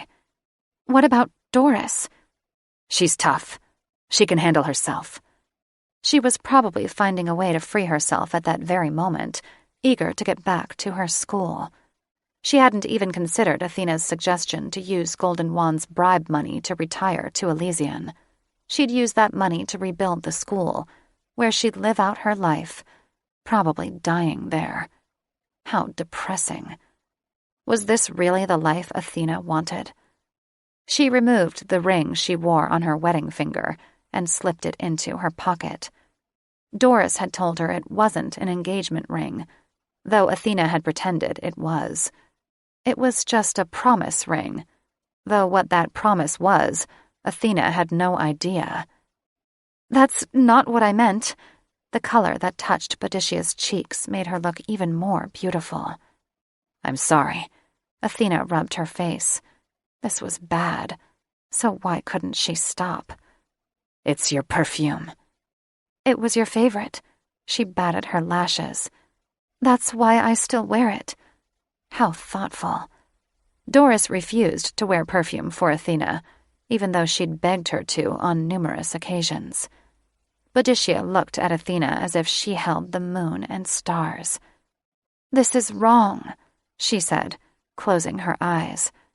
I know, Athena said, and kissed her. Chapter 8. Make yourself comfortable, Layden said and waved at his big bed, which looked like an animal den carved into the stone wall. I'm just going to clean up. After he disappeared behind a heavy drape, she heard the distinct sound of a stream of urine hitting the inside of a bowl. She crawled into the alcove, smiling when her hands and knees sank into soft furs. The low cave wall acted as a cocoon, making her feel safe and secure. She fell into the bed, heaving a sigh and digging her fingers into a pillow. Layden's bed was beyond comfortable, with just the right amount of bounce. Piled high with animal furs, it felt as luxurious as the magically enhanced sparkle feather bed her grandfather had purchased for her. Grandfather had spared no expense when it came to Sarah's needs, buying her expensive clothes and jewels, and paying for the best school in the Third Realm, until she'd gotten kicked out. He'd never been overly affectionate, but he had always been there for her, which was why she was having trouble thinking he'd bewitched Hestia's wand. Layden joined her and sat at the edge of the bed. When she heard loud voices outside, Layden shot to his feet. Her breath caught in her throat as she strained to hear what they were saying. We're not leaving her alone. Her heart warmed when she recognized Drake's voice. Yeah, he was a jerk at times, but at least he was protective of her. She wondered if it was because he cared about her, or if he was afraid of her grandfather's wrath. A loud roar startled her, then Drake's angry words punctured the air. Shut your bird beak and let us worry about our fathers. Her libido sprang to life. Of all the times to get turned on, I'll be right back. Layden shot her a sympathetic look and slipped out the heavy, wooden door, latching it behind him. The sound of the lock turning unnerved her. Was he locking her in for her safety, or was she actually a prisoner? She bit down on her knuckles to repress her nerves. Whoever Birdbeak was, she hoped it wouldn't come to blows with Drake. The door opened again. It's just me, Layden said, and crawled across the bed. Everything's okay. Well, that wasn't true. She stiffened when he grasped her shoulder. Can I get you anything? He asked, curling into herself. She shook her head. Are you sure? When he stroked her back, she fought reacting to his touch. The connection felt wonderful, and being cared for by him was a small shimmering beacon in the darkness. But his compassion almost made her burst into tears. Sarah, he said in low, soothing tones, spooning against her and wrapping an arm around her. It's okay. She turned into him, feeling bad that he was being so kind to her after what she'd said to her godmother the night before. Placing a hand on his chest, she looked at him. I didn't mean to agree with my godmother when she told me I'd tire of you. I just didn't want her telling my grandfather. I knew he'd try to break us apart. Layden cupped her jaw. I understand. Do you believe me? Yes. She heaved a sigh of relief, hardly aware that she'd been holding her breath. Thank you, Layden. We told you our instincts were good. He gently caressed her face, his infectious smile making her feel less guilty. I can see into your heart. Being held by Layden, embraced by his scent and electrified by his touch, made her pulse with desire. She wanted to show him she adored him. She needed to hold him and feel him deep inside her. Feathering her fingers across the bulge between his legs, she was glad to know he felt the same way. Hissing, his eyes fluttered shut when she dragged her thigh across his erection. What is my heart telling you now? His eyes shot open. I don't want you to feel obligated. He grabbed her wrist when she reached for him again. She pushed against him. What if I want to? He released her wrist and laid back, pulling her on top of him. Then I'd be a fool to stop you. Layden happily gave his lovely siren control and was not disappointed when she removed his clothes and wasted no time taking him in her mouth. He surrendered to the mind-blowing pleasure of his cock buried in her throat, while her tongue swirled around the sensitive foreskin. It was the single most exquisite feeling of his life. He fell back with a shudder, fireworks exploding behind his eyelids. He tried to hold back, but the way her magical tongue made love to every inch of his shaft was more than he could bear. He barely managed a warning he was about to come. He was surprised when she continued to suck him. He shot off like a rocket, and she slurped his seed as if his cock was coated in chocolate. Hot damn, she was so fucking erotic. He hissed when she pulled off. She threw off her clothes and straddled his thighs, sliding his glistening cock into her dripping mound, and he anchored her by grabbing her fleshy, round tits and rolling her nipples in his fingers.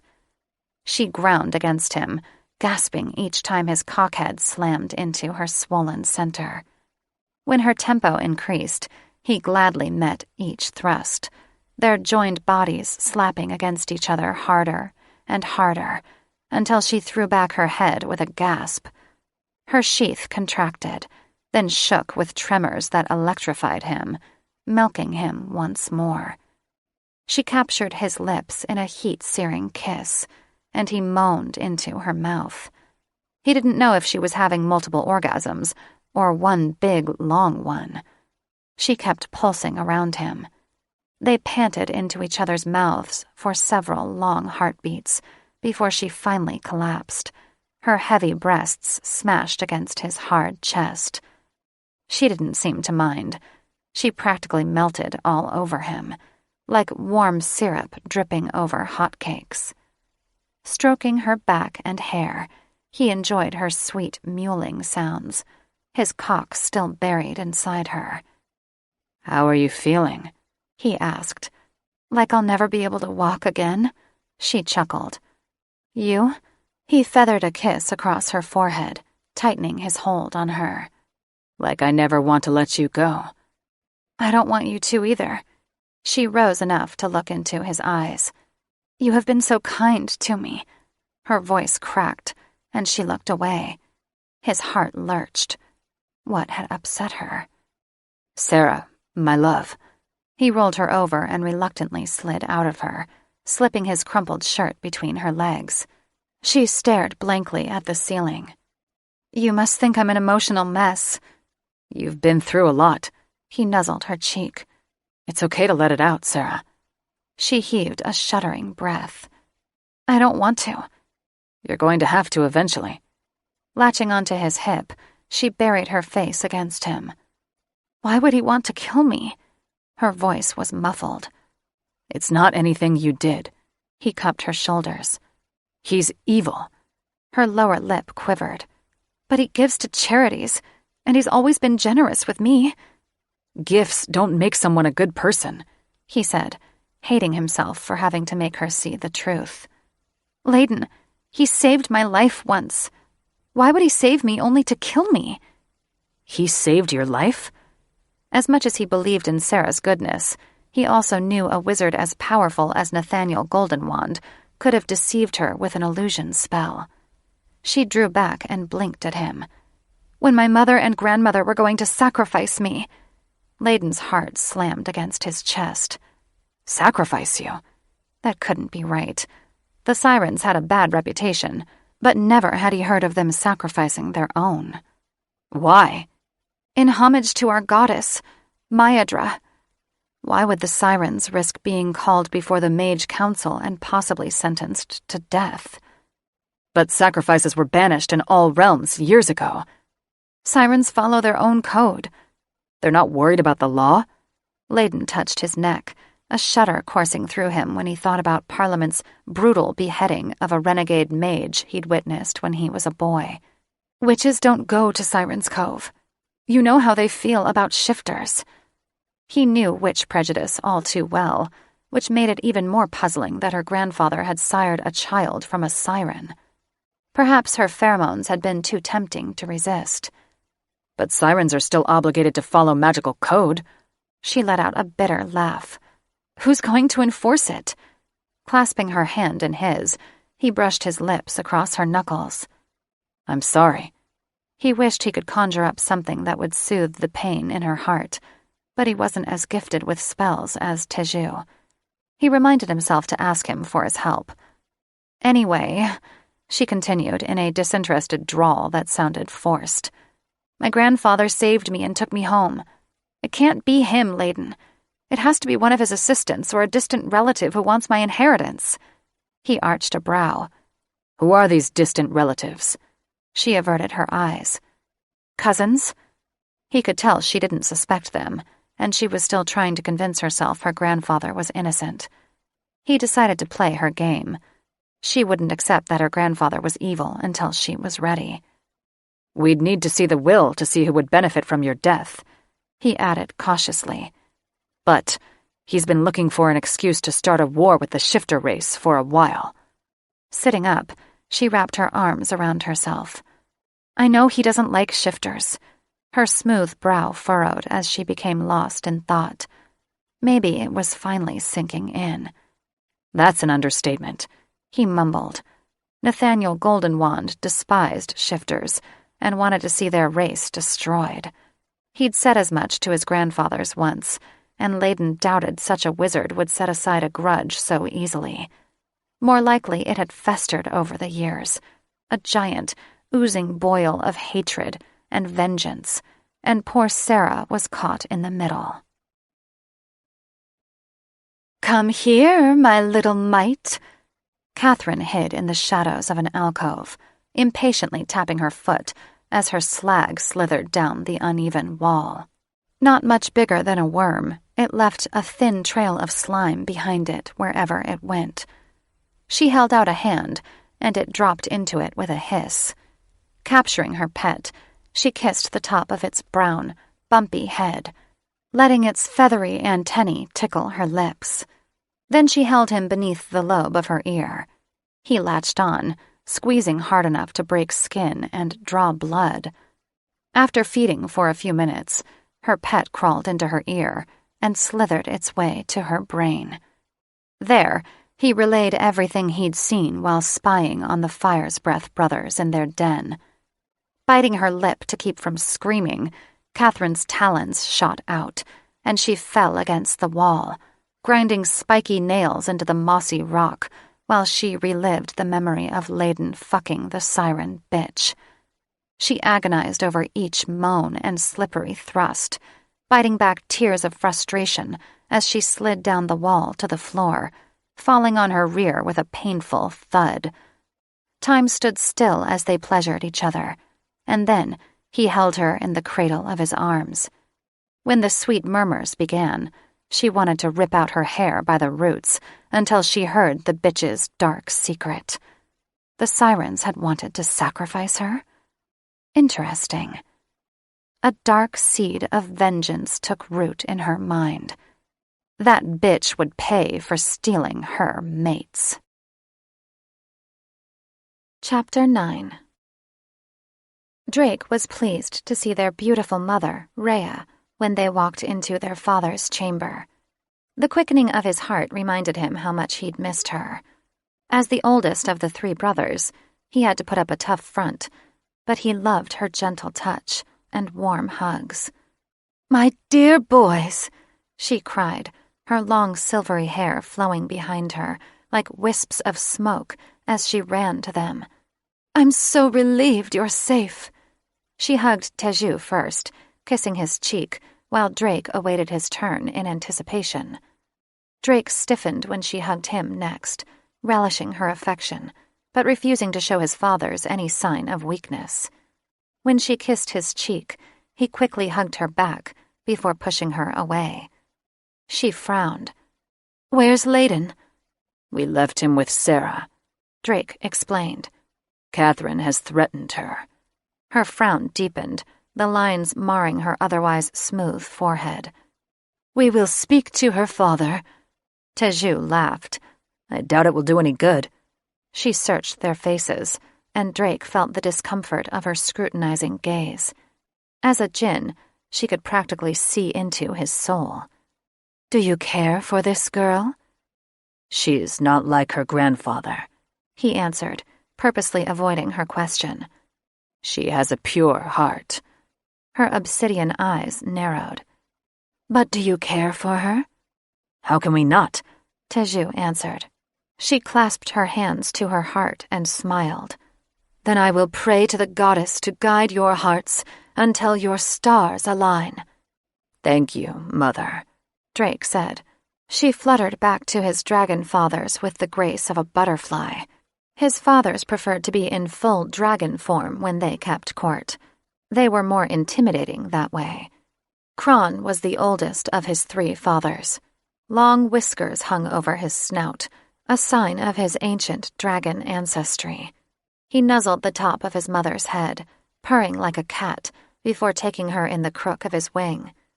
As fierce as their 3 fathers tried to present themselves, Mother could reduce them to simpering kittens with one look. Funny how certain women had a way of charming beasts. Drake had felt the same way with Sarah yesternight. "So it truly wasn't you who burned down the school?" Dagon asked, glaring at them with his one eye.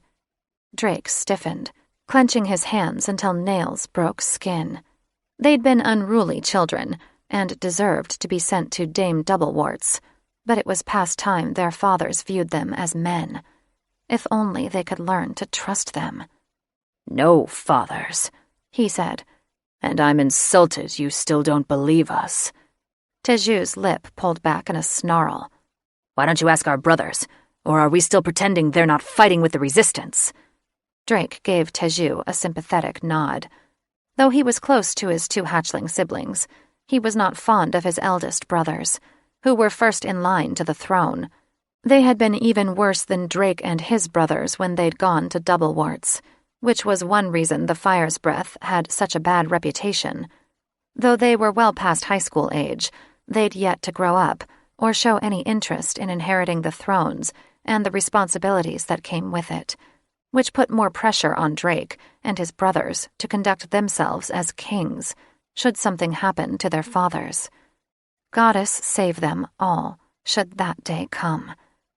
Vapor pulled back pale lips, revealing either a jagged smile or a frown. "We believe you, sons, and we will be summoning your brothers." Drake felt the threat behind Vapor's words and hoped his older brothers would be thoroughly punished for their misdeeds, for it had to be them. They'd joined the resistance against their father's orders and had been wreaking havoc ever since. Though the rebel army had initially banded together for the noble cause of preventing powerful witches from destroying the shifter race, somewhere along the way, their mission had become warped. Drake wouldn't be surprised if they'd been the ones to destroy his school, murdering innocents in order to propel witches and shifters into war. "Did you fornicate with the Golden Wand girl?" Drake blinked hard at Kron, who twirled the tips of his whiskers in his talons while giving them a knowing glare. Drake swallowed. His fathers expected them to save themselves for their true mate, which was unfair considering a dragon's insatiable libido. "Her name is Sarah, and yes, we had sex." His mother's gasp filled him with dread and then annoyance. She still treated them like babes, one reason why she insisted they finish school after they'd tried to drop out. Vapor's pale scales colored a rosy pink. "You care so little for your people's safety that you'd sleep with our enemy's spawn?" Teju cleared his throat. "We didn't know she was the heiress until afterward. Besides, she's not the enemy here." Their mother advanced on them, her face shifting several times and revealing too many faces to count. "So you just randomly take strange girls to your den?" "No, mother," Drake said and sighed. Dagon gave them his knowing look, as if his one eye was a crystal ball that could see into their souls. "Rumor is that she's a siren." "She is," Teju said. "She told us before we slept with her. She has a pure heart." "Did she seduce you?" Mother demanded. Drake shook his head. "If anything, we seduced her." And he'd do it again if given the chance, so long as he knew her heart was theirs, and she wasn't planning to discard them later. If only he hadn't heard her conversation with her godmother. He'd gone from trusting her to suspecting she'd bewitched them. Vapor crossed one clawed foreleg over the other, looking like a complacent feline overlord. "Her grandfather will not be pleased." Kron winked. "He will be even less pleased when we send him word that his granddaughter is betrothed to our sons." "We're not betrothed," Drake protested. "All we did was sleep together. You will be betrothed," Vapor said in a tone so dark and threatening, Drake knew it would be impossible to sway him. I beg your pardon?" Teju stammered. "You will marry the Golden Wand heiress," Kron said, enunciating each word as if speaking to children. "Why?" he demanded, currents of molten lava flowing through his veins. He decided he liked his parents better when they were treating them like babes. He was too young to marry. "To prevent war," Dagon answered. "Nathaniel Goldenwand will be hesitant to attack us if his granddaughter is here." "No, he won't." Drake threw up his hands, frustration pounding a hammer in his ears. "He clearly doesn't care for her. But he cares about his standing in the magical world," Dagon said. "He will not be able to wage war over the death of his grandchild if she's safe with us." Drake cursed. "I don't think she'll agree to it." In fact, he knew she wouldn't. She only liked Layden. "You must make her agree," Vapor said with a disinterested slur, like a cat who'd tired of his pet mouse. "Fathers, we're still at the academy." Teju steepled his fingers. "Don't you think we're too young?" Kron shrugged. "Our fathers married when they were your age. Drake's heartbeat quickened. They weren't backing down. Times have changed. If we marry now, Teju said, his voice surprisingly calm considering what their parents were trying to make them do. Golden Wand will know it was forced. Kron released a stream of smoke from his nostrils. No marriage yet, then. But we must have a betrothal. A betrothal? Drake clenched his hair by the roots. That was almost as bad. It meant they were destined for the inevitable bonding ceremony. This is insane, Teju groaned. Would you rather send her back to the man who tried to kill her? Kron asked, smirking. Drake's dragon rose, clawing at his skin. The thought of her in that wicked mage's clutches made him want to destroy the entire third realm. Dagon said, Sons, it's the only way to keep her safe. Your Highnesses, I beg your pardon, but I don't think marriage between the Golden Wand heiress and your sons is a good idea. Master Eagleheart, his father's mage and Catherine's father, was behind him, leaning against his ruby-tipped staff. Like Catherine, he was tall and lanky, though his nose was much bigger. His feral black eyes were framed by so many wrinkles, Drake wondered exactly how old the master was. He'd served Drake's grandparents and great-grandparents, and from what he'd been told, the griffin had been old even then. He'd never had a mate that Drake was aware of. His daughter had simply appeared one day 16 years ago, a wide-eyed tot who some said had been born of dark magic. Master Eagleheart, Kron grumbled, pulling back his shoulders. This is a private conversation. Eagleheart waved his staff. As your counsel, I assumed I was to be included, especially as your decision directly affects the arrangement between your sons and my daughter. We never agreed to any arrangement. Drake faced Master Eagleheart, speaking from between clenched teeth. The mage fixed him with a hawkish glare. It was an unwritten agreement.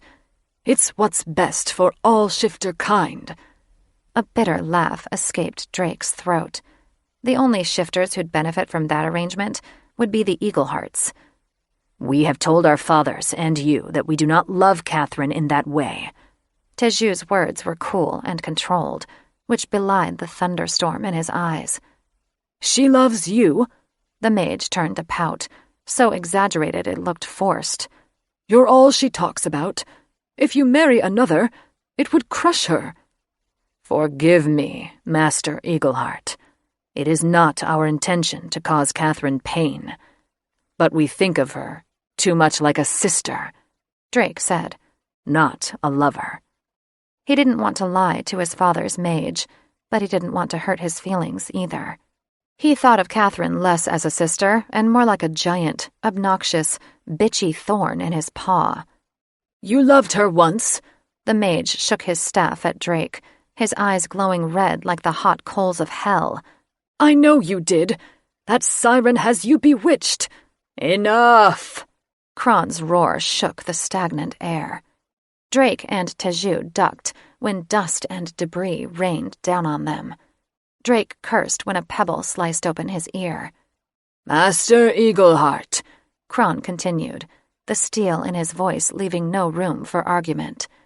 There has never been an agreement between our houses that our sons would mate with your daughter.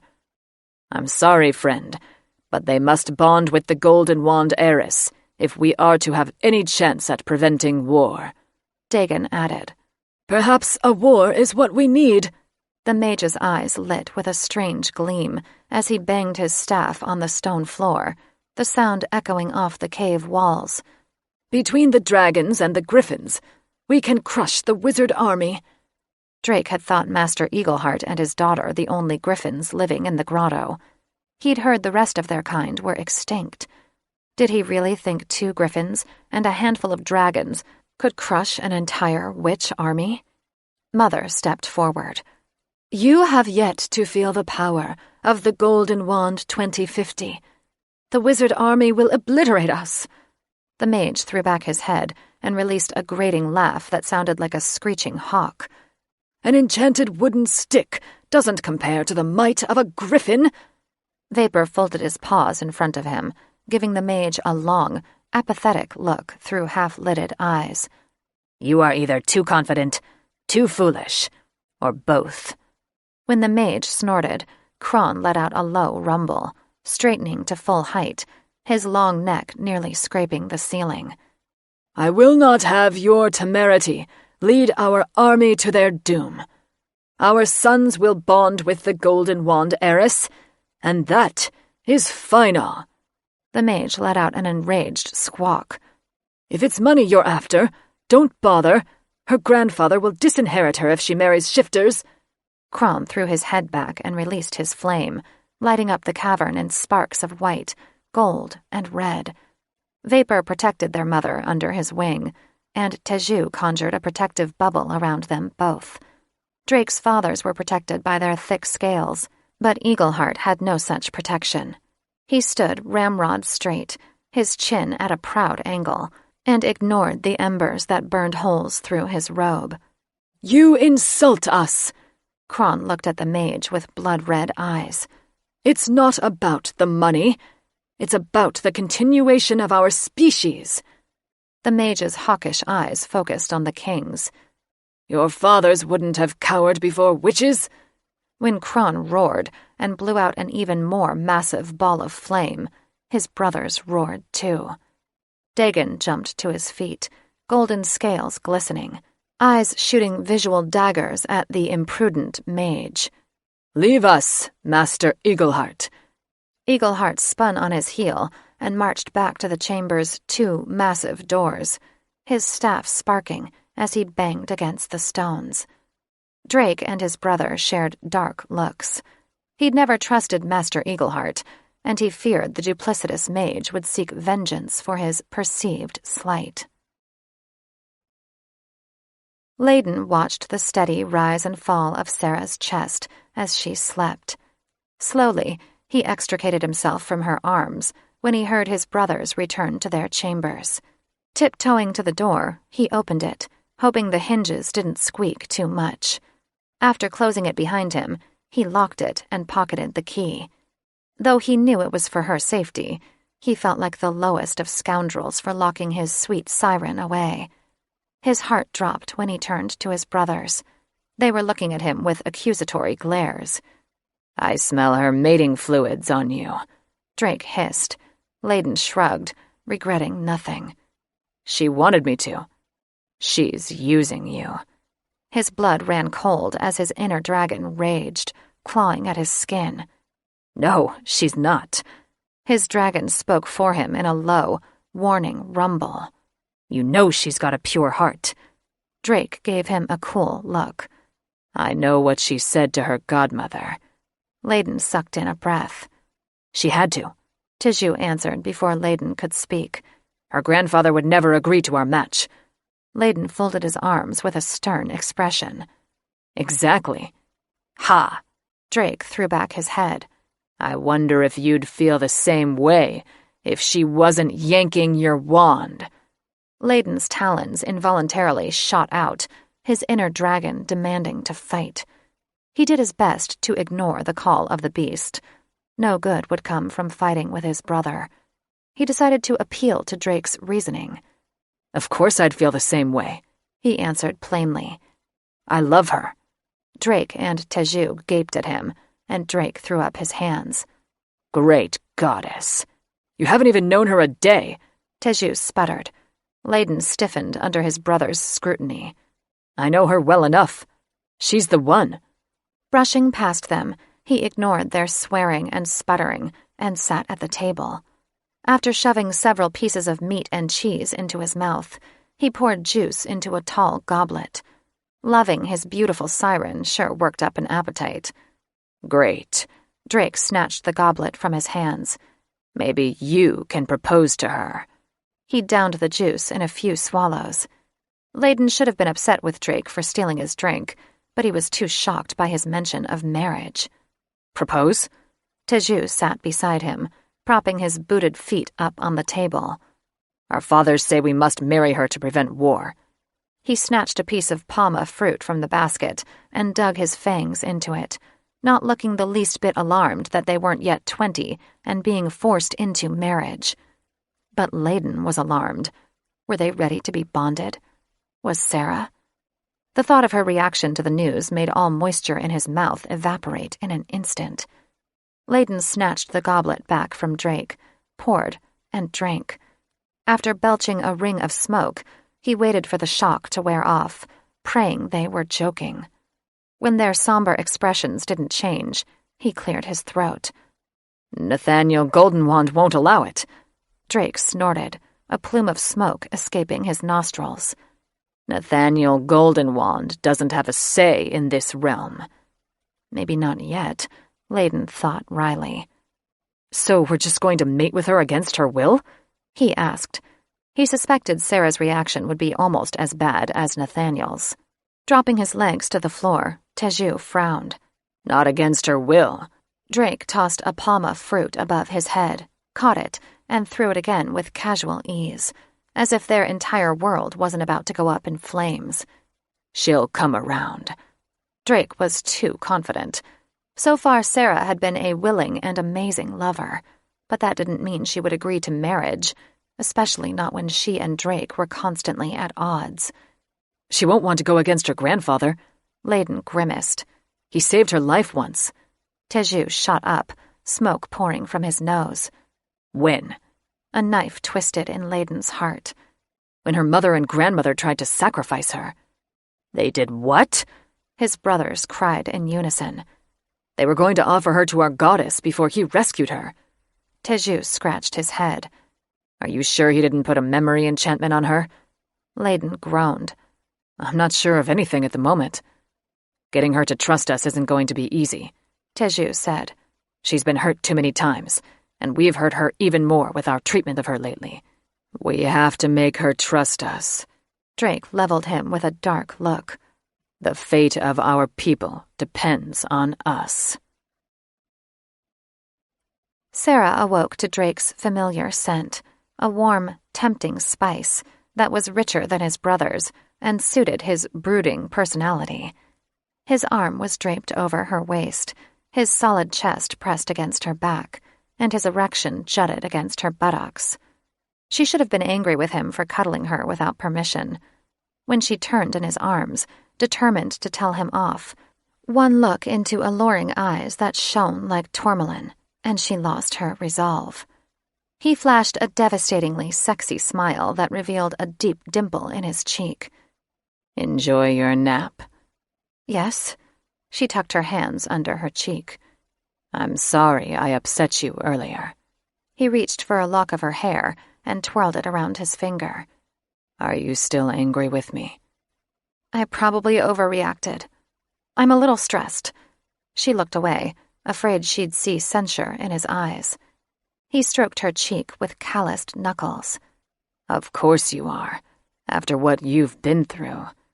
His sympathy hit a nerve, as if his compassion was attached to a poison arrow that lodged in her heart. She was almost angry with him for showing that he cared. Why couldn't he always be this sweet? Have you heard anything from my grandfather? She needed a diversion. No, he said. But our fathers have sent him word that you are alive. What if he demanded her return? Would they let her go? Would she want to go? He looked away almost guiltily, and she got the impression there was something he wasn't telling her. Do we know yet if there are any survivors? Investigators are on the scene. That's all we know. If there had been survivors, surely they would have found them by now. She swallowed back a lump of fear at the implication. If she and her dragon studs were the only survivors, that left Sarah with more questions than answers. Parliament might even accuse the dragons of murder. Do they think you did it? She asked. Probably. His voice cracked. She cupped his cheek, forcing him to look her in the eye. I'll vouch for you. His face colored. We'd appreciate that. Why was he being so polite? Maybe the reality of their situation had finally set in. Now what? He sat up, stretching thick arms corded with muscle. You've only seen a small part of the grotto. How about a more extensive tour? Her stomach churned. So far her visit to the grotto hadn't been awful, but what if he took her to the dregs her grandfather had warned her about? There's a special place we want to show you, he continued. It's the underground lake. A lake? Her veins solidified with fear. With water? Of course, he chuckled. Heat crept into her cheeks. What else would a lake be filled with? She hadn't been swimming since she was freed from Siren's Cove. 3 years, and she hadn't once shifted. Would she remember how to do it after so long? Would her tail work after years of neglect? Do you expect me to swim? His expression softened. Not if you don't want to. We won't pressure you, Sarah. Releasing a shaky breath, she slowly nodded. Okay. Great goddess, what had she agreed to? She was about to go to a large body of water with 3 tempting dragons. Her libido sprang to life at the thought. Chapter 10. Sarah held hands with Layden while they followed Drake through the maze of damp underground tunnels that smelled like piss, no doubt from shifters marking their territory. It was no coincidence that Teju followed close behind them.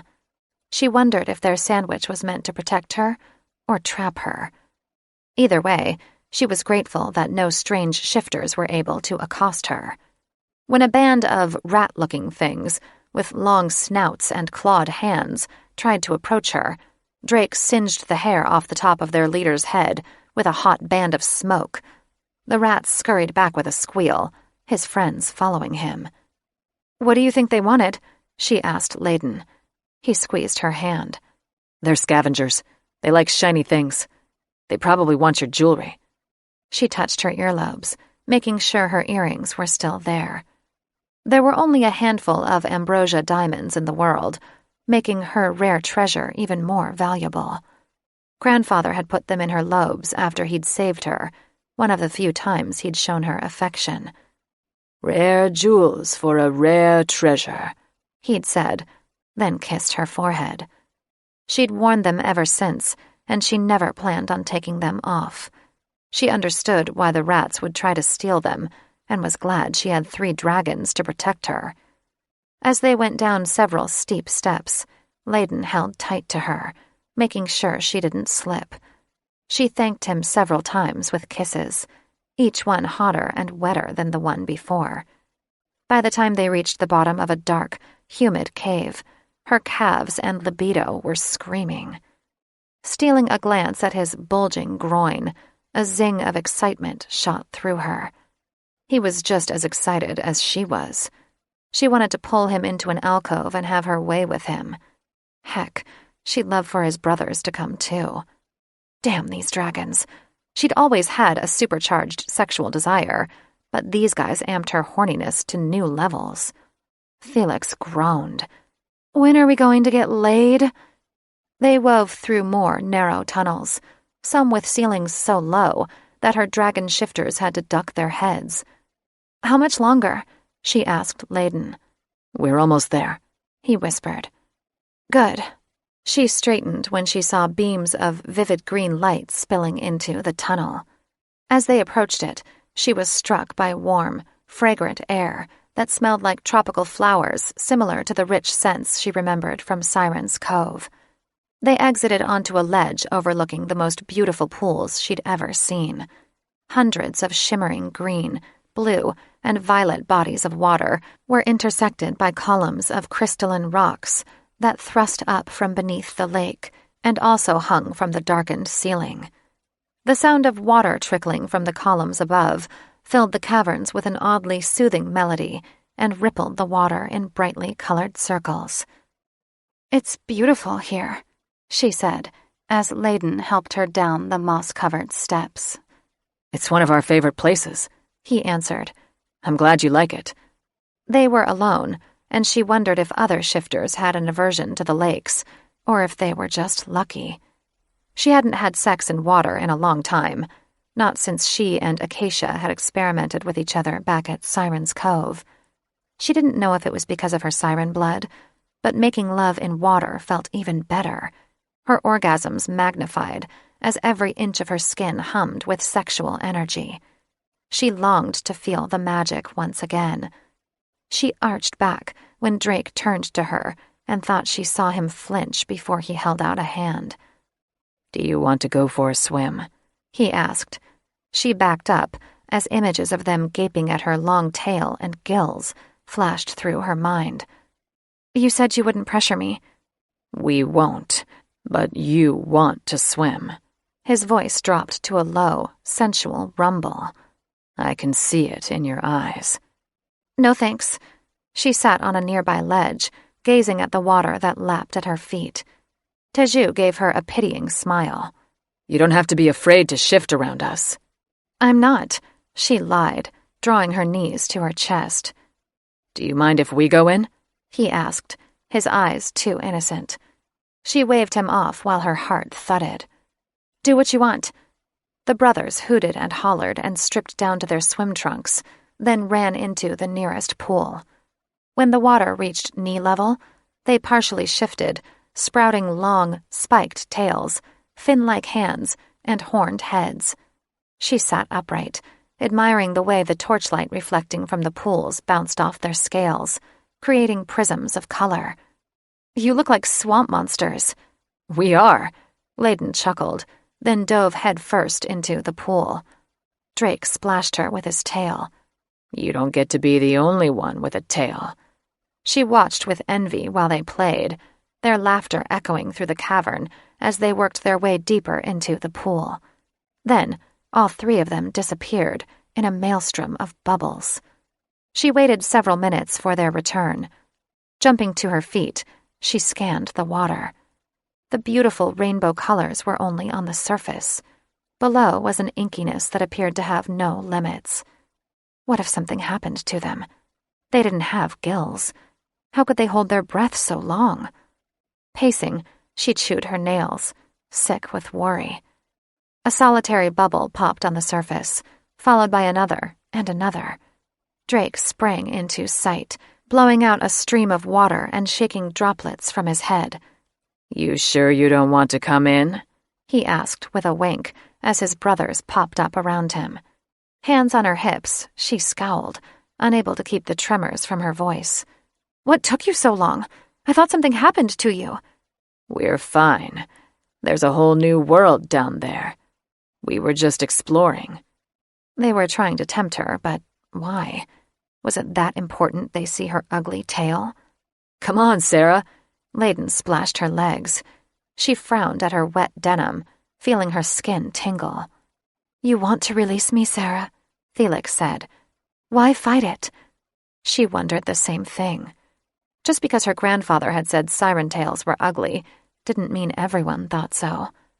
She remembered her carefree days as a siren, how fast she could dart through the water, her hair fanned out behind her, tickling her bare back. She wanted to swim again. Before she lost her nerve, she unzipped her jeans and tossed them on the rock shelf behind her, ignoring the appreciative whistles coming from the dragons. If they wanted her to become a siren, so be it. If they thought she looked unattractive, at least she'd know where she stood with them. After stripping off all her clothes and checking to make sure her earrings were secure, she walked naked into the water, looking boldly into her lover's eyes while they gaped at her breasts. "Careful of the drop-off," Layden said, holding out a hand to her. She thanked him and slid off the ledge, her feet disappearing into the dark water. She treaded water, wrapping her arms around his neck. When his scales chafed her skin, she knew she was being foolish. Releasing him, she swam backward and summoned the change. Her skin burned at first, and she cried out as her bones ground together before snapping and fusing. The shift was slow and agonizing, like learning all over again how to ride a broom. But by the time it was finished, her legs had transformed into a powerful aquamarine tail, and her sides had sprouted gills. The rest of her upper half remained unchanged. Giggling, she dove under the water, delighting in their protests, when she hit them with a powerful wave. Her siren eyes saw 3 pairs of human-like legs and 3 dragon tails that acted as rudders. Their strokes were awkward and choppy. Clearly, these dragons weren't meant for swimming, but they'd brought her here anyway. She dove deep until she saw a pinprick of light, her lovers following her, pulled toward the light by a current. She glimpsed a beautiful underwater world of colorful plants and creatures and heard someone call her name. Teju had fashioned another bubble, and he and his brothers were inside it. She swam toward them, and Layden pulled her through the wall. She shifted to human form, and he draped a towel around her shoulders. Suddenly, self-conscious, she noticed the brothers had transformed into humans and were wearing swim trunks. She wrapped the towel around her naked body. This bubble was much smaller than the one she'd spent the night in for detention, set up like a day camp with a few folding chairs and an ice chest stocked with beer and sodas. Layden handed her a grape soda, and she sat in a low folding chair meant for a sandy beach, praying the metal didn't pop the bubble when her weight dipped the chair. Their transport carried them through a dark river of deep, purple bubbles under the lake. Other than bubbles, there wasn't much of a view. "Keep watching," Layden whispered, sitting beside her. "It gets better." A thrill coursed through her when he placed his damp hand on hers. She loved having him near. He was such a comforting presence. The bubbles changed from a dark purple to violet and then lavender as light reflected off the current. She blinked hard when a tiny being no bigger than her palm attached itself to their bubble, 2 little eyes staring at her while its curved body pulsed violet and aqua and green. Another creature followed suit, and then more, until the entire bubble was lit up in blinking colors. "What are those?" she asked Layden. "Sea sprites," he answered. "Didn't you have those in Siren's Cove?" "No." She crawled off the chair and pressed her palms to the bubble wall, laughing when the creature's buzzing bodies tickled her skin. "We're about to land," Teju said, latching onto her arm. "Get ready." "For what?" she asked, then gulped when they hit something solid, and she bounced into Teju's arms. She panicked when the bubble began filling with water. "What do I do?" "Don't worry," he said with a wink. "I've got you." The bottom fell out from under them, and she sucked in a mouthful of salty water. Salt water? Had they traveled to the ocean? She shifted, this time much faster than the last, and propelled upward, holding Teju's hand. He'd shifted into a half-dragon creature. They swam until they breached the surface. They landed in a cove with a beautiful beach nestled beneath a rocky overhang, its wide shelf casting a curved shadow over the white sand. Behind them was an endless sea of undulating turquoise water. The ocean. She breathed in deeply, filling her lungs with the familiar sense of seaweed and salt. She hadn't tasted the sea on her lips or felt the ocean breeze ruffle her hair in 3 years, and she was long overdue. Balancing above the water with her powerful tail, she frowned when Layden and Drake surfaced beside their brother, all having shifted back into their human skins. "Don't you like your tails?" she asked them. Drake climbed on a rock, standing waist-deep in the water. "We don't need them. But you can keep yours," Layden said, shaking droplets from his hair as he sat beside his brother. "It's far prettier than ours." "Thanks." She feigned indifference, afraid to let him see how much his praise meant to her. "It's just a tail." She circled the rock, careful not to scrape her tail against the colorful coral. "It's a magnificent tail," Drake said. Her breath caught in her throat. The intensity in his eyes was enough to make her bones turn as soft as seaweed. A wave of pheromones washed over her as she looked at him with heavy-lidded eyes. "Thank you." Did they really think her tail pretty? Grandfather had said it was unsightly, that it was unnatural for witches to grow tails. These brothers didn't seem to mind that she was both witch and shifter. In fact, they appeared fascinated by her. "Where are we?" she asked. "Some people call this place the end of the earth." Layden smiled. "We call it heaven." The blood in her veins turned to ice. They'd called Siren's Cove the end of the earth. How close were they to her family? The sea smells familiar. Are we near Siren's Cove? Teju climbed onto the rock. Siren's Cove is a few hundred miles that way, he pointed. She scowled, narrowing her eyes on the line of water that disappeared beyond her line of sight. Could her family swim hundreds of miles? She'd been the only siren to leave the cove in centuries. They can't hurt you here, Sarah, Drake said, twin storms brewing in his eyes. And if they tried, we'd burn them to crisps. She swallowed back the lump of emotion that had lodged in her throat. Thank you. I hope it would never come to that. Despite how badly her family had hurt her, she never wanted to see them harmed. Layden slipped back into the water, cupping her chin in his strong hand. We know. Her heart melted when he kissed the tip of her nose. Her siren purred as she wrapped her arms around him, nuzzling his neck. She wanted to make love to him and to his brothers, too. She swam beside them as they traversed several rocks that acted as a bridge across the lagoon. When they reached the shallow end of the cove, she shifted back into human form. Teju smiled. You don't have to shift yet if you don't want to. She froze at that. Did she want to remain a mermaid?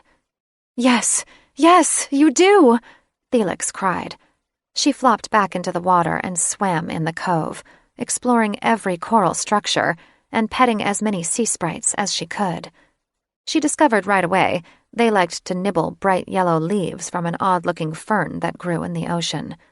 The sprites had human eyes and long, flowing hair, but long snouts and mermaid tails. They were silly-looking, but so adorable. She wanted to take them all home. Even more amazing was how trusting they were, following her as if they were ducklings and she was their mother. Every so often she stopped to watch her lovers sunning on the shore, but they just let her be her.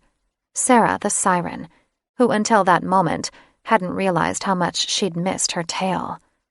This is where you belong, Felix said, her gentle tone a sharp contrast to her usual snark. I can't stay in this cove forever, she answered, her libido awakening when she swam close enough to catch their strong, masculine scent. Not in the cove, Felix chided. With your dragons. Her heart thumped. My dragons? She whispered to herself. If only. By the time she surfaced, the sun was hanging low in the sky, and her dragons had built a campfire. She watched them from afar, her stomach rumbling at the scent of roasting meat. After swimming to shore and shifting back, she was greeted by Layden, who draped her with a large towel, kissing her shoulder. The feel of his lips on her skin made her siren moan in delight. Mouthing her thanks, she wrapped the towel around herself, tucking it securely by her breasts, and squeezed salt water from her hair. What are you cooking? She asked. Salmon. Layden nodded at a net filled with flapping fish. She licked her lips. My favorite. She'd been so consumed in exploring the cove, she hadn't even noticed they'd been fishing. Sitting in a low folding chair, she warmed her feet by the fire and drank another grape soda, thanking Teju when he handed her a large fillet on a wicker mat. It was delicious, the pink meat seasoned with the perfect amount of sea salt and lime. As the sun dipped behind the horizon, Drake stoked the fire with his dragon's breath. Layden nudged her, pointing to the lagoon. Look. She gasped when she saw the water was awash in millions of multicolored lights. The sea sprites are saying goodnight. He grinned. They must really like you. She was unable to keep the awe from her voice. This place is magical. Taking her hand in his, he brushed his lips across her knuckles. Because you're in it. More fish, Sarah? Teju asked. She patted her stomach and smiled. No thanks, I'm full.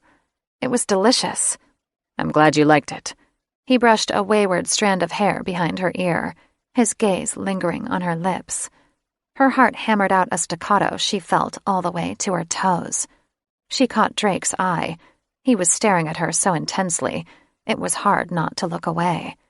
When he stood and circled the fire, coming toward her, she fidgeted with the frayed end of her mat. Sarah. His voice was a hoarse whisper as he gently pried the mat from her hands. She didn't want to look at him. It would be her undoing. Her heart was still raw from their fight earlier. "Do it!" her siren cried. Yes. Against her better judgment, she looked into his eyes, and then she was undone. The longing in his eyes nearly took her breath away. Did you enjoy your swim? Her tongue felt weighted as she fought to find words. I did. He flashed a devastatingly sexy smile. You should do it more often. She turned up her chin while clenching her fists tight, praying he couldn't hear her racing heart. Maybe I will. We enjoyed watching you from shore. He bit his lip, leering at her from beneath thick lashes. We wanted to go in with you, but we thought you needed some time to get reacquainted with your siren. She swore her heart did a backflip. I did. Thanks. How awesome were these guys that they could sense what she wanted. For too long she'd repressed her desires. His dazzling eyes darkened, then turned bright gold, human irises becoming dragon-shaped. Everything about you is beautiful, and don't let anyone tell you otherwise. She nodded and felt strong emotion. For 3 years, she'd longed to hear those words. Not even Prometheus had admired her siren. He'd agreed with her grandfather that she needed to be locked away. After swallowing back her emotion, she finally found her words. Thank you for bringing me here. Still holding her hand, he gently stroked the back of her wrist, the simple gesture enough to make her heart pound wildly. We're happy to share it with you. Teju knelt beside her, placing a hand on her knee. We hope we can share it with you more often. She smiled. I'd like that. Did this mean they still wanted her to be their girl? She wanted these 3 amazing shifters as her boyfriends. Consequences be damned. We can't let you go back, Sarah. Drake squeezed her wrist. Layden said, We want you to stay with us, where we know you'll be safe. I haven't graduated yet. I need to find another school. We can homeschool. Drake glanced at Teju. Our brother knows as much as most professors. He's an expert at licking pussy, too, Felix growled. Sarah wished circumstances had been different, that her grandfather didn't despise shifters so much. I'll be disinherited if I don't get a real diploma. Drake flinched and released her. Does the money mean that much to you? He snapped, and she heard the dragon. He acted as if it would be easy to walk away from her life. She absently fingered an earring. It means security. I only need a few more months of school to graduate. The money means nothing to us, Layden said, squeezing her hand. Your safety is all that matters. She thought about her grandfather's dire warning. She'd almost been disinherited after her affair with the professor. She'd given her heart to him, and what had it gotten her? He easily turned his back on her when she'd needed him most. And what about how cold her dragon princes had been to her just that morning, after they'd discovered she was the Golden Wand heiress? Unable to stand the plea in their eyes, she shook off Layden and grabbed her grape soda from the cup holder, playing with the metal tab. I'm afraid, especially after the way I've been burned. By the professor? Layden asked. She nodded. It had only been a week since they'd been caught and her world had imploded. He had me convinced he was in love with me. It was a lie. He didn't even fight for us. Drake stood, towering over her while steam poured out of his nose. He was a fool. He took advantage of you, Teju said, pity in his eyes. Felix swore. Sarah wanted them to understand her hesitation, and she didn't want their pity. Look at me. Layden pried the soda can out of her fingers and squeezed her hands. We would never take advantage of you. We love you. It was as if time stood still. It took her several stuttering heartbeats to finally find her voice. You love me, Layden? You've only known me 24 hours. He placed a hand on his warm, bare chest. My heart beats for you. It always has. I can feel it when we touch. She was sorely tempted to melt into him and get lost in his golden eyes, but his love for her was based on a lie. "It's my siren pheromones." "No, it's you, Sarah." Eyes flashing with alarm, he pulled her closer. "It's your pure heart." She wanted to believe him, but it had to be the pheromones. And there was her grandfather. "Fuck him," Felix growled. "He tried to kill you, for Goddess's sake." She wasn't about to argue with Felix, too. Nobody knew who'd tried to kill her, and she refused to blame him without all the facts. She touched Layden's cheek, breath mingling. He smelled of barley and salted fish.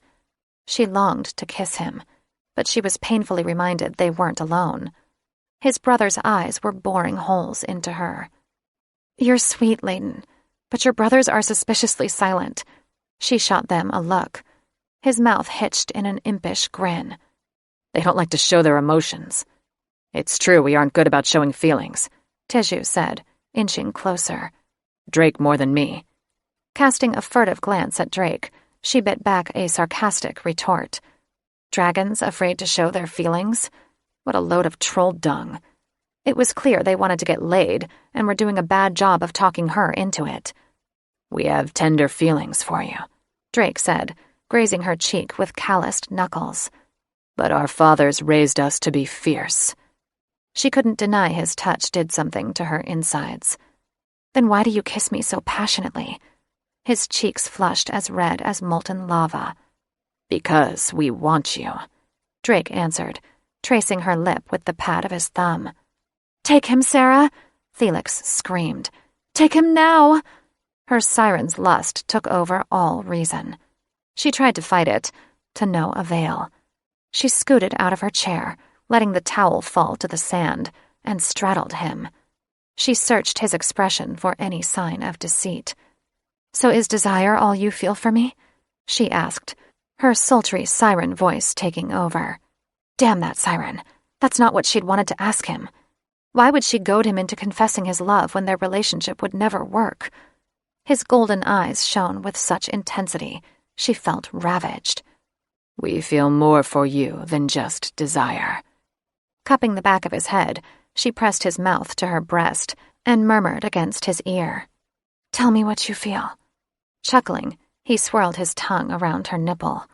"You're determined to wrap us around your finger, aren't you?" Her pussy clenched in response, leaving moisture across his skin as she rubbed against his thigh. "Perhaps your lust for me is clouding your hearts. Perhaps we should put some distance between us." Roaring, she broke her siren's hold on her and slipped out of his arms. When he lunged for her, she retreated to the water. "Don't go," the brothers simultaneously hollered. Water was lapping at her ankles when Drake grabbed her around the waist and turned her in his arms. The air was knocked from her lungs when she spun against Drake's chest. Bodies melded together. They tumbled into the soft sand, his lips on hers, his hands branding every inch of her. "No!" She broke the kiss, chest heaving. "You need to focus on what I mean to you." "You mean the sun, the stars, and the heavens in all 5 realms." He showered her neck and breasts with kisses. "Is that enough of a declaration of love?" Yes, it was enough. Great goddess, what had she done? She tried to push him away.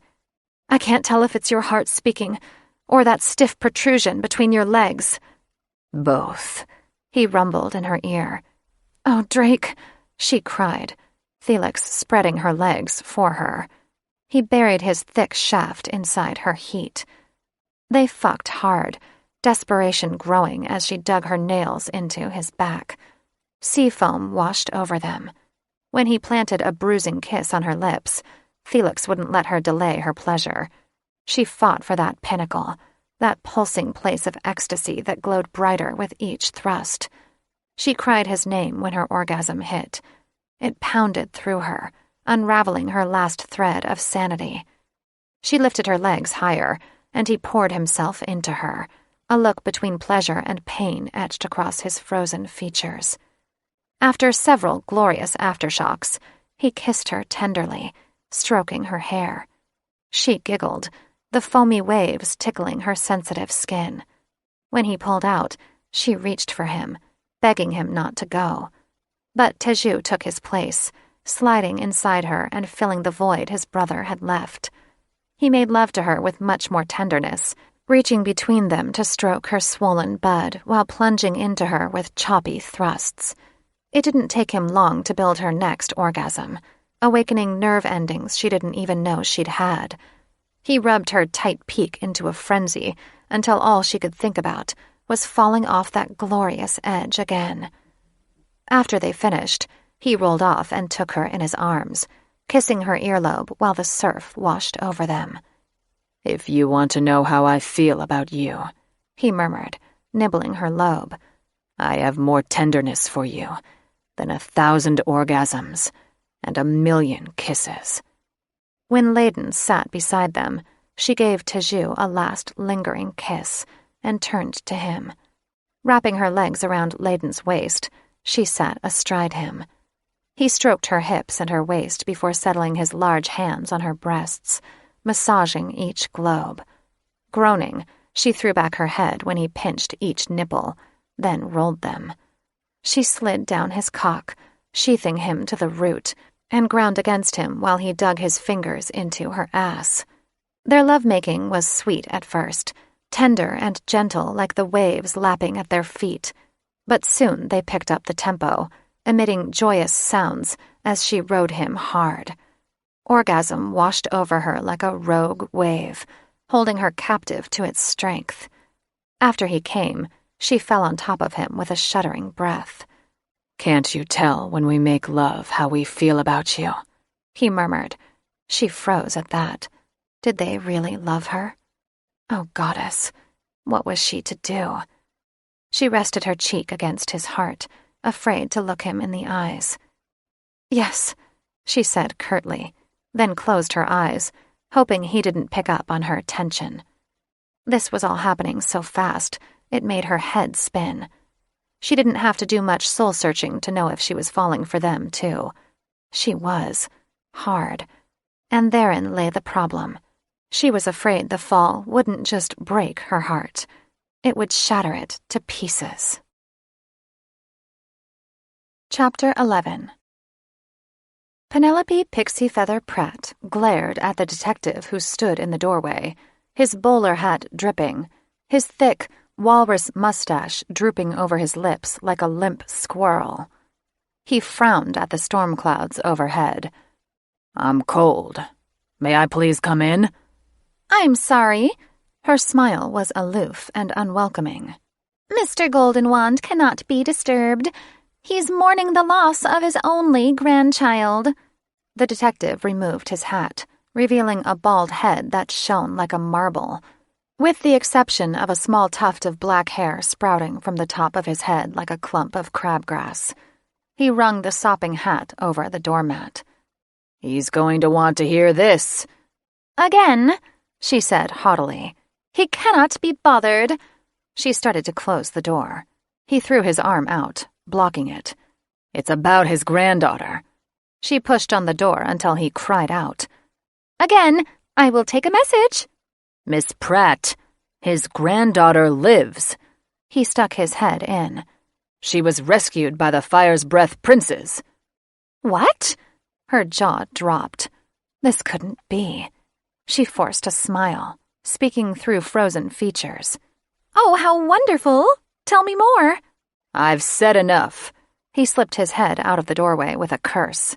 "I'm speaking to Nathaniel Goldenwand from here on out." "Very well, then." She spat, slamming the door on him. Ignoring his loud cursing and pounding on the door, she flew straight to Nathaniel's office. Pausing at the door, she released a shaky breath, fearing she'd be the object of his anger once she relayed the news. But he had to know. She tapped on the door, her insides churning while awaiting his response. "Come in," he called. Her wings buzzed so hard, her insides rattled. She tried to be gentle opening the door, but she ended up tumbling into the room. She sucked in a sharp breath at the throbbing in her shin when she struck the back of a brocade chair. Nathaniel Goldenwand sat behind his morning paper, no doubt reading about his granddaughter's demise. The headline read, "Goldenwand Heiress Presumed Dead After Fiery School Massacre." "Forgive me, sir," she squeaked in fear. "But a detective was at our door." He set down his paper, snarling like a werebear waking up from slumber too soon. But it didn't detract from his handsome features. He had a pointed chin and turned-up nose, making him look part fey, but his eyes were his most beautiful feature, wide and gray with flecks of violet. Though she suspected his hair had turned gray ages ago, he kept it black and slicked back, tied in a queue at his nape. He kept his thin black mustache well oiled and trimmed, and he was tall and lean, far more fit than men half his age. Penelope soaked in his beauty like he was manna for her eyes. If only he admired her the same way. "Well, what did he want?" Ever the polished gentleman, he was careful not to spill as he took a dainty sip from a porcelain teacup, his pale pinky turned up. If Penelope had such refined manners, perhaps Nathaniel would take her seriously as a lover. All moisture evaporated from her mouth as she summoned the courage to speak. "Your granddaughter lives." He jumped from his chair, spilling tea across his desk and soaking the morning paper. "Who saved her?" She swallowed back a lump of fear, fluttering back. "The dragon princes." He shook with rage. "If she slept with them, so help me, goddess." "I don't have the details yet," she said, the words tumbling out of her mouth like they'd tripped over her tongue. His handsome features twisting, he threw the saucer at her. She ducked, yelping and wincing when it clipped her wing and shattered against the wall behind her. "What did the detective say to you?" he demanded. She willed her hands to stop trembling. "Not much." "Did you give him time to speak?" When he pulled a wand from his pocket, her wings skipped a beat, and she flew back into a bookcase, knocking several dusty tomes to the floor. "No, but it doesn't matter." She forced a note of confidence into her voice. "My spies will be reporting within the hour." She fluttered to the other side of the room when he waved the wand at her feet. The old books flew back to their spot on the shelf. "I would have liked to know if Sarah is injured and her whereabouts."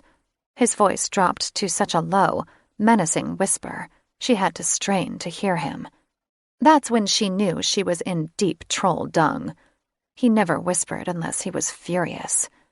Her heart pounded so loudly in her ears, it drowned out the sound made by the rapid beating of her wings. "I don't know if she's injured," she rasped, "but I can guarantee they took her to the grotto." His eyes shifted from gray to inky black. "She's their prisoner." I'm not sure," she cried, flattening against the wall, then falling on her ass when her wings drooped. "She is." He banged the chair beside her with his wand, sparks flying and setting the heavy emerald curtains framing the oak window seat on fire. The blackness in his eyes seeped into his skin, dripping down his cheeks like ink spilling from a well. "I will raise that rat-infested slum until every last dragon's fire has been extinguished." Sarah clung tightly to Layden's neck, resting on top of him while the sea foam tickled their legs. Loath though she was to leave the safety of his arms, they had to get back. Reluctantly, she sat up, ignoring his erection poking her buttocks. "We should go. Your fathers might have news." "Wait." He sat up and shared wide-eyed looks with his brothers, and she knew they were speaking telepathically. "Hey!" She swatted him. "No secrets." Teju knelt beside her, drawing a heart in the sand. "We want you to be ours for all eternity." Her hand flew to her throat, and her heart skipped a beat. "You mean that?" Legs braced apart, Drake stood above her, blocking the setting sun. "Yes." His voice was as rough as sandpaper. He turned away, giving her a glimpse of a strong, determined jaw. She squinted at him, wondering why it looked like he was hiding something. "I'll think about it." "How long will you think?" He balled his hands into fists. I didn't know my heart was on a deadline, she snapped. The guy was on edge, but why? His brothers eyed her expectantly. Geez, they'd just met. We want you, Sarah. But more than that, we want to keep you safe. We can't lose you to that madman. She groaned. Why do you insist my grandfather is guilty before giving him a chance to explain? He has never been loving to you, Sarah, and he loathes me, Felix said. Hating the truth that rang in her siren's words, she flinched and didn't respond. He will send for you when he finds out you're with us, Drake said. He may have already done so. Which is why I need to get back. Jumping to her feet, she brushed sand off her legs, wriggling uncomfortably when she felt the tiny, abrasive grains chafing her crotch. Damn, she suddenly remembered why she didn't like beach sex. She stomped into the water to shift and swim back to the grotto and hopefully wash out the sand. Drake jerked her toward him. Sarah, don't pull away from us. Breath swooshed from her lungs. His bare chest, solid and warmed by the sun, enticed her senses. His scent enveloped her, a mix of musk, sulfur, and sea salt that set her pheromones on high alert. Why did he have to be so virile and tempting? I'm not pulling away. Liar, Felix jeered. He traced a path down her cheek with calloused knuckles, his voice dropping to a sultry whisper.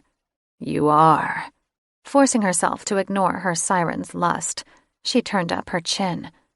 I'm going to hear him out. It's the least I can do after all he's done for me. Then I will make my decision. Drake's eyes shifted to brilliant gold, his voice dropping to a dragon's rumble. He'll turn you against us. There was no use arguing. He'll try. He caved inward, like a dam breaking under a deluge. He'll make you choose. Her heart fell, and she turned away. I know. Penelope flew into her office, so angry she saw stars. Prometheus had a lot of nerve, sitting in her chair with his boots propped on her desk, as if he was the Semi's wizard in charge. Where in Hades' name have you been? She shrieked, wings angrily flapping as she hovered over him. He picked up a quill from her desk and twirled it between long, slender fingers. Interrogating. Interrogating whom? He looked at her coolly, dismissively, as if they'd never been lovers. None of your business. She kicked a roll of tape into his lap and dropped to the desktop. You do realize I'm the Semi's wizard? I don't give a damn what you are. He picked grime from under his fingernails. That pig-headed prick. She impatiently tapped her foot. The bitch lives, saved by the dragon princes. I know. Falling to her knees, she shot him a glare, trying to intimidate him. Tell me what else you know. I know that the elder dragon princes are working for the resistance, he drawled, not appearing fazed in the slightest when she leaned into him. Everyone knows that. I also know they've kidnapped Dame Doublewort, who's disguised herself as Sarah. She startled, accidentally tipping an inkwell. What? I figured it was too complex for you to follow. He snickered. We have the leader of the resistance in our custody. The elder princes have been cut off from communication. Scowling at the growing blob of ink that seeped into her papers, she zapped it with her wand before it caused any more destruction. And? He leaned back in her chair, casually folding his arms behind his head. And when they panic, they'll reveal their location. She wished she could zap that smug expression off his face, but he was quicker with a wand, and she feared retaliation. What does this have to do with the heiress? Thunderclouds darkened his eyes. We don't need to kill the heiress to declare war. We can kill a dragon prince, and the kings will retaliate. Her jaw dropped. How are you going to kill a dragon? He patted her hand as if he was comforting a child. You let me worry about that. Her breath caught in her throat. Don't tell me you'll use the unbreakable curse. Why not? He chuckled. You did. Not directly. She vehemently shook her head, her wings buzzing like rabid bees. I activated Hestia's wand, which meant that the drunk godmother would take the blame, not her. He shrugged. Same difference. Gasping, she clutched her throat. If you use the unbreakable curse, you'll be executed. He shrugged. Not for killing a dragon. You go too far, she breathed. Shadows fell across his handsome features. And you don't go far enough. The trip back to the underground cavern was awkward, to say the least. They traveled in silence, tension thick inside their bubble. When it popped to the surface of the water, she stood in the shallow pool up to her knees, taking in air as if she'd been suffocating. Ugh. She'd been so used to the fresh sea air, she'd forgotten the grotto smelled like sulfur. It had to be dragon breath. Sarah wondered if she could ever get used to living with such a stink. Ignoring her grumbling lovers, she trudged forward, staring at Drake's wet, black hair plastered against tanned, muscular shoulders, and wishing he wasn't so beautiful. When Drake swore, kicking up water, Sarah noticed Catherine was waiting for them on the shallow ledge surrounding the pool. She wore an odd smile that appeared to be mixed with a snarl. Either that, or the act of smiling was too painful. Her clothes, or lack thereof, was what was most disturbing about her appearance. Her bottoms barely covered her skanky crotch, and her top, if you could call it that, was like a giant rubber band wrapped around her tits, barely covering her nipples. This revealing attire was meant for seduction, and by the way Catherine's heated gaze centered on Sarah's mates, it was clear they were the objects of her desire. No, wait, not her mates. Not yet.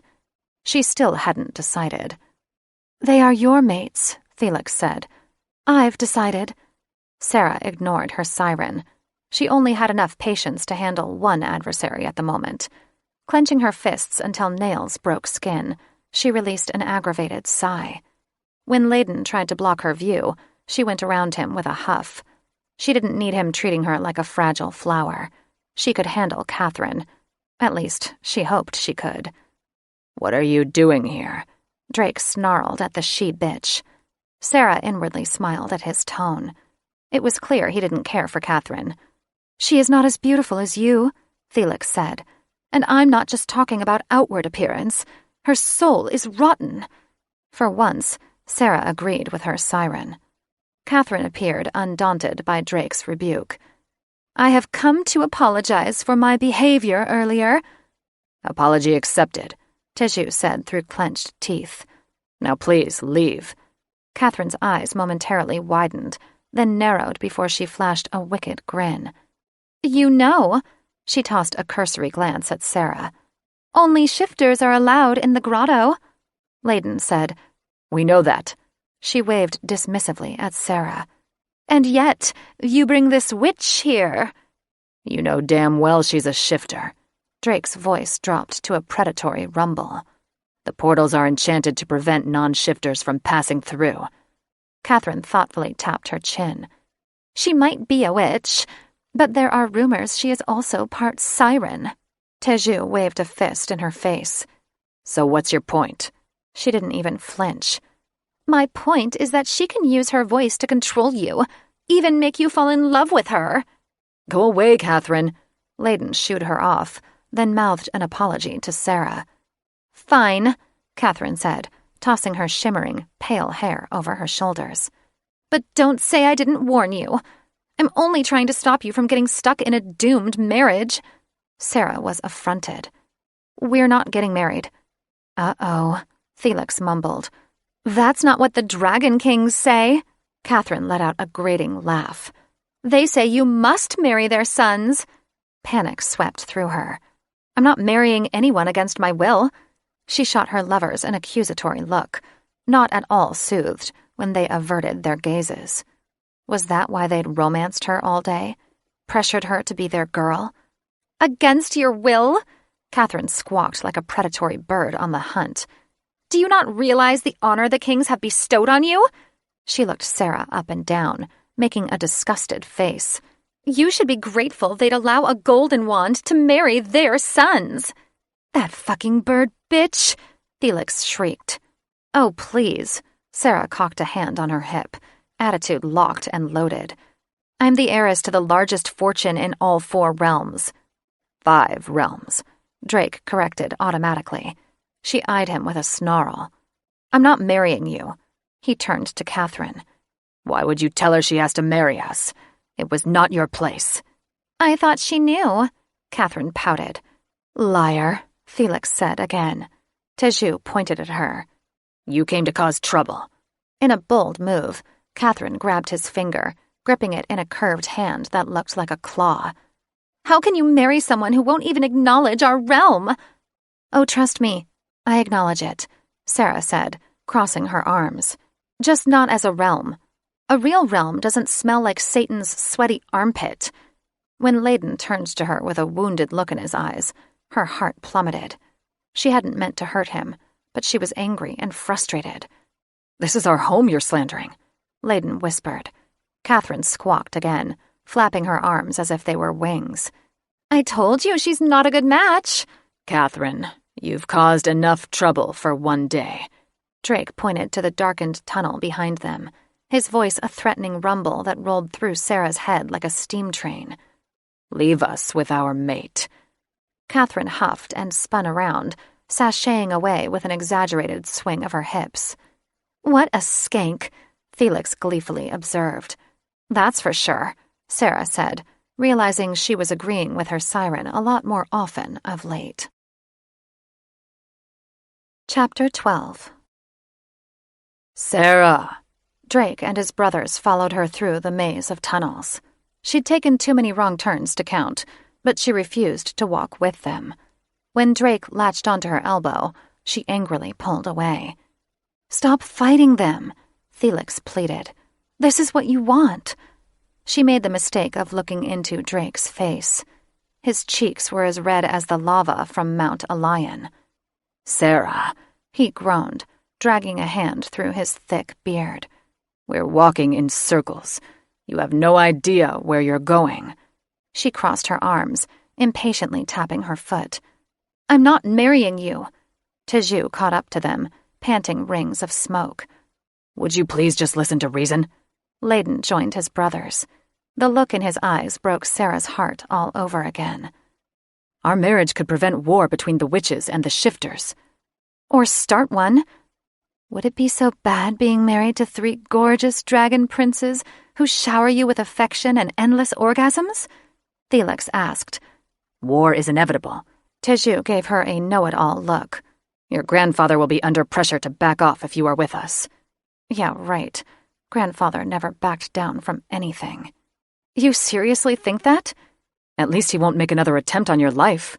Layden grasped her shoulders. You'll be safe with us. Unable to withstand Layden's pleading eyes a moment longer, she gazed at her feet, then grimaced when the smell of sulfur hit her again.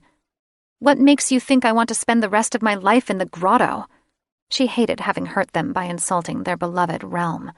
Other than the smell, the strange creatures with hair as thick as twine growing out of their ears, and of course her lover's evil, jealous admirer, this place wasn't too bad. You won't have a life if you go back up there. Drake closed in on her, speaking in a soothing baritone as he cupped her chin. You're nothing but a pawn to Nathaniel Goldenwand. He tried to murder you and frame us. Great fucking goddess. Not this again. She jerked away from him so fast, she nearly tripped over her own feet. I'm not listening to you anymore. You're like a broken record. I get it. My grandfather's an asshole. She marched down the tunnel, not caring if she was going in the wrong direction. Her need to get away from them was too great for her to care. She stumbled and then stopped when a roar behind her shook the cave walls. She turned around in time to see Drake shift into the monstrous creature he'd been in the water, part human, part dragon, and scary as fuck, with his glowing golden eyes focused on her. I give up, he said with a deep growl and pointed a talon at her. You're the most foolish, hard-headed girl I've ever known. Drake, calm down, Layden said, reaching for him. Drake shook off his brother with another rock-shattering roar. Sarah could barely think over that and the din of her pounding heart. After 2 giant wings sprouted from Drake's back, she ran. She'd only made it a few steps when the powerful beating of his wings above her nearly knocked her to the ground. She screamed when his clawed fingers dug into her armpits and lifted her off the ground. "You asshole!" she thrashed, but he only tightened his grip. "You can't force me!" He spun her around so fast, her head whirled. They flew through the tunnel at breakneck speed, then up into a drafty cavern, ascending so high she couldn't see the ground. She screamed when he released her and then tossed her like a doll in the air. She landed in his arms, terror freezing her limbs as she looked into eyes that shone like twin suns. "You're ours," he boomed. Powerless and too frightened to use her siren's voice, she could do nothing to stop him. Even mouthy Felix had gone silent. There was a burst of fire over Drake's shoulder. His brothers had also transformed into dragon hybrids and were following them, eyes glowing unnaturally bright. Well, holy fuck. So this is what happened when you pissed off dragons. Hector Fire's Breath paced the worn fur rug before the hearth of the secret cave he shared with his brothers, impatiently waiting for a message from the Resistance. Tired of being stuck in a cramped cavern, he and his brothers had shifted into their human skins. "How long must we wait?" Brother Thaddeus asked, his long, dark hair hanging over his eyes while he shoveled pizza in his mouth. Yeah, he looked real worried. "Until they send for us," Hector grumbled. Why had they agreed to kidnap the heiress? Supposedly she was the key to preventing war, but Hector worried this plan would have the opposite effect. "We should have heard something by now," Bastian said. He leaned against the cave wall, crushing an empty beer can in his hand and blowing smoke rings out of his nose. "Patience." Hector heaved himself from his chair and peered through a slit in the wall, shoulders slumping when he saw nothing but a stray bird. "They don't want our communication traced." Bastian glanced at the dark tunnel leading to their prisoner's cell. "She's being so quiet." "I know." Thaddeus flashed a triumphant grin. "She's not even putting up a fight." Alarm bells went off in Hector's head. The little siren had been a mouthy banshee during the entire flight. "Did you offer her any supper?" he asked Thaddeus. "No?" Thaddeus frowned. "It wasn't my turn to check on her." "What do you mean it wasn't your turn?" Hector snapped. He pointed at Bastian. "He was supposed to take care of supper for her." Bastian pushed off from the wall, throwing his empty beer can on the ground. "No, you were." A sick feeling soured Hector's gut. "Both of you shut up." He glared at them. "When was the last time anyone checked on her?" They shared anxious looks. "A few hours ago." "Imbeciles!" Hector raced down the tunnel, his brothers following close behind. His heart lurched when he saw the door was open. He nearly lost his supper when he noticed the cot was empty and their prisoner's bindings were lying on the floor. He screeched, furious, flames shooting out of his mouth and setting the bed ablaze. Bastian grabbed a fire extinguisher and put out the fire. The cold, gray stone walls of the cell were a stark reminder that he'd completely fucked up. "Where the hell is she?" Thaddeus threw up his hands. "How would I know?" Bastian threw the fire extinguisher on the bed and punched Thaddeus in the arm. "This is your fault." Thaddeus punched him back. "Don't blame me." When Bastian let out a roar, his eyes and nose shifting, Hector jumped between them. "Stop it. We need to find her." "Sorry, bro. You're right," Thaddeus said. "She can't have gone far." "There's an ocean outside, genius," Bastian rumbled. "She's long gone." Fuck, he was right. She was a mermaid, after all. When Damana found out they'd lost the prisoner, she'd string them up by the balls. Hector jumped when he heard a loud bang outside. Thaddeus's eyes widened to saucers. "What's that?" "Sounds like it's coming from the kitchen," Bastian said, running out of the cell with Thaddeus at his heels. Hector followed more slowly, spouting obscenities. "Keep your guard up," he warned, but his brothers were long gone. When he reached what they referred to as the kitchen, A small alcove with an ice chest, barbecue pit, and a few folding chairs. Hector had to do a double take. What was his high school headmistress doing in their secret lair? And how the fuck did she find them? Dame Doublewort? Thaddeus rasped, sharing looks of horror with his brothers. You look surprised to see me. She searched the open ice chest. Have you no butter? No. Bastian's dark brows were scrunched in confusion. What are you doing here? She flung a piece of moldy cheese on the ground. No, ma'am. Bastian's tanned cheeks colored. No, ma'am. What are you doing here? Standing, she arched a pencil-thin brow. You tell me. And by the way, you're terrible hosts. Hector scratched his head, puzzlement fogging his brain. We don't follow. Her hook nose twitched. You brought me here. Thaddeus's jaw dropped. No, we didn't. Are you sure? She flashed a condescending smirk, the same look she'd given them after announcing they'd have to spend every weekend of their last semester in the dungeon. A twine noose tightened around Hector's spine, and he felt like he'd been caught in some strange, magical déjà vu spell. He certainly hoped not. He couldn't imagine any scenario where he'd longed to see the woman who'd haunted his teenage nightmares. Positive, he said, though even he could hear the doubt in his words. Dame Doublewort had a habit of making him question every decision. She turned her back on him, digging through the ice chest once more. How can you have enough beer to hydrate an army and not a stick of butter? Hector shared a look of annoyance with his brothers. We have cooking oil, Thaddeus said. Oh, you boys. Was the food at my school so horrible you'd kill your taste buds? What are you making? Bastian asked. Macaroni and cheese, since you don't have much else to eat.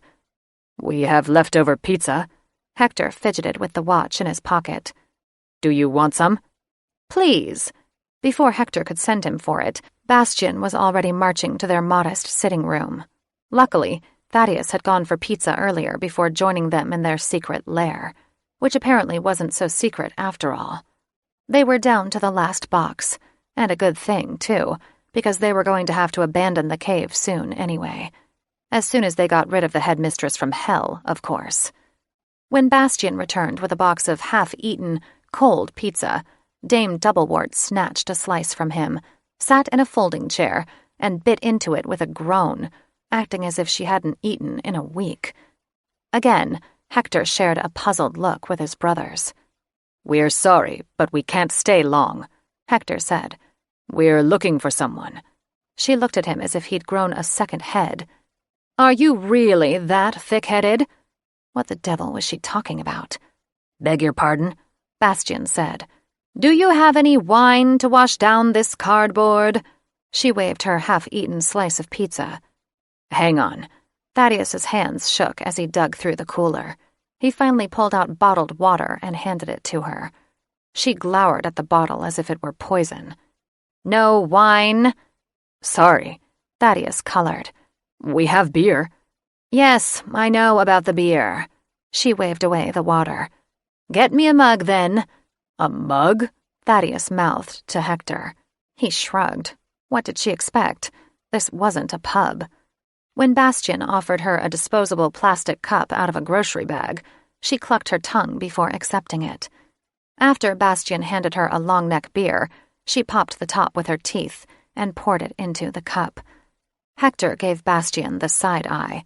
The long necks were for special occasions, and the cans were for guests. Not that Doublewort was a guest. She hadn't even been invited. And why exactly was she here anyway? Dame Doublewort. He nervously cleared his throat when she fixed him with that eagle-eyed stare. Damn, 7 years out of school and she still unnerved him. Could you please tell us what's going on? He tried not to sound annoyed that she'd crashed their party. He'd been raised to treat his elders with respect, even if they didn't deserve it. She took a long swallow of beer before slamming it on the cave floor, the clanking sound ricocheting off the walls. How did you dimwits get diplomas? I'm a djinn, remember? If memory serves me, your mother is a djinn too. She is. Hector wondered how in the fuck his mother had anything to do with this. And like me, she continued in that same condescending tone, she can transform into any person? The sharpness of her glare was so severe, he practically felt it piercing his chest.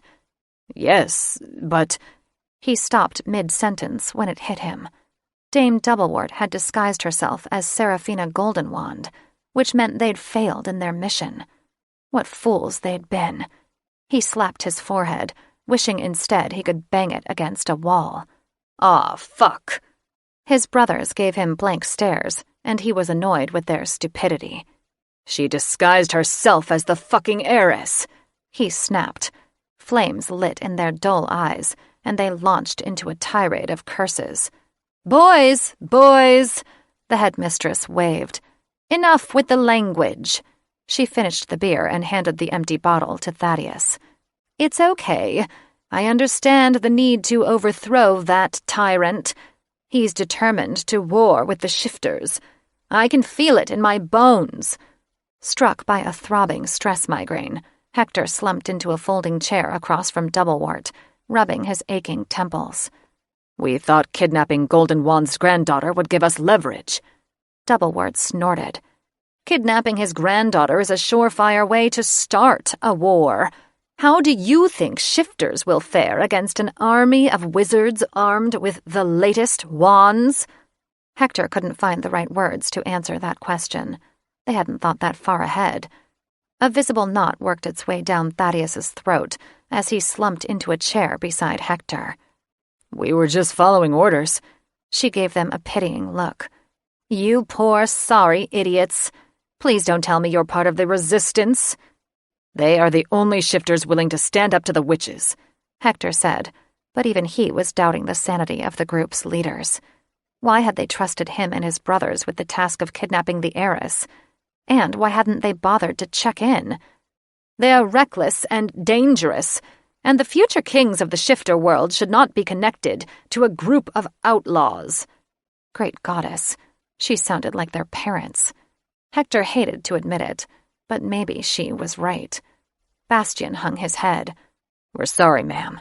Hector clenched his hands, claws extending and digging into his skin. He didn't know if he was angrier with himself for foolishly entangling his family with the resistance, or at his brother for capitulating so easily. Really sorry, Thaddeus added earnestly. Hector held his breath, afraid to release it lest he capitulate and apologize for wanting to save his species. Nathaniel Goldenwand was evil. Something had to be done about him. No good had come from his father's continuously trying to make peace with the witches. Goldenwand had simply put more pressure on Parliament to restrict trade and commerce in the grotto, reducing the shifters to beggars and thieves. Dame Doublewort eyed Hector for a long, tense moment, her gaunt face making her look like a ghoul. She was obviously waiting for an apology. Let her wait. She wasn't going to get one.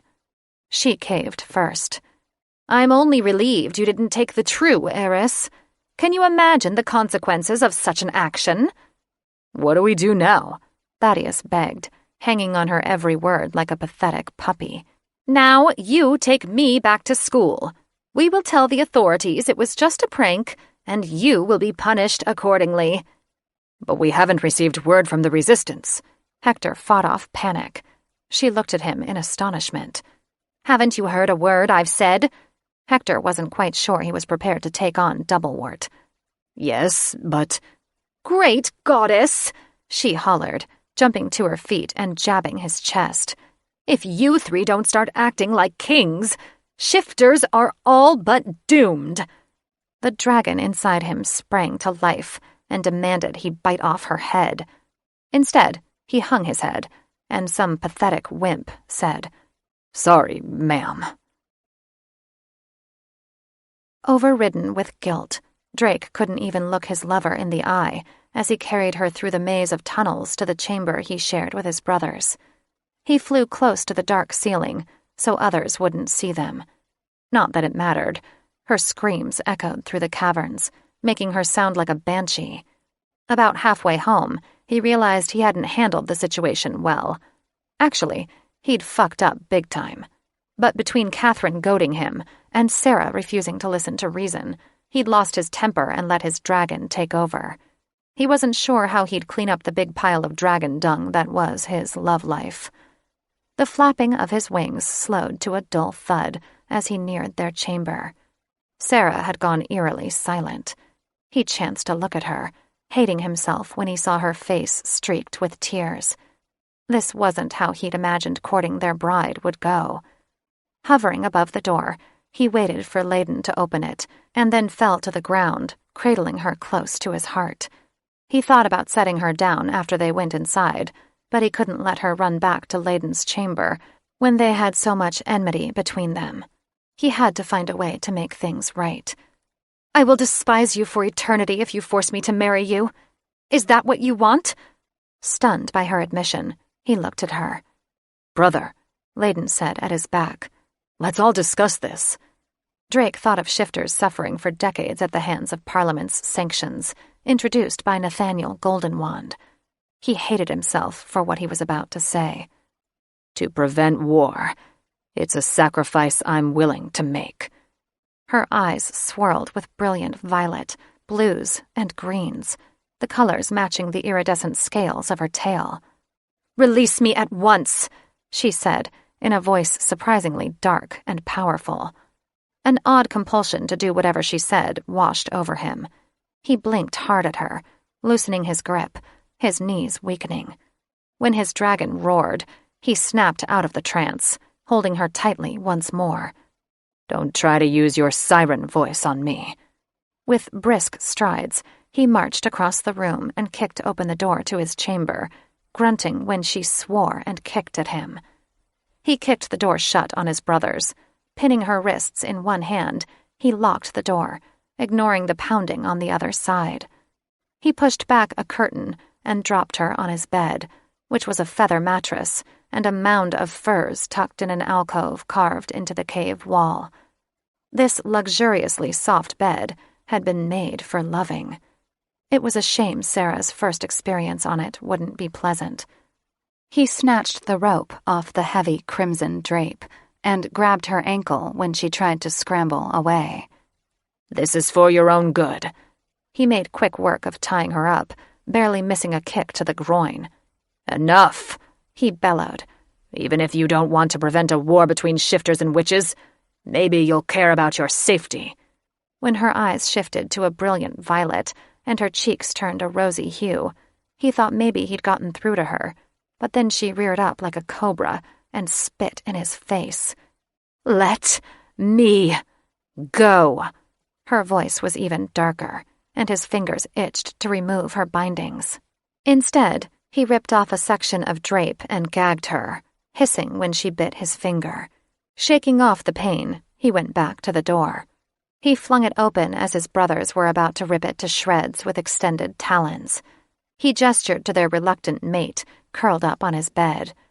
"She is to remain here until the betrothal ceremony. Do not let her leave." Layden gaped at him as if he'd just eaten his puppy. "You should have let me handle it." Resentment welled in Drake's chest at the censure in his brother's tone. "You?" "Yeah, I could have convinced her." Great. Now his brothers were angry with him, too. "Her little lamb?"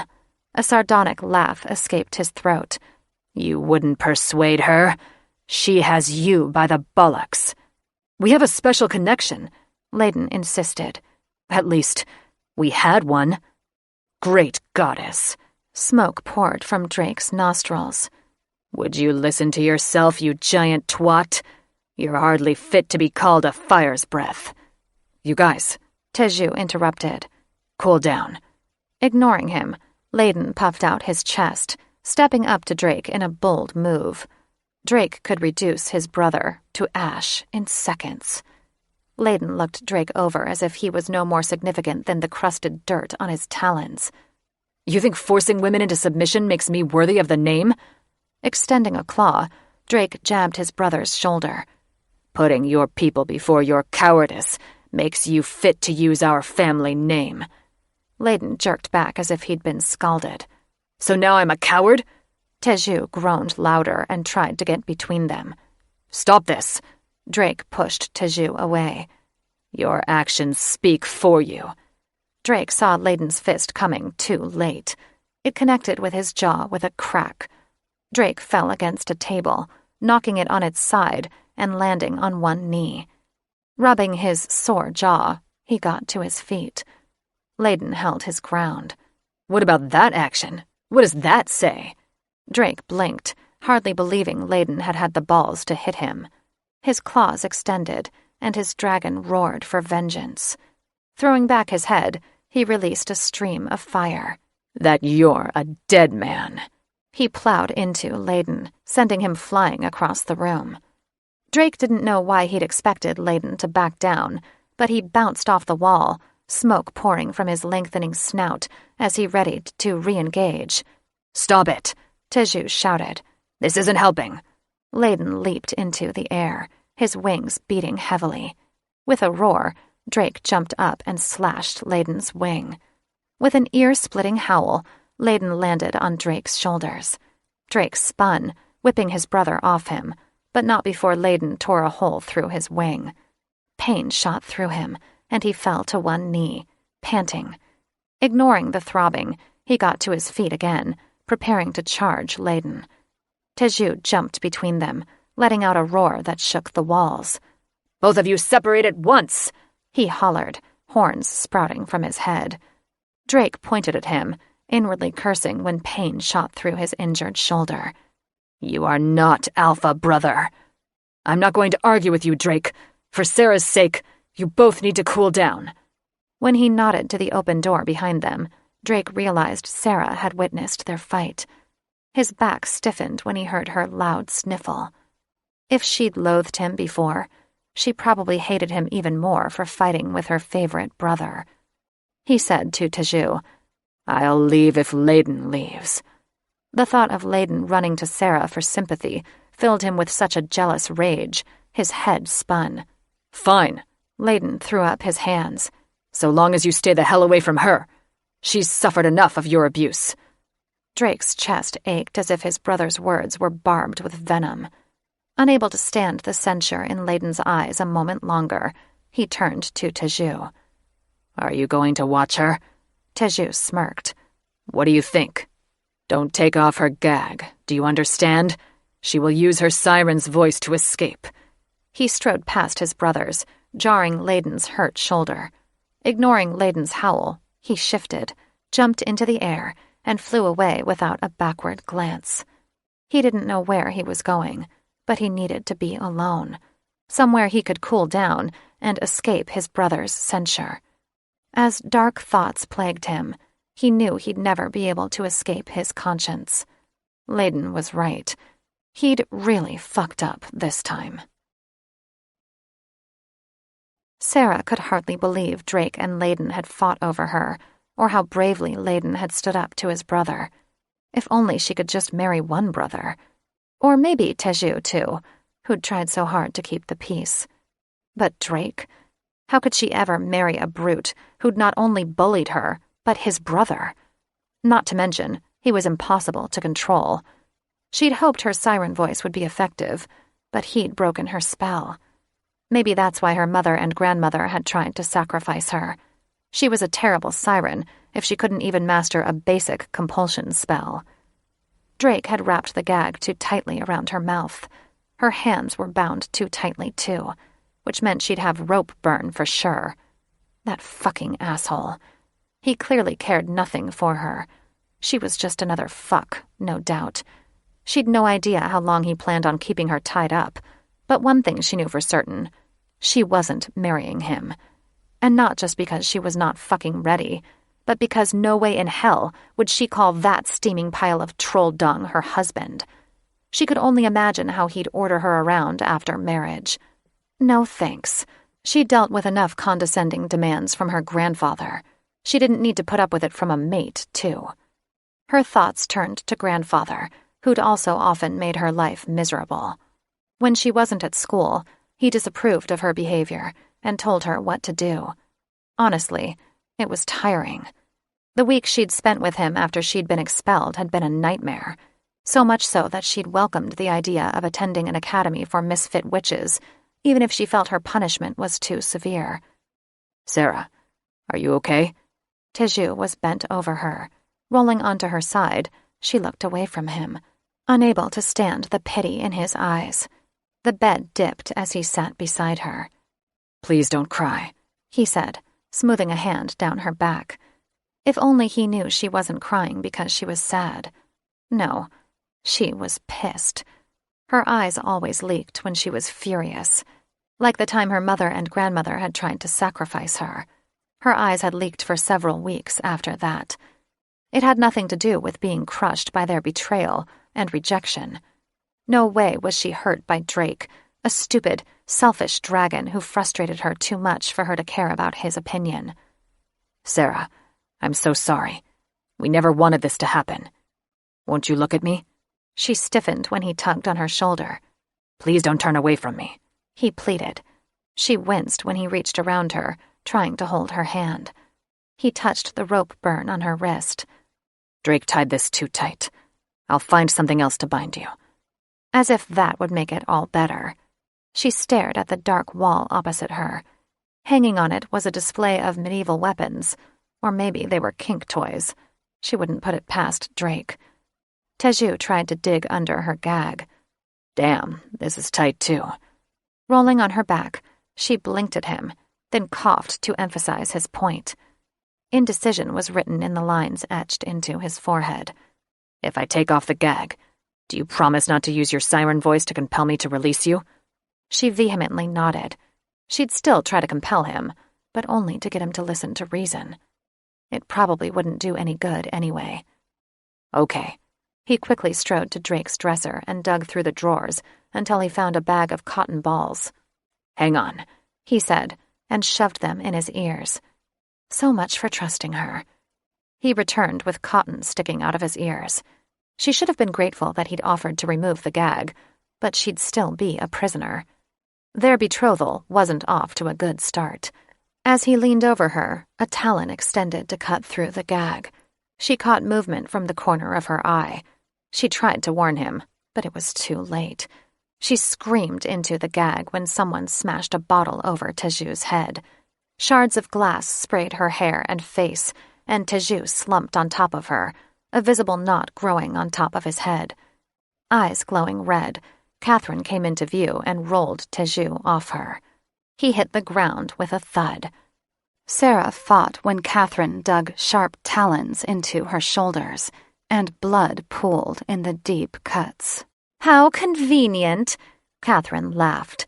"They've already tied you up for me. This makes killing you so much easier." Chapter 13. Doris Doublewort's heart sank as she took in the ruins of her school. Every wall had been reduced to charred rubble. Every desk turned to cinders. And there were no signs of life, other than crickets and hooting owls in the nearby forest. She smelled the scent of fresh rain. Tears cascaded down her cheeks as she peered up at dark clouds, which looked poised to unleash a torrent on them at any moment. How could this have happened to her beloved school? And had her students and teachers escaped in time? She looked at Hector Firesbreath, who was still in full dragon form. "Did you do this?" His large golden eyes widened. "We didn't do this, I swear. We only knocked down the wall to your office. Bastion did a reveal spell that showed us where the heiress was before he knocked it down. At least, we thought you were the heiress," Bastion mumbled. "I need to modify the spell next time." Dame Doublewort threw out her hands. "There will not be a next time." "You had to have seen the school was still intact when we flew away," Bastion said, lower lip quavering. Doris bent down and picked up a charred book, her heart shattering when it crumbled to dust in her hand. "I should have been here to protect them. Damn those stupid dragons and their fool's quest. If they hadn't taken her, she could have defended the place." A tear slipped down Thaddeus's long snout. "We're so sorry." She turned away, unable to look at him or his brothers. Whistling, she held out her hand. pleased when her trusty wand flew to her from the rubble. Turning it over in her palm, she noted it was smeared with soot, but otherwise unharmed. Running her hand over it, she felt the magic and summoned the memory enchantment she'd placed on it after too many episodes of the mischievous Firesbreath brothers trying to steal it. She closed her eyes, and the wand told a story. After she'd been kidnapped, an ominous brick-hued cloud approached the school. 6 translucent dragon heads appeared in the storm. An illusion, to be sure, but who would do such a thing? Though her wand couldn't see what had happened to her lover or her children after the explosion, she prayed her teachers had been able to save the students in time. "Halt! In the name of the governance of the Third Realm!" 6 Third Realm witches, deputies no doubt, were pointing their wands at her and the Firesbreath brothers. When Hector Firesbreath foolishly stepped in front of her, puffing up his massive chest, she ducked around him, wildly waving her hands. "Stop!" she cried. "I'm Dame Doublewort. These dragons had nothing to do with the destruction of my school." The witches refused to lower their wands. A tall, handsome, blonde man, who looked suspiciously familiar, stepped forward. He aimed his wand directly at her chest. "Then tell them to shift back to human form." She didn't like the gleam in his eye. "Please lower your wand," she said tightly, doing her best to maintain her composure. The gleam in his eye magnified, followed by a twitch above his lip. "I will do no such thing." Doris recognized him then, the witch who'd delivered the check on Nathaniel Goldenwand's behalf, and who'd also insisted Seraphina not serve detention. He was a deputy, too? "Then you leave us no choice," Hector bellowed. Before she could stop him, he pushed her behind him and released his flame, fighting the bolts that flew from their wands with fire. She ducked, casting a protective bubble around herself, and watched helplessly as dragons fought witches. A flash of red flew by, and a dragon roared, then wailed, the keening, high-pitched sound of injury. She watched in horror as Thaddeus stumbled and fell. The bolts from the witches' wands were too many, flying through the air like erratic balls of energy. Clutching her wand, Doris cast her protection bubble outward until it shrouded Bastian and Hector, with the exception of their jowls, which poured fire onto the witches. She couldn't reach Thaddeus, and doubted it would do any good if she could. She suspected he'd already perished. It was forbidden to use the unbreakable curse, but one had shot out of a witch's wand as a red bolt. Every wand manufactured had a special spell put on it, preventing the wand from releasing the hex. Parliament had even passed a law decreeing any witch using the curse would be sentenced to a slow and painful death. Thaddeus didn't stir. Doris's chest seized with grief. No, not him. He'd been such a sweet boy. These witches were playing dirty. She couldn't let any more Firesbreaths die. Controlling the movement of the protective bubble, she pulled it back, and the dragons came back with it. "We can't hold them off forever," she called to Hector. "I'm afraid they've already summoned reinforcements." Hector cast a glance at his supine brother. "I'm not leaving Thaddeus."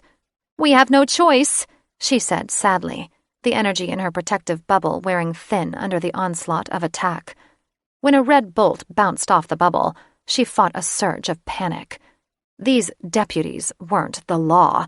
They were lawbreakers.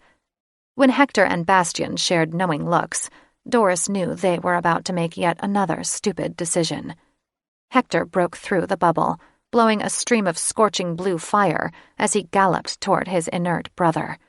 He snatched up Thaddeus in his talons, stumbling and then flailing in the air, crying out when he was struck by a blue bolt.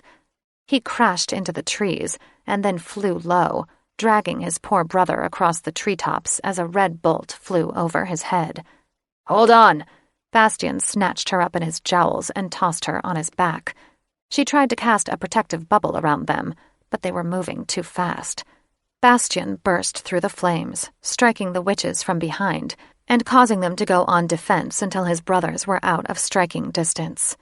Doris flung bolts at the witches, forcing them back as Bastian jumped into the air, chasing after his brothers. It didn't take them long to catch up. Hector still struggled to keep his brother above the treetops. "He's too heavy," Hector cried. Doris gasped when she saw what appeared to be a flock of birds, all in a line, heading toward them. She didn't need a magnifying spell to know they weren't birds, but an army of witches on broomsticks, heading straight for them. "Drop him," she commanded, "or we're all dead." "No," Hector roared. With a heavy heart, she pointed her wand at Thaddeus's lifeless body. "Expedieramos!" Hector cried out as his brother fell from his talons and crashed to the ground. Doris waved her wand and chanted, "Abscondo!" and Thaddeus was swallowed by a copse of leafy trees that concealed the dragon. Hector dove for his brother, then pulled back mid-air, the branches below him swaying in the battering wind from his wings, but not revealing Thaddeus's hiding place. "We will return for him!" she hollered above the din of their wings. With an earth-shattering howl, Hector flew away from the witches on broomsticks, Doris and Bastian following closely. The dragons flew faster than any broomstick, and with a sigh of relief, she saw the line of witches and the charred remains of her home fade in the distance. She faced forward once more as they climbed above the heavens, flying just below the mystical frost-covered clouds of the elven fourth realm. Only then did she surrender to tears, crying over the destruction of her beloved home and the souls that may have perished. She also cried for Thaddeus Fire's Breath. His brothers did as well, howling and honking like dying phoenixes descending into ash. How her heart broke for them. As she mourned, she wondered what could have led to this moment. Something made her suspect Nathaniel Goldenwand was behind the attack, not just because of his connection to the murderous deputy. Who else could override restrictions on a wand? She remembered how oddly he'd behaved at their one and only meeting, and the many times he'd called his granddaughter a whore. He could have paid her way into any private school in the Third Realm, or even hire a private tutor, but he'd insisted she attend Doris's school, and that she not serve detention. It was as if he'd planned for his granddaughter to perish in the school attack. The thought made her stomach churn. His strange behavior, coupled with his thirst for power, made her suspect he was far more evil than she'd ever imagined. Drake sped away, flying close to the ceiling of the cavern, shrouded by shadows. It was a maze, but he'd grown up here and knew the area like the back of his hand. He'd intentionally flown toward Master Eagleheart's quarters, since most shifters were too frightened to get close to the griffin. There he knew he could get some peace, as long as Catherine didn't discover his whereabouts. He landed on a granite ledge and was so deep in remorseful thought about how he'd treated Sarah, he almost didn't hear footsteps echoing down the tunnel, followed by the occasional scrape of wood against stone. Still concealed by darkness, he peered over the ledge, his sharp dragon senses recognizing the sound of Master Eagleheart's staff.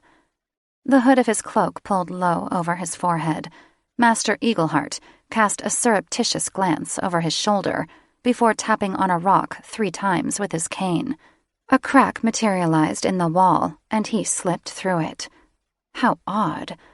The entrance to Master Eagleheart's chamber was at the far end of the tunnel, and it was a door, not a secret entryway.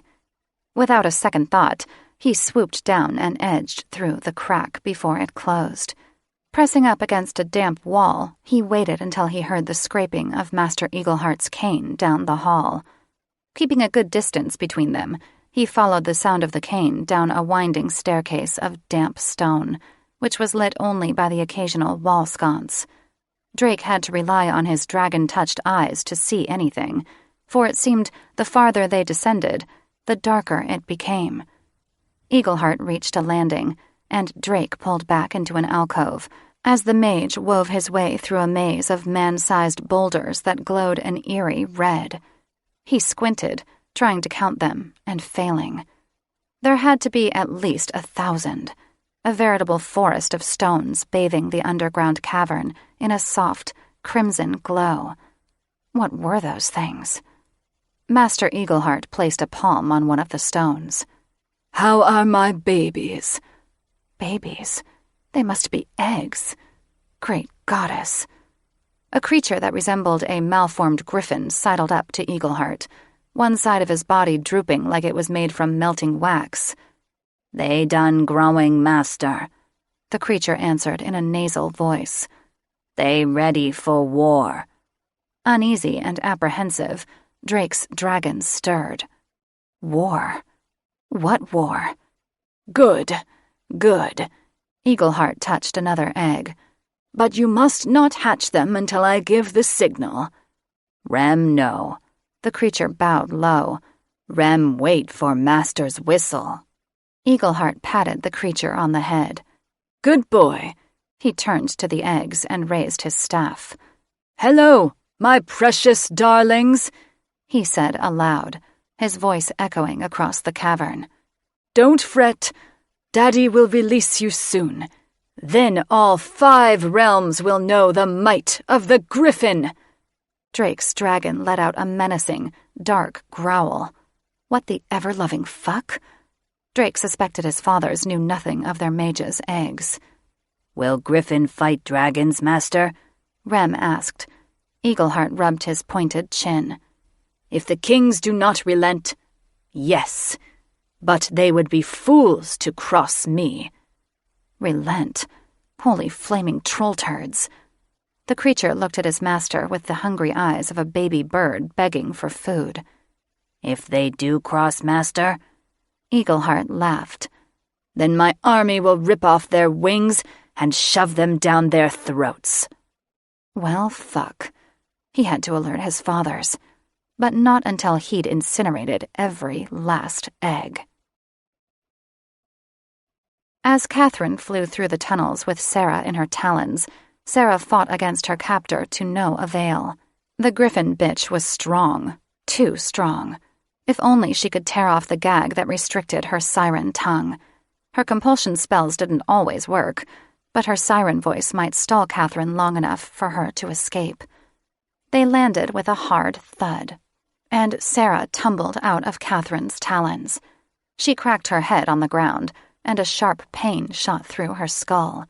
Nausea rose as her head spun. Great goddess, save me! She couldn't throw up with a gag in her mouth. She'd choke to death. Rolling onto her side, her head whirled fiercely, like she was stuck on the merry-go-round from hell with no end in sight. I see the way you're looking at me. Don't judge me, you bitch, Catherine hissed. I'm not just doing this for me, but for the entire shifter race. With surprising strength, the griffin picked up Sarah and tossed her over one shoulder, then took to the air, flying across the underground lakes. Sarah couldn't check her earrings to see if they'd come loose. She thought she could still feel them in her ears and prayed they wouldn't fall out.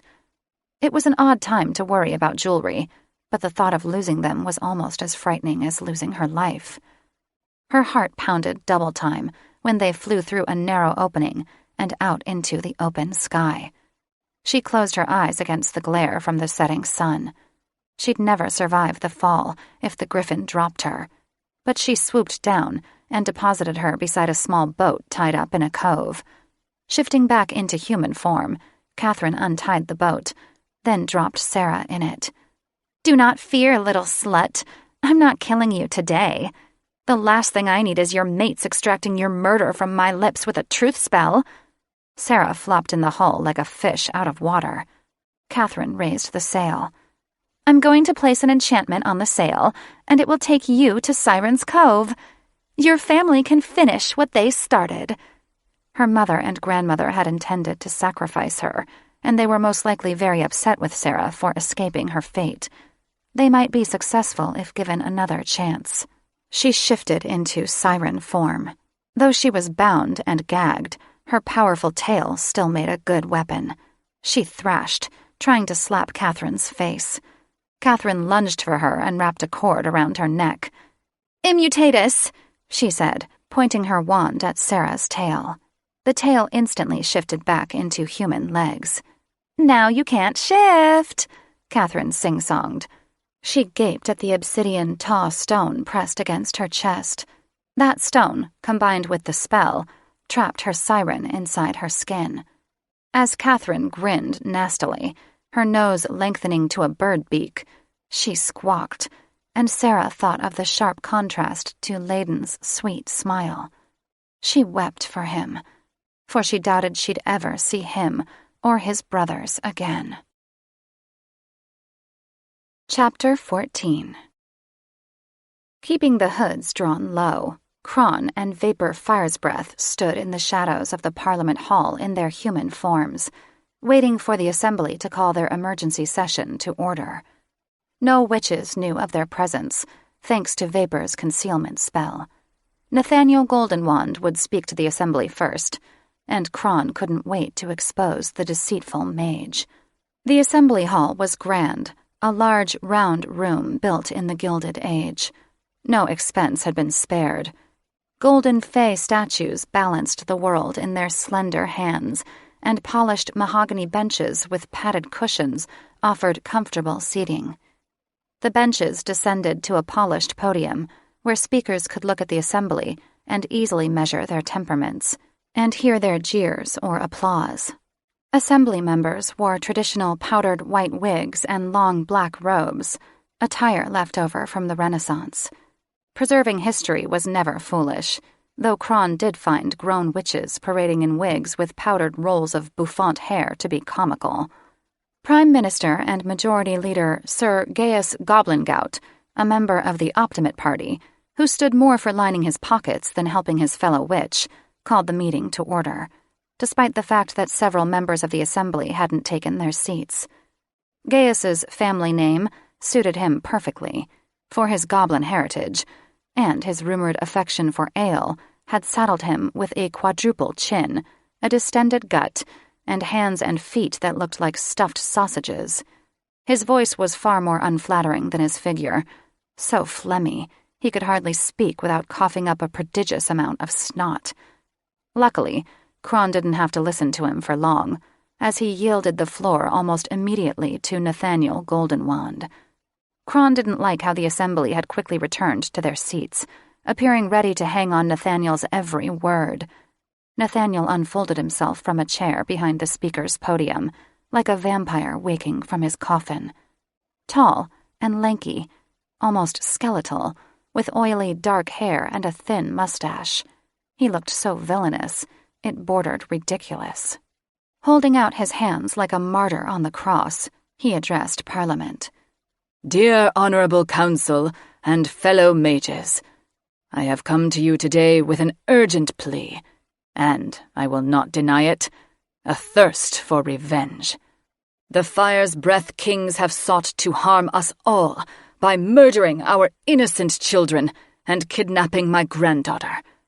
Goddess knows what they are doing to my sweet Sarah at this very moment. When Vapor let out a low growl, Cron settled a hand on his shoulder. Remain calm, brother, he said telepathically. We shall give him enough rope to hang himself. The grumbles from the crowd were not reassuring. Cron even thought he heard a few mutter, Eradicate the beasts. He was briefly afraid, then steeled his resolve. He was the mightiest shifter in all 5 realms. He would not be discouraged by a few prejudiced politicians who were probably on Goldenwand's payroll.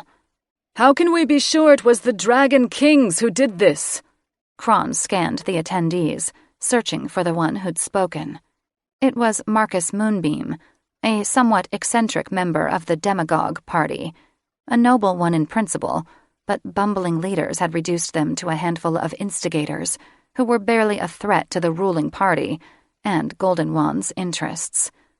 Of average stature, and with an unremarkable face and skin the color of polished mahogany, Moonbeam more or less faded into the crowd. What separated him from the rest was his temerity to defy the majority, even when his party remained suspiciously silent. Goldenwand chuckled, leveling Moonbeam with a look that made the politician sink low in his chair. Their 4-toed prints were found in the cemetery beside the school. They could have been made by the princes, who were students at that school, Moonbeam squeaked. Golden Wand gave the bumbling politician a long, dark look, one meant to silence him, no doubt. "No shifting is permitted at school," he said.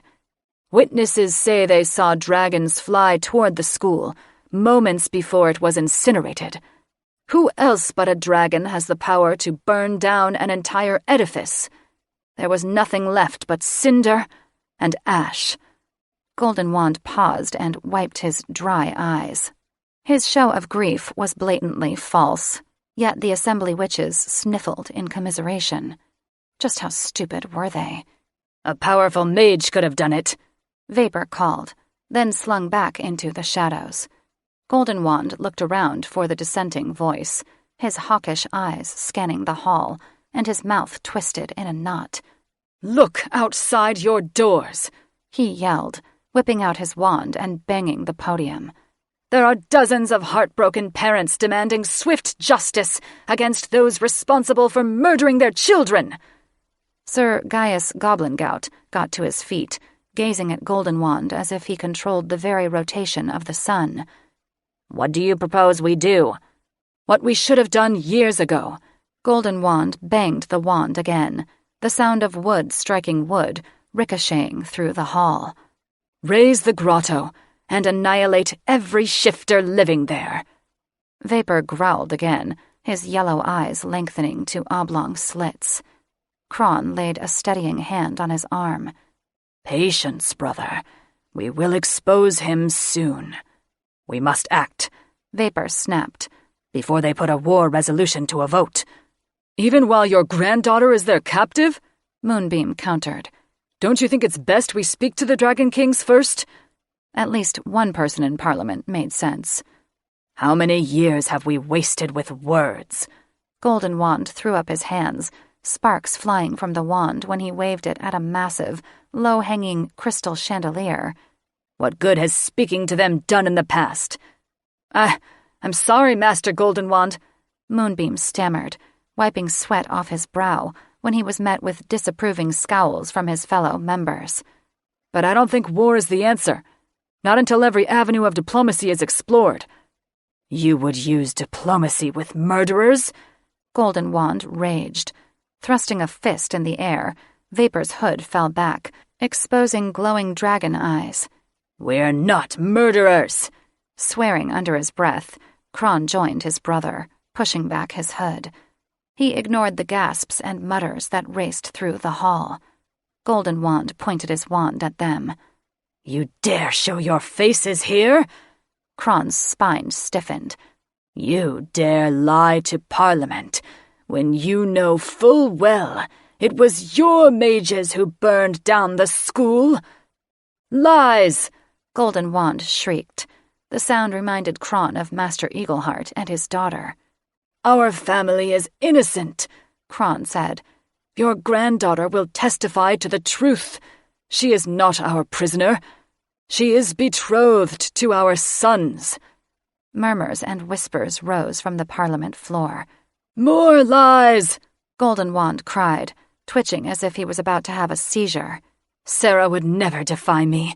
She knows she'd be disinherited if she did such a thing." Kron growled. Their sons were dragon princes. Any woman would be honored to mate with them. "Your wealth and status mean nothing to us," Vapor boomed. "Sarah will be safe with us, and she won't have to worry about her bewitched fairy godmother trying to murder her." The onlookers fell silent. They turned to Kron and his brother in shock. The accusation of attempted murder was a serious charge, but when the Third Realm threatened war against the grotto, they were left with little choice. Moonbeam shot up from his bench. "Bewitched godmother?" "He sent her to kill the heiress," Kron said, the words ringing through the hall. "If it wasn't for my sons, Sarah Golden Wand would be dead." "They lie!" Golden Wand wailed again, sounding like he was on the edge of panic. Golden Wand wilted under the glares of Parliament. Kron could smell the wandmaker's guilt from across the hall. "He's incensed that his granddaughter is betrothed, rather than relieved she is well." He pointed at Golden Wand.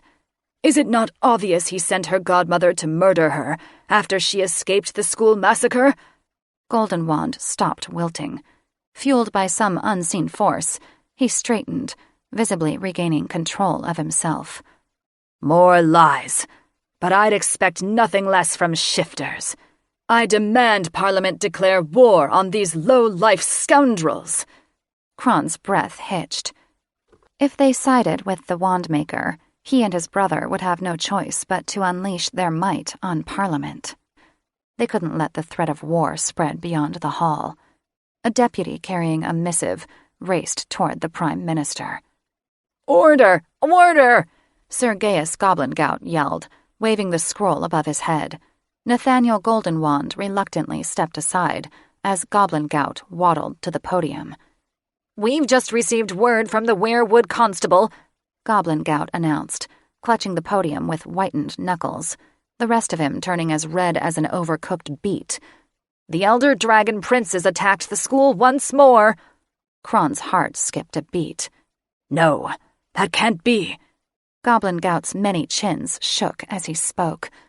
"They took Dame Doublewort captive and badly burned 3 deputies." Vapor held out his hands defensively. "This has to be a trick. Our sons wouldn't do that."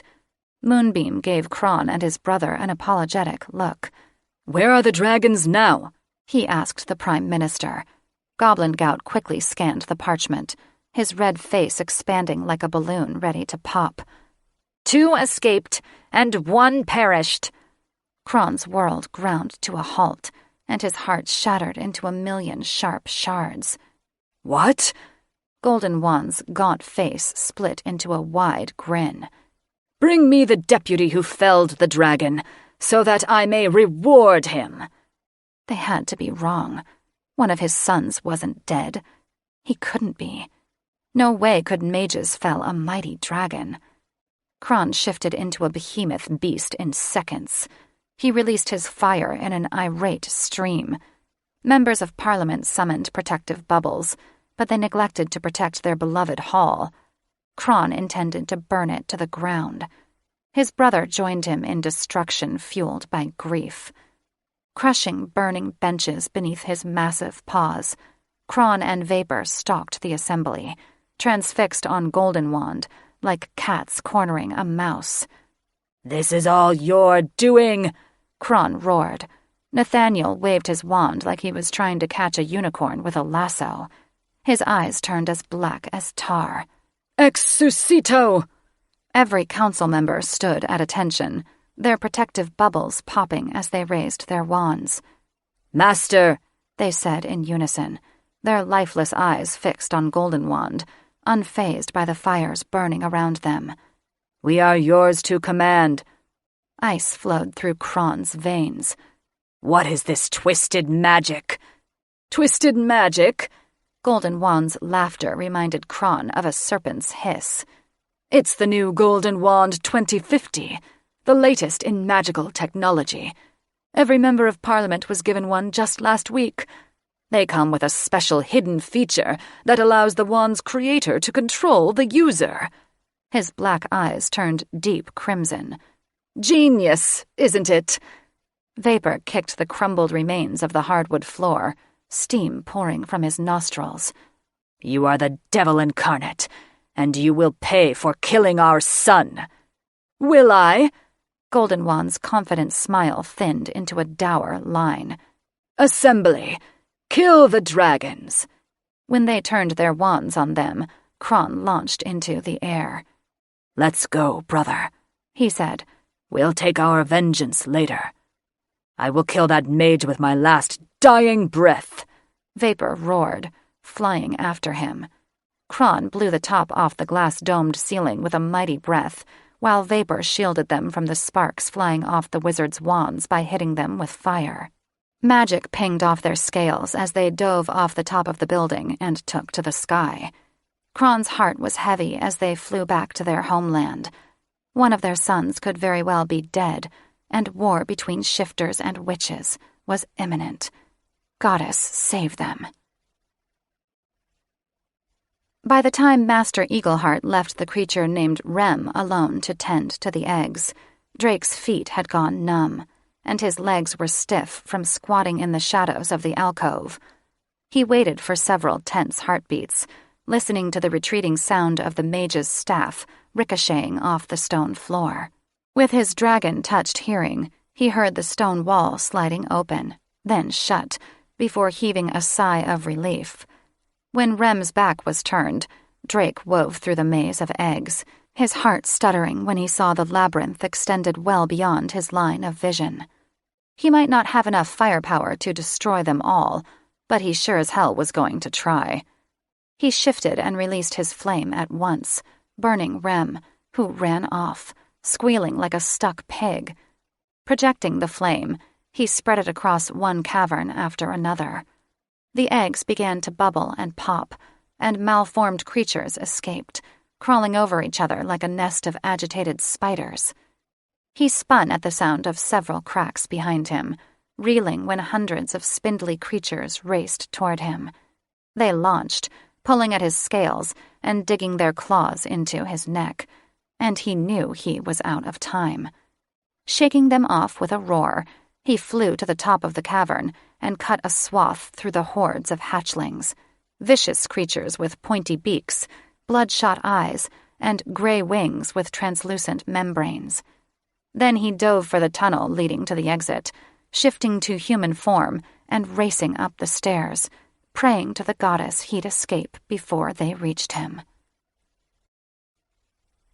Layden couldn't stay away from his sweet Sarah for long. She might never forgive him for forcing her into a bonding, but he had to see her. The thought of causing her anguish cut him up inside, and he hoped he could find a way to soothe her. He followed her scent to Drake's chamber, but then her smell suddenly dissipated, and he heard no sounds coming within. He paused at the door, which was partly ajar. Drake always kept his door closed. Fingering the wand in his pocket, he nudged it open and saw Teju on the floor. "Teju!" he cried, running into the room with his wand drawn. Falling to his brother's side, he scanned the chamber for any sign of Sarah, but she was gone. "Wake up!" He shook Teju's shoulder, alarmed when blood trickled from his ear. Broken glass was scattered around his head. Teju moaned, and his eyes opened. What happened? That's what I want to know. Whoever had injured Teju probably had Sarah. His dragon grumbled to be set free. "Where's Sarah?" Teju sat up on his elbows, blinking. "I think I left her tied up on the bed." Layden scowled at the empty tangle of furs on Drake's bed. "Ouch!" Teju rubbed the back of his head, then pulled his hand back, gaping at the blood on his fingers. "Someone knocked me out. Did Sarah break her bonds and hit you?" he asked. "No." Teju still looked disoriented. "She wouldn't do that to me. I remember looking at her face, and then I was hit." He shot to his feet, then half fell on the bed. "She's gone? We need to find her." Teju howled, and a stream of fire burned the drapes. "I failed to protect her." He had, but there was no time to lament that now. Snatching the drapes, Layden stomped out the fire. "We need to go find her." Layden's dark dragon voice spoke for him. "Let's go." "Where?" "Where else?" Layden growled. "Wherever Catherine is hiding." Chapter 15. Layden stalked past his father's three-headed guard dog, shoved open the doors, and flew toward the dais, leaving Teju behind. His brother had lagged most of the way, his wings giving out more than once, slowing them down. He needed medical attention, but finding Sarah came first. Layden was alarmed when he saw only Dagon and Mother were at court, with the mage advisor, Master Eagleheart, sitting in a much smaller chair beside them. "Where is Catherine?" Layden asked brusquely. "I don't know." Eagleheart rose, clutching his staff. "Why do you ask?" "You know why," he roared. "She took Sarah." "Took her?" The mage's eyes widened. "Where?" The mage's shock sounded forced, which automatically made him suspicious. "We don't know," Layden said. "But Sarah's in danger." The mage leaned on his staff. Are you saying my daughter would harm your mate? That's exactly what we're saying, Teju said as he landed beside Layden. Their father, Dagon, focused his one eye on the mage, but surprisingly said nothing. Mother climbed on his shoulder and whispered in his ear. Eagleheart blinked. Do you have any evidence of this? Layden had no time for games. He pounced on the mage. Where is she? He shook him by the collar. You know where she is! How dare you! Eagleheart's nose and mouth morphed into a giant bird beak. Your mate probably ran away from you. When he snapped at Layden's hand, Layden let the mage go, but not without a hard shove. He smiled when Eagleheart tripped over his staff and fell to the ground. She wouldn't run away from us. Crossing one paw over the other, Dagon still said nothing. The mage used his staff to pull himself up and brushed dirt off his robes. How can you be sure? Rage threatened to split Layden's skull in two. Because she was tied up. The mage chuckled. It sounds like she's much better off wherever she is. It was for her own safety. Whoever took her attacked Teju. Standing beside him, his brother swayed. Shame washed over Layden. He shouldn't have let Drake bind and gag her. You didn't see this person, Teju? Dagon asked. Teju's hand flew to his blood-streaked head. They attacked me from behind. Mother sprang toward Teju and inspected the injury. Sit down, son. Pulling out her wand, she waved it over Teju. Her magic wasn't strong enough to completely heal him, but the open wound closed enough that the blood stopped flowing. Layden didn't know whether to be relieved or worried by her support. You have no evidence for your preposterous claim. The mage struck the stone floor with his staff. Yet you level these charges against me and Catherine. We know it was you, Teju insisted. You and your daughter have motive. Where is your daughter, Master Eagleheart? Mother asked, giving him a long, cool look.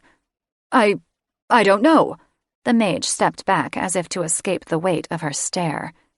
Find her, Dagon said, his ominous tone leaving no room for refusal. Eagleheart bowed low. Yes, Your Highness. Not you, Dagon grumbled and gestured to 2 feathered guards standing by the door. Make haste, he added. Squawking, the guards flew toward the exit as the doors were thrown open, and 2 massive dragons flew in, nearly running into the birds with their talons. After a lot of screeching and flying feathers, the guards left, and Layden's older brothers, Hector and Bastian, landed heavily beside him. Layden was surprised when Dame Doublewort slid off Bastian's back. What are you doing here? He asked, not meaning to sound rude. She reprimanded him.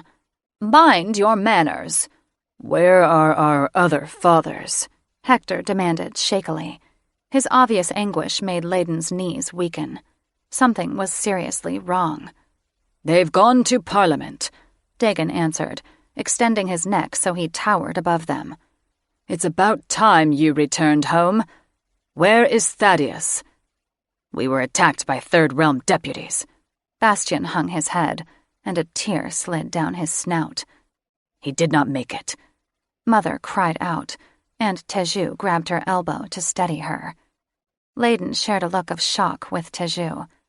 He and Teju and Drake had often clashed with their older brothers, but they'd never wished them dead. Thaddeus being killed was like a knife in his chest. Mother was starkly pale, her eyes like black holes in white paper. What do you mean?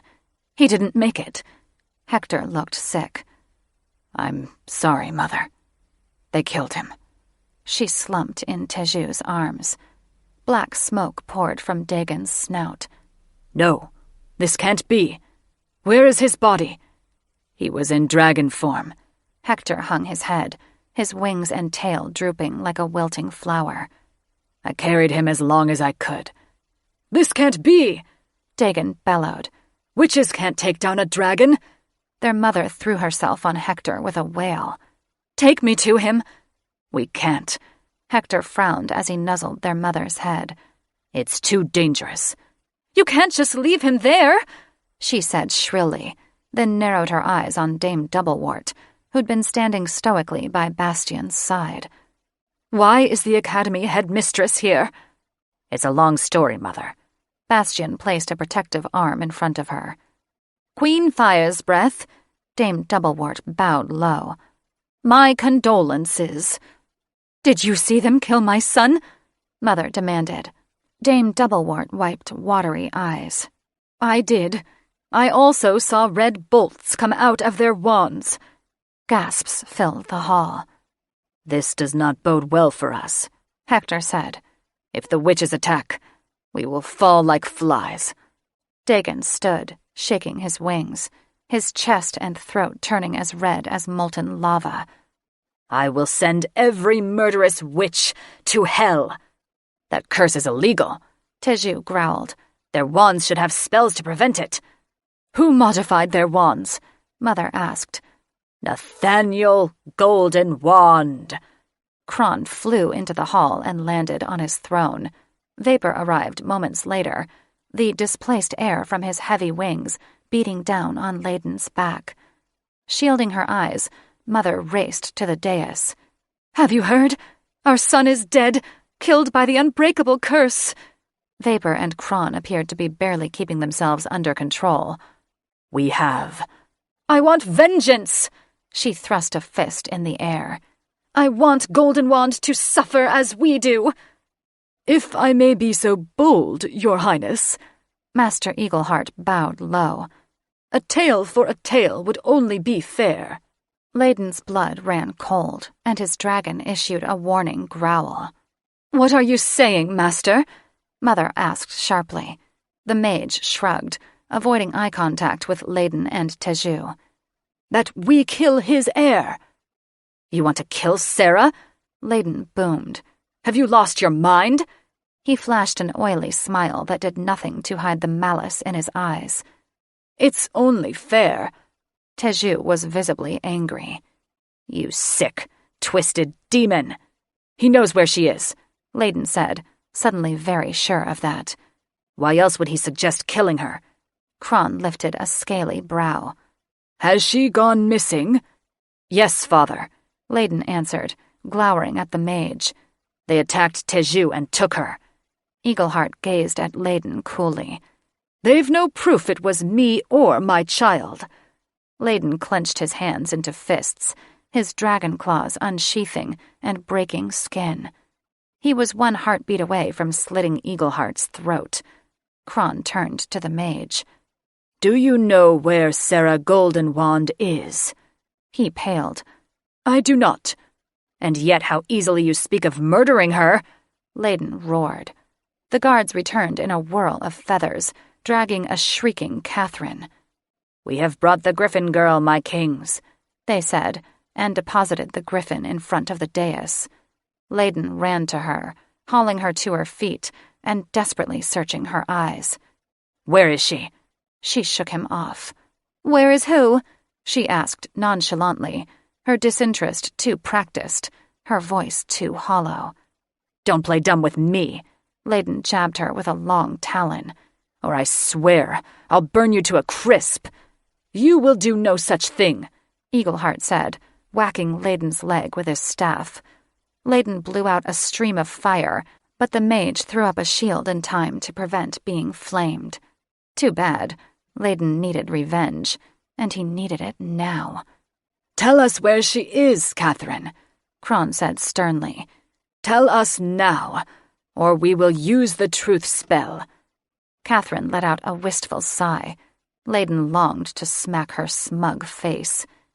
"I found her tied up and gagged by your sons," she said, "so I helped her escape." "Liar!" Layden yelled. "That is enough, son," Kron cautioned before turning back to Catherine. "Where did she go?" "She's on a boat to Siren's Cove. She'll be much safer there than here. Plus, she'll be with her own kind." Layden was so upset at that news. It was a wonder he didn't wring Catherine's neck. They were going to sacrifice Sarah. "Did she tell you that's where she wanted to go?" Tiju asked. She hesitated, then said, "Yes." "Now I know you're lying." Layden advanced on her, his dragon barely in check. "The Siren Queens want to kill her." "Oh!" Her hands flew to her face. "I didn't know that." Latching onto her arm, he dug his claws into her skin, all too aware of her father hovering nearby with his wand. "But Sarah knew, and she would have told you." Her smile was contemptuous. "I guess it slipped her mind." Kron nodded to Lord Crowfoot and 2 other Birdbeak guards. "Arrest her." "My kings," Eagleheart banged his staff to draw their attention.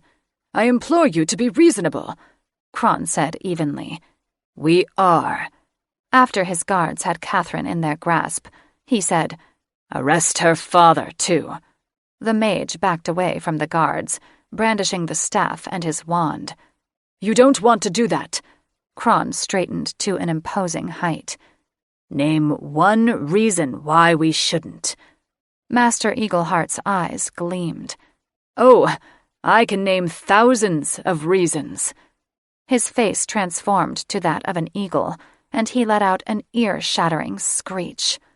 Layden's blood turned to ice. "What are you doing, Eagleheart?"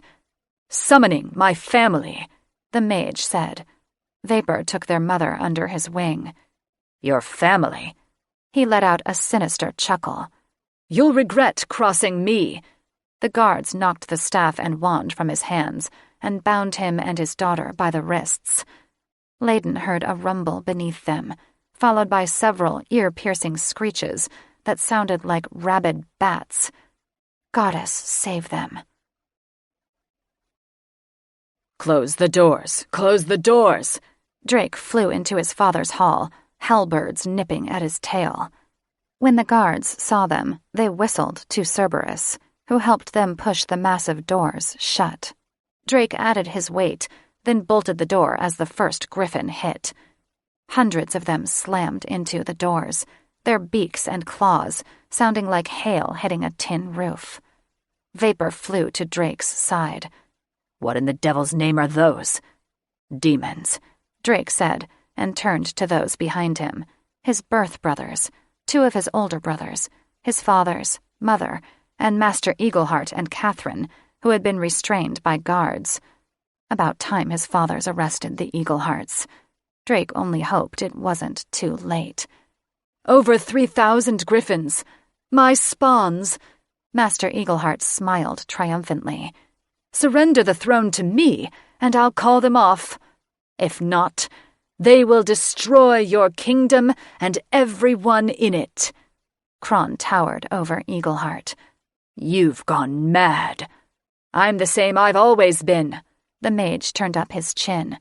"I have served your family faithfully for 3 generations, and I would have served you faithfully too, but for your cowardice." A hush fell, with the exception of the noise the griffins made on the other side of the door. Drake wondered why his fathers hadn't crisped Eagleheart yet. "You've allowed the witches to strip your powers and your sovereignty," the mage continued. "You are a disgrace to the Fire's Breath name." For the first time in his life, Drake saw Kron flinch, his golden scales coloring to an almost crimson hue. "We did what had to be done to prevent war." There was much Drake wanted to say to Eagleheart, but he held his tongue. It was true his grandparents had been far more confrontational, but they'd also suffered an untimely end because of it. "Yet war is at our border even now." The mage banged his staff on the stone floor, and the demons outside squealed and pounded the door with more ferocity. "The witch army will be here soon, and you can't defeat them without my griffins." "Fathers," Drake said, trying not to gloat. "I burned most of the griffins while they were in their cocoons." He enjoyed the look of horror in Master Eagleheart's cold, black eyes. "You what?" the mage rasped. "How many are left?" Kron asked. "Probably 1/3 their original number," Drake answered. "Excellent job, son." Kron grinned, his dragon teeth long and sharp. "We will not yield the throne. Call off your griffins." Eagleheart's face twisted into a grotesque cross between man and bird. 1,000 griffins can still raise your kingdom.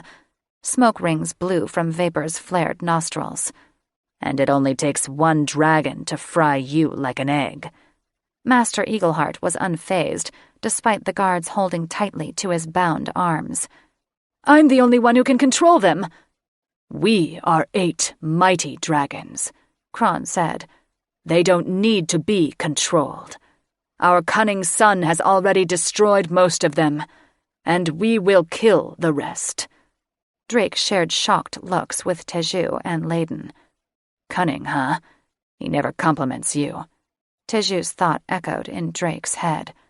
I know, Drake answered, a strong sense of pride surging through him. I have never heard such sentimental words from him. Layden hung his head. He is probably sentimental because Thaddeus was killed. Drake heard the words, and then their meaning became clear. What? Witches attacked him with the unbreakable curse, Teju said sorrowfully. War is imminent, Layden said. We know Nathaniel Goldenwand was behind it. Drake was stricken by the news.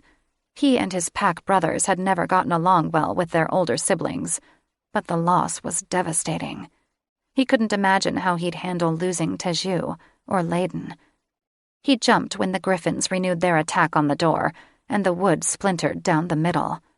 Not much longer, and they'd breached the barrier. Drake prayed he'd burned enough of their cocoons to shift victory in their favor.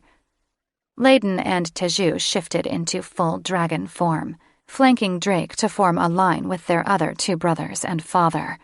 You might have saved us, Layden said. Thank you. I did what had to be done. Drake felt like a pile of troll dung for the way he'd treated Sarah. You were right to chastise me earlier. I'm sorry we fought. Me too, Layden answered. And now Sarah is gone. A resounding crack ricocheted through the cavern as the splinter widened, the door buckling inward. The creatures would break through any moment. But right now, Drake was more concerned about Sarah. Where is she? Catherine sent her on a boat to Siren's Cove, Teju said. What the fuck are we doing here? Drake rose on his hind legs, as upset as he'd ever been.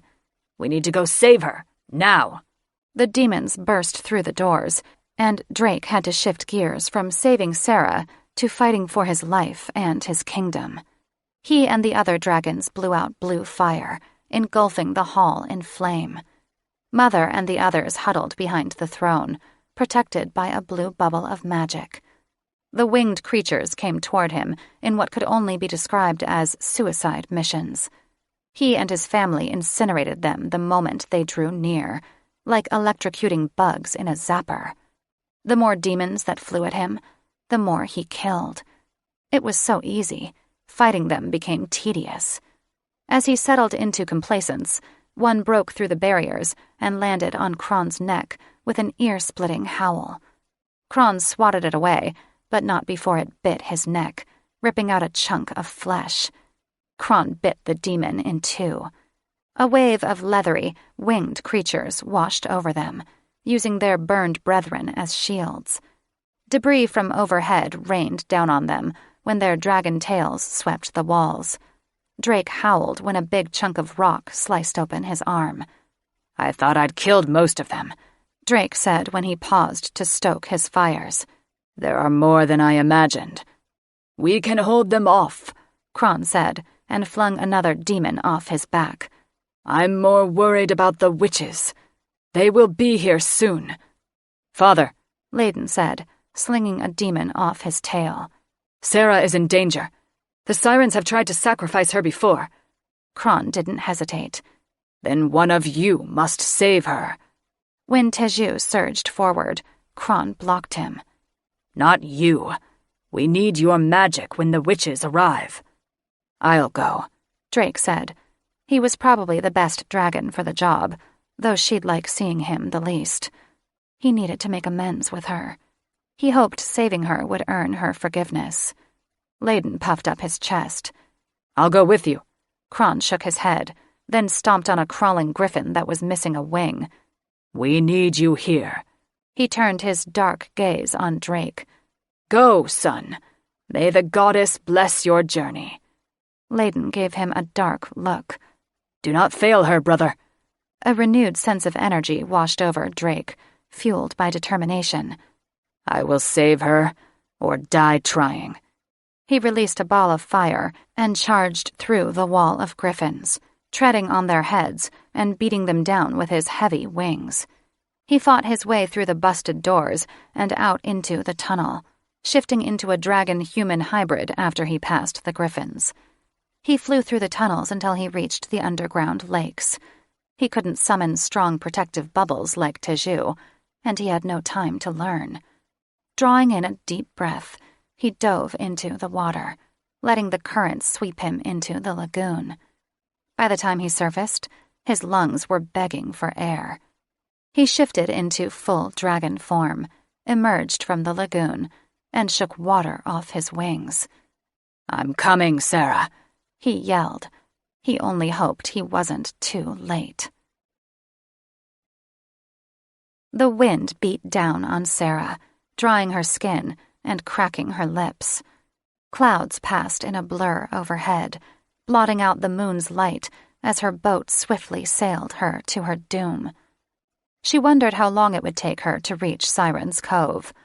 Her heart raced when she recognized the familiar scents of honeysuckle and lilac. She was nearing her homeland. She'd tried several times to loosen her bonds, but it was no use. Damn you, Drake, for tying them so tight. If Catherine hadn't put that spell on her, she could have shifted into a siren and flopped out of the boat, but she couldn't even hear her siren's voice, much less transform. She heard a splash, followed by another. When the boat slowed, she tensed, wondering what had caused those splashes. She tried to temper her breathing, but her chest heaved from fright. When long fingers grabbed the side of the boat, she nearly pissed herself. A woman with moss-covered hair poked her head above the gunwale and looked at Sarah with a mixture of curiosity and alarm. "Sarah?" she hissed. "My daughter?" Sarah blinked at her mother, her eyes filling with tears. She'd never see her dragon princes again. Chapter 16. Teju and Layden pushed through the wreckage with their fathers and older brothers, sweeping away dead griffins with their tails. Luckily, only the Great Hall was damaged. The rest of the kingdom had been spared. Their father's spies had reported no signs of the witches yet. Teju wondered why they were waiting.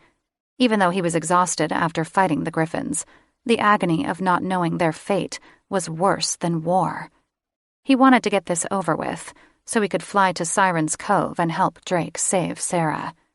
He only prayed he survived, and that Drake and Sarah weren't already dead. Dame Doublewort chased Cron's tail, a determined glint in her eyes. "I could pretend to be her and ask them to call off the battle." "Dame Doublewort," Cron heaved a sigh, blowing out a weary ring of smoke. "I appreciate your offer, but I doubt it will matter if we show them Sarah is alive. These witches are possessed, like zombies. We saw it with our own eyes. And they are also armed with the unbreakable curse," Hector added, his eyes red and swollen from crying over Thaddeus. "To say they're fighting dirty is an understatement," Bastion added emotionally, wiping tear stains from his face. Teju ached for them. Though he, Drake, and Layden had never been close to their older brothers. Heck, at times the rivalry between them was so fierce, he'd considered them more enemies than family. Now was not a time for enmity. Losing a member of a pack was more than just losing a family member. It caused a deep rift in their tightly bonded group. Other packs that had lost family had compared it to losing a limb. It affected their number of offspring as well. When they did find a mate, she would most likely only produce 2 eggs at a time. Dragon kings had always ruled in 3s, which meant Teju and his brothers would probably inherit the throne, a burden he did not wish to bear.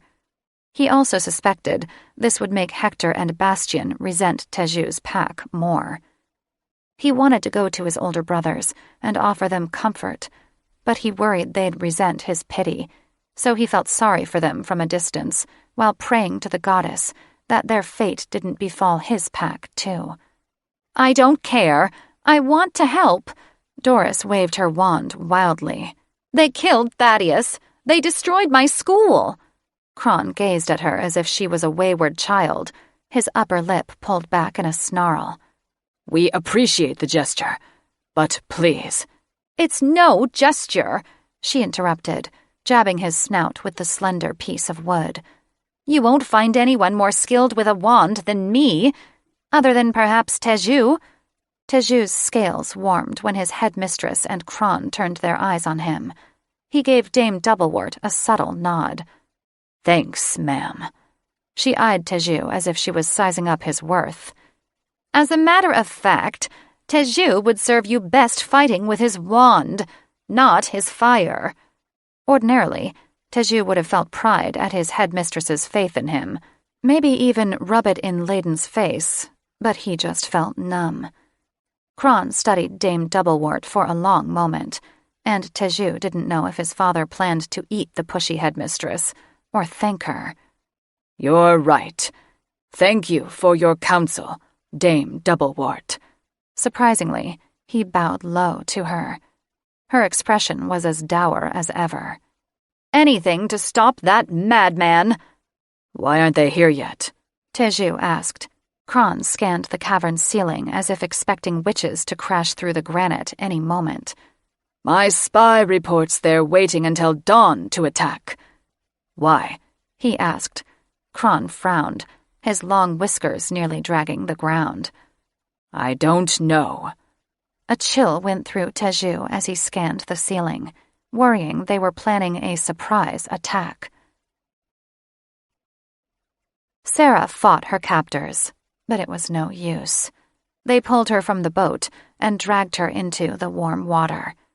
Doing her best to keep her head above water, she nearly fainted from fright when her mother bared her fangs, but the woman only cut through her bonds.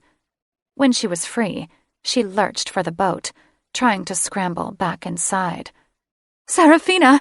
her mother cried, pulling on her shirt. "My precious child, do not fear me." Heart racing, she kicked and flailed, desperately trying to pull herself into the boat. "Stay away from me!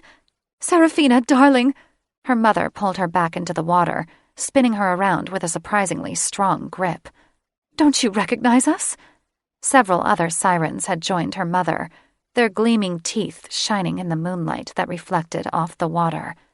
"I know who you are," she said venomously.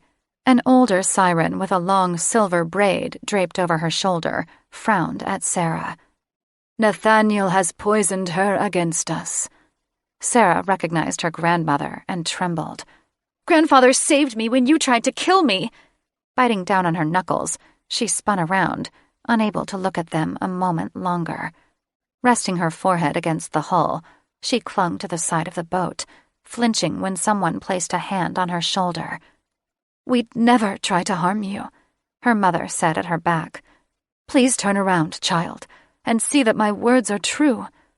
Emotion tightened her chest as she refused to look at her mother.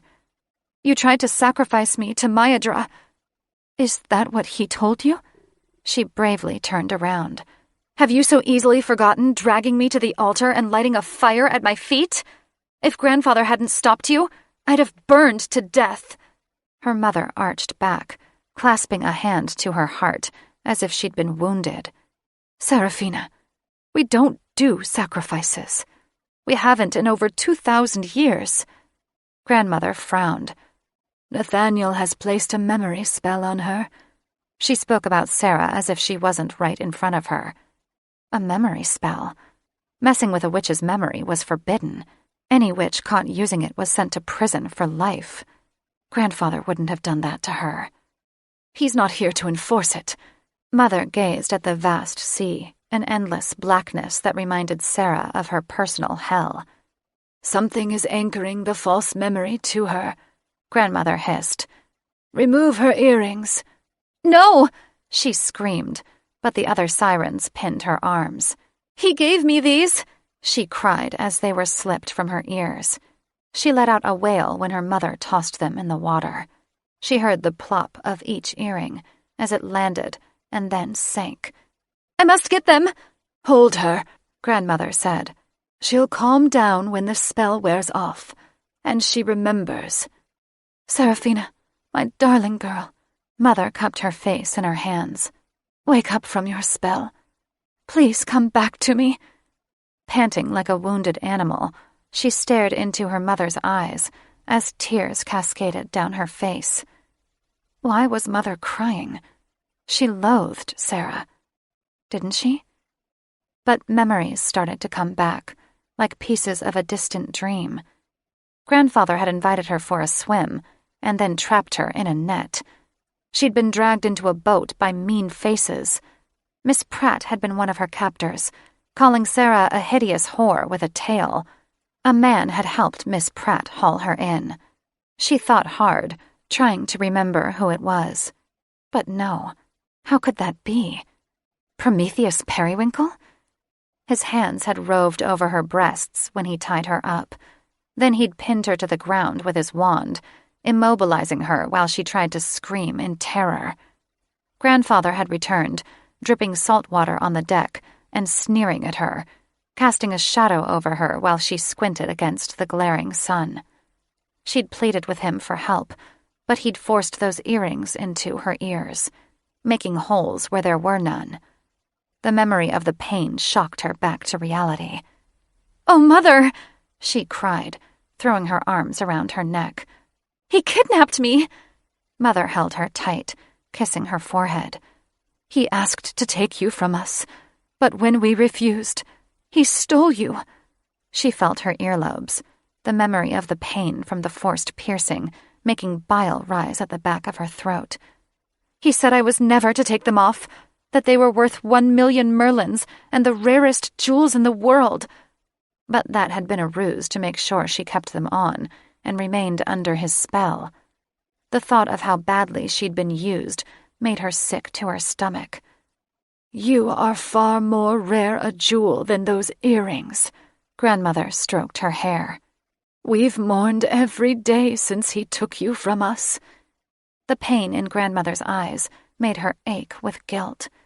She pressed her forehead against Grandmother's. "I'm so sorry." "Don't be sorry."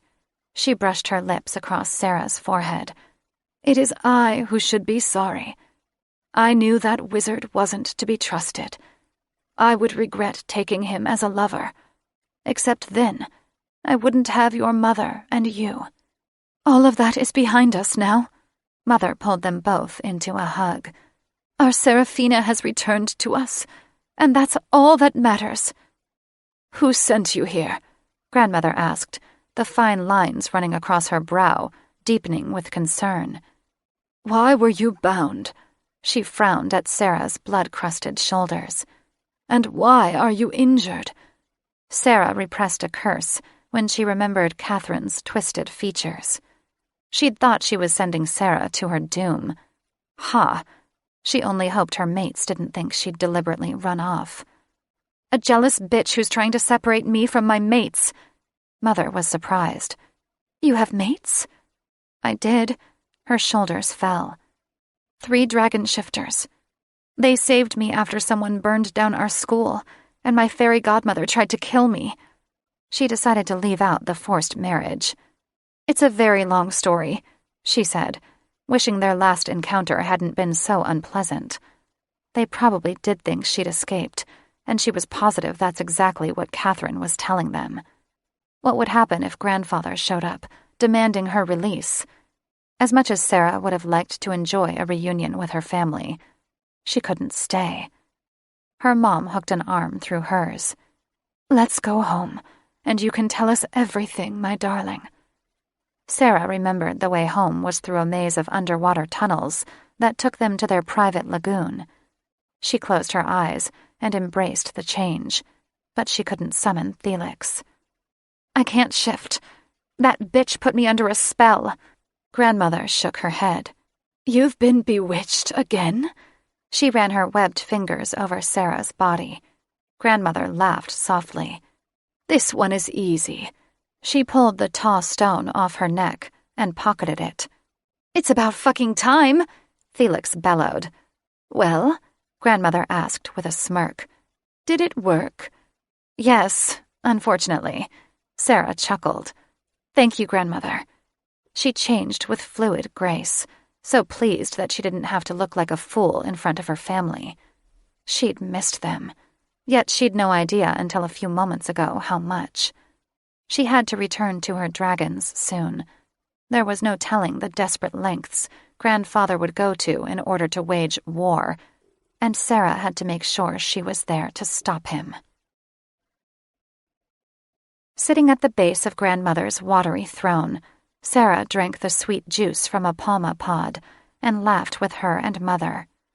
Her injuries felt much better after Grandmother had rubbed ointment on her. They were in their private cove, accessible only by swimming under the island through a maze of tunnels or by flying over the jagged rocks that protected them from winter's rough waves. It wasn't accessible from the beach, for the foliage was too thick to traverse. Tall palma and many other fruit trees and flowers flourished here, making it look like the images of paradise in the elven fourth realm. Grandmother's throne was placed between two waterfalls. It was a carefully constructed succession of stone slabs, half submerged in the water. Below the throne was a large slab, where Sarah and her close friends and family sat, languidly splashing the blue-green water with their tails. She enjoyed the soothing sounds of Acacia's harp while relaxing in Mother's arms. Warmth flooded her cheeks when Acacia kept giving her sly looks as she plucked the harp strings with dexterity. "A little tryst won't hurt," Felix begged. "Be quiet," she scolded. "I'm not cheating on my mates." Sarah's loyalty to the dragon princes surprised her, especially after Drake had tried to force her to submit to their betrothal, but she was smitten over them and couldn't help it. "But Acacia has such delectable breasts," Felix pointed out. "Creamy and heavy, like 2 ripe palma pods." Sarah admired Acacia's perfectly round breasts, but wasn't tempted. Red-headed Acacia had been one of Sarah's 2 lovers, and the primary reason she'd refused Grandfather when he'd asked her to return with him to the Third Realm. He'd promised her riches and jewels, but she'd found heaven in Acacia's arms. Funny how when she closed her eyes, it wasn't Acacia's sweet smile she pictured, but Layden's. The dragon prince had stolen her heart, and she'd forever pine for him if she remained in Siren's Cove. Loath though she was to admit it, she'd long for Teju, and even Drake, too. Her gut twisted at the thought of not being able to stay long with her family. She didn't want to break their hearts all over again. Mother stroked her cheek. "Tell us about the world of witches." She rested her head against her mother's shoulder, feeling more at home than she'd ever felt with her deceptive grandfather. "It was far different," she said, looking around at her friends and family. Some were laughing and splashing each other. Others were brushing each other's hair with coral shell combs. A trio had transformed into humans and were making love on the shore. "They place great value in material things, especially their wands," she said, feeling a blush creep into her cheeks as she looked away from the lovers. She remembered making love on that very spot with Acacia and Violante. "Your grandfather thought his wealth would impress me," Grandmother said, "but we sirens don't care much for material things." No, they didn't. And to think her grandfather had brainwashed her into believing that expensive shoes and jewelry mattered.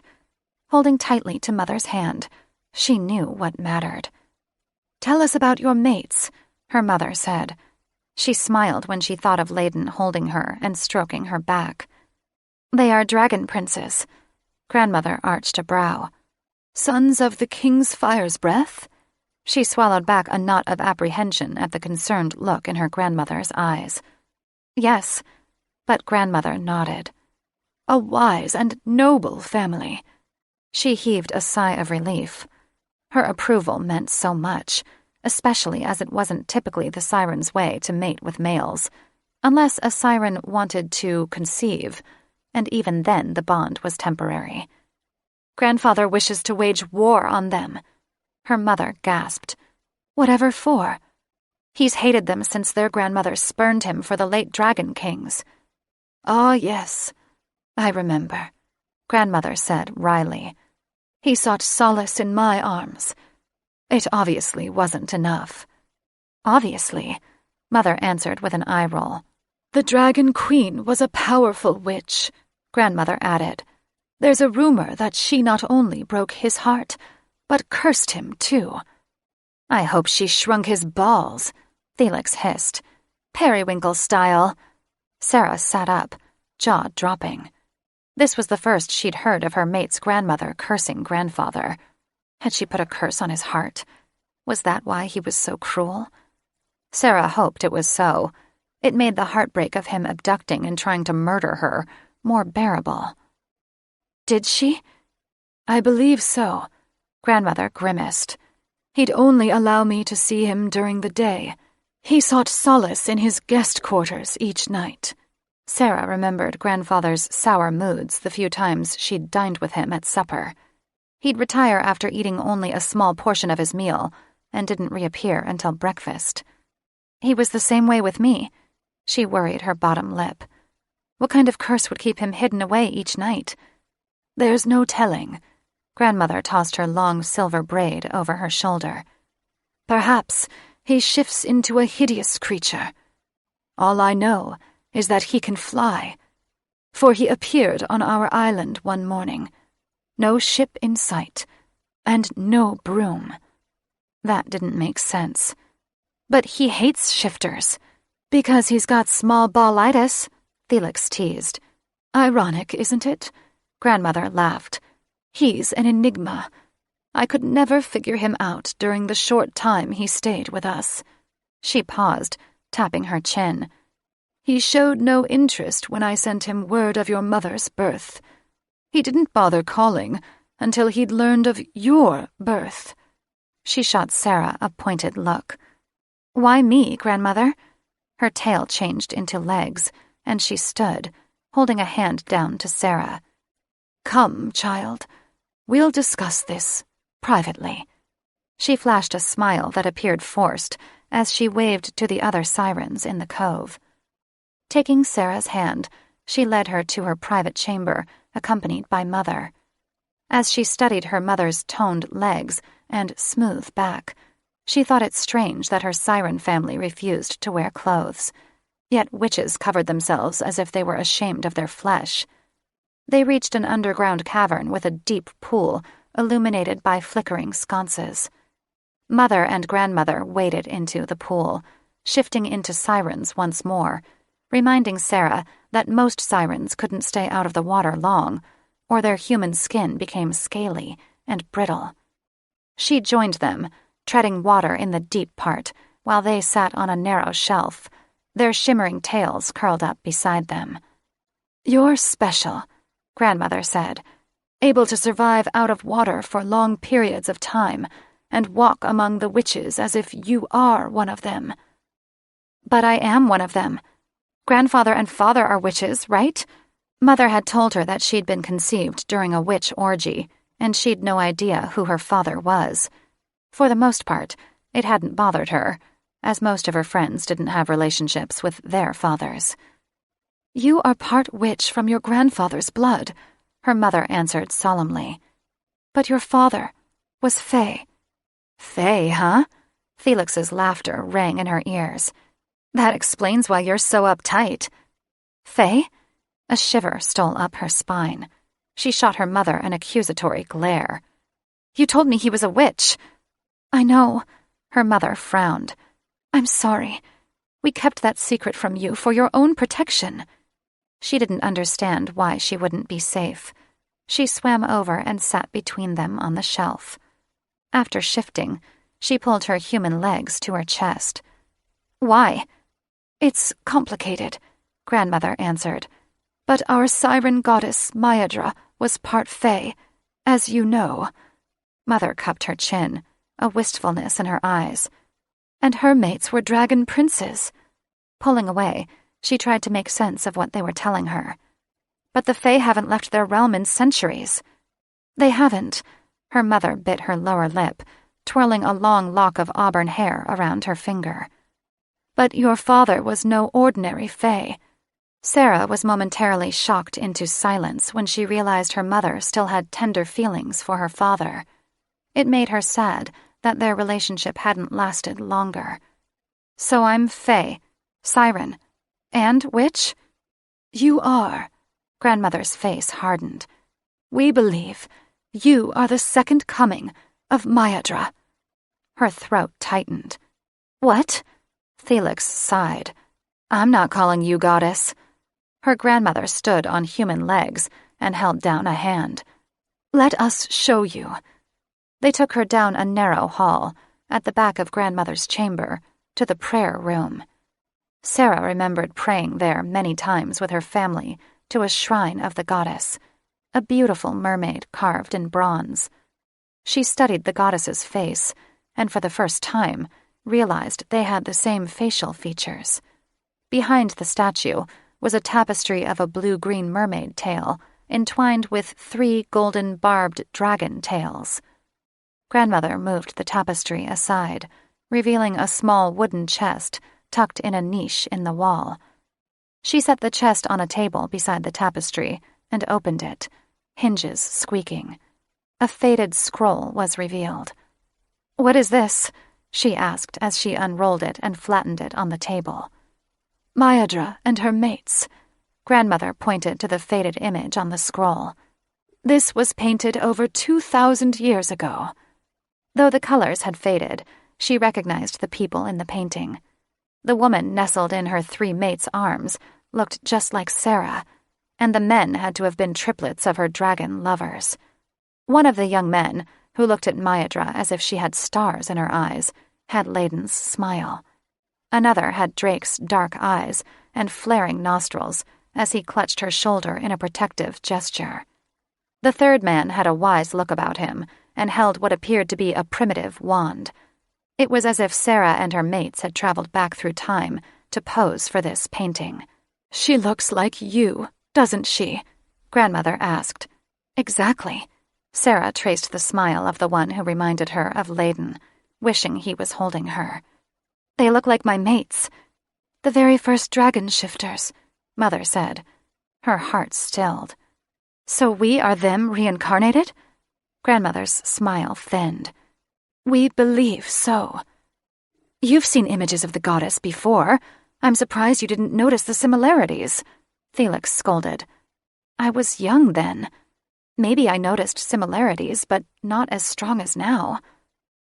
Mayadra was a wise and noble queen, and her mates were strong, fair kings, Mother said wistfully. During their reign, we needed only one realm. What happened?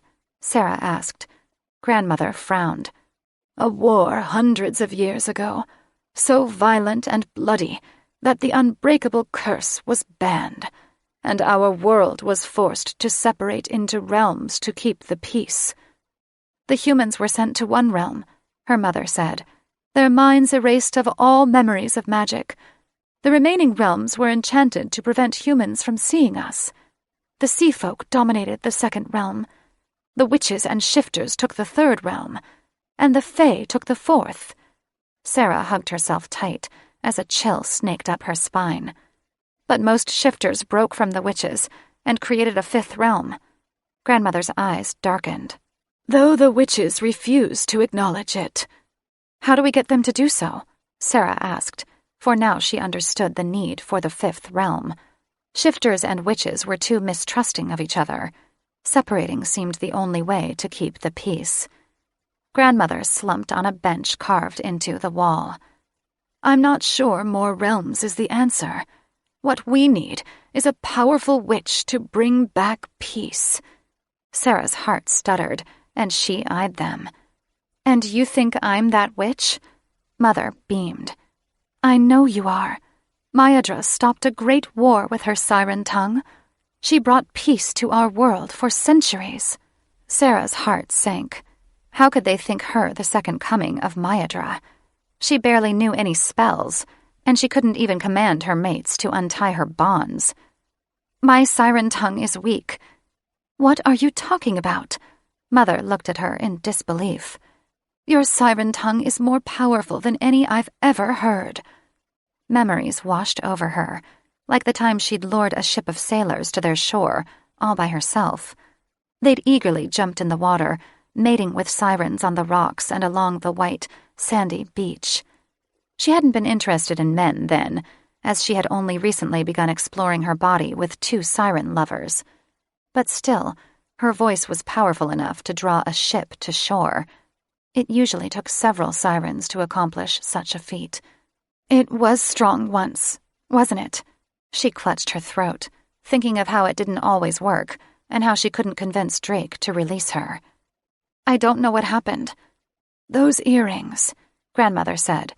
They muted your memories, and your powers. Instinctively, her hand flew to the scars on her ears, where her earrings had once been. Those cursed earrings. They'd not only robbed her of memories, they'd stolen her life. Do you think so? I know so. Mother's grin was confident. Your voice should return to you now. They were interrupted by a loud roar that reverberated through the hall, rattling the walls. What was that? Mother asked. Sarah's heartbeat quickened. Sounds like my mates are here. Time to test your siren voice, her grandmother said with a wink. Chapter 17. Sarah's heart plummeted when she saw that only Drake had come for her. What had happened to Layden and Teju? He had flown into their secret lagoon, cornering several frightened sirens on Grandmother's throne, moonlight illuminating his golden scales. Though they tried to duck behind the waterfall's curtains of water, he drove them out with his tail. Where is she? He demanded. With our queen, they said, their voices dark and powerful. Now leave us be! Drake swayed, momentarily disoriented. You can't use your siren voices on me. She hurriedly stepped forward. Drake, leave them be! When he turned toward her, steam pouring from his snout, her heart nearly broke from the pained look in his eyes. Sarah, you okay? She waded across the shallow end of the pool, water splashing her ankles. I'm fine, Drake. Now shift before you give my sisters heart attacks. His eyes narrowed. How do I know you're not under a spell? They tried to sacrifice you. She heaved a weary sigh. No, they didn't. He arched a leathery brow. Either you lied to Layden then, or he lied to me. Neither. She held out her hands in a defensive gesture. More smoke poured from his snout. Then climb on my back and let us leave this place. Crossing her arms, she eyed him through slits. I'm not leaving yet. I've only just reunited with my family. Grandmother and Mother came up behind her. The former put a hand on Sarah's shoulder and addressed Drake in a low, melodic voice. I demand you stand down at once and shift into your human skin. Drake swayed again, eyes half closed, and then seemed to come back to himself. I will not fall for your siren tricks. Release her. Stand down, Drake, Sarah commanded, her siren speaking through her with a power so strong and raw, her throat ached. Much to her surprise, Drake went down on all fours, whimpering like a kitten. And shift into your human skin, she added. He shifted, huddling shirtless on the stone slab, revealing meaty biceps and rippling tanned muscles along his back. One bold siren stepped forward, licking her lips. Sarah held out a staying hand. Mine! She marched through the shallow water to Drake. Crossing her arms, she gazed at him. You will calm down, she commanded. Much to her chagrin, his eyes rolled back, and he slumped in the water. Well, damn. Her siren voice was powerful. Maybe too powerful. Letting out a shrill laugh, Grandmother clapped her hands. I told you so. Sarah sat on the edge of her bed, staring at her sleeping lover and wondering why he came by himself. She hoped his brothers were okay. She refused to leave Drake's side as she waited for him to wake. Her mother had placed a taw stone around his neck and recited the spell that prevented him from shifting, and Grandmother had ordered her sirens to bind his wrists and ankles. They'd brought him to Sarah's old bedchamber, a cavern much like her grandmother's, with a private pool. Only this cavern had a 4-poster bed. Sarah hadn't slept in the water with her siren sisters. She'd usually rested in her feather bed, which was piled high with cushions. It all made sense now. Such luxury was uncommon for sirens, but not for Fae. Yet her family had never made her feel like an outsider for her differences. "Hello, Sarah." Acacia and Violante stood in the doorway, looking as lovely as ever.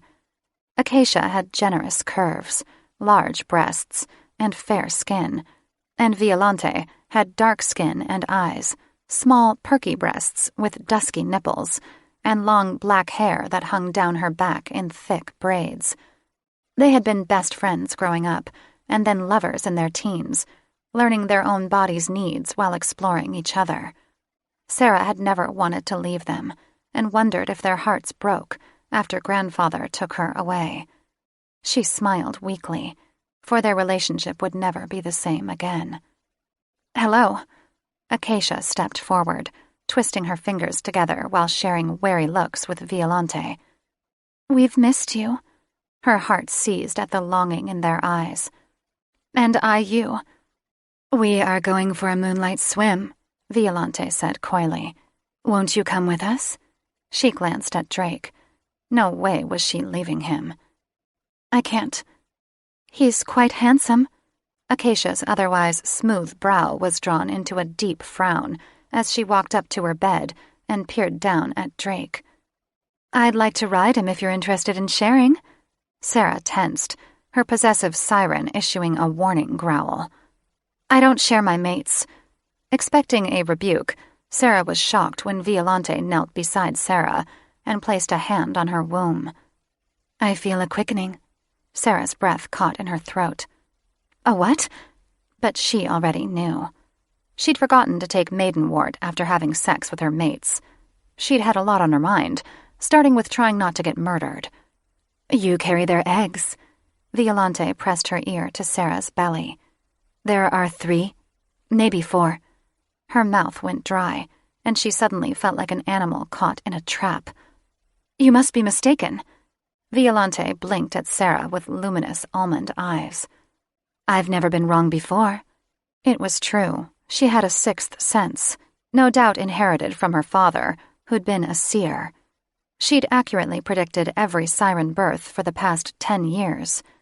Sarah moved away from her, clutching her belly, mind reeling. "I can't have babies. I'm not ready." She shrugged. "Dragon eggs take a long time to hatch." "Dragon eggs? But sirens only give birth to sirens." That's how it had always been. They gave birth to sirens, all females. "Our goddess gave birth to boy dragons," Violante said. "Read the scrolls." "Really?" Sarah straightened.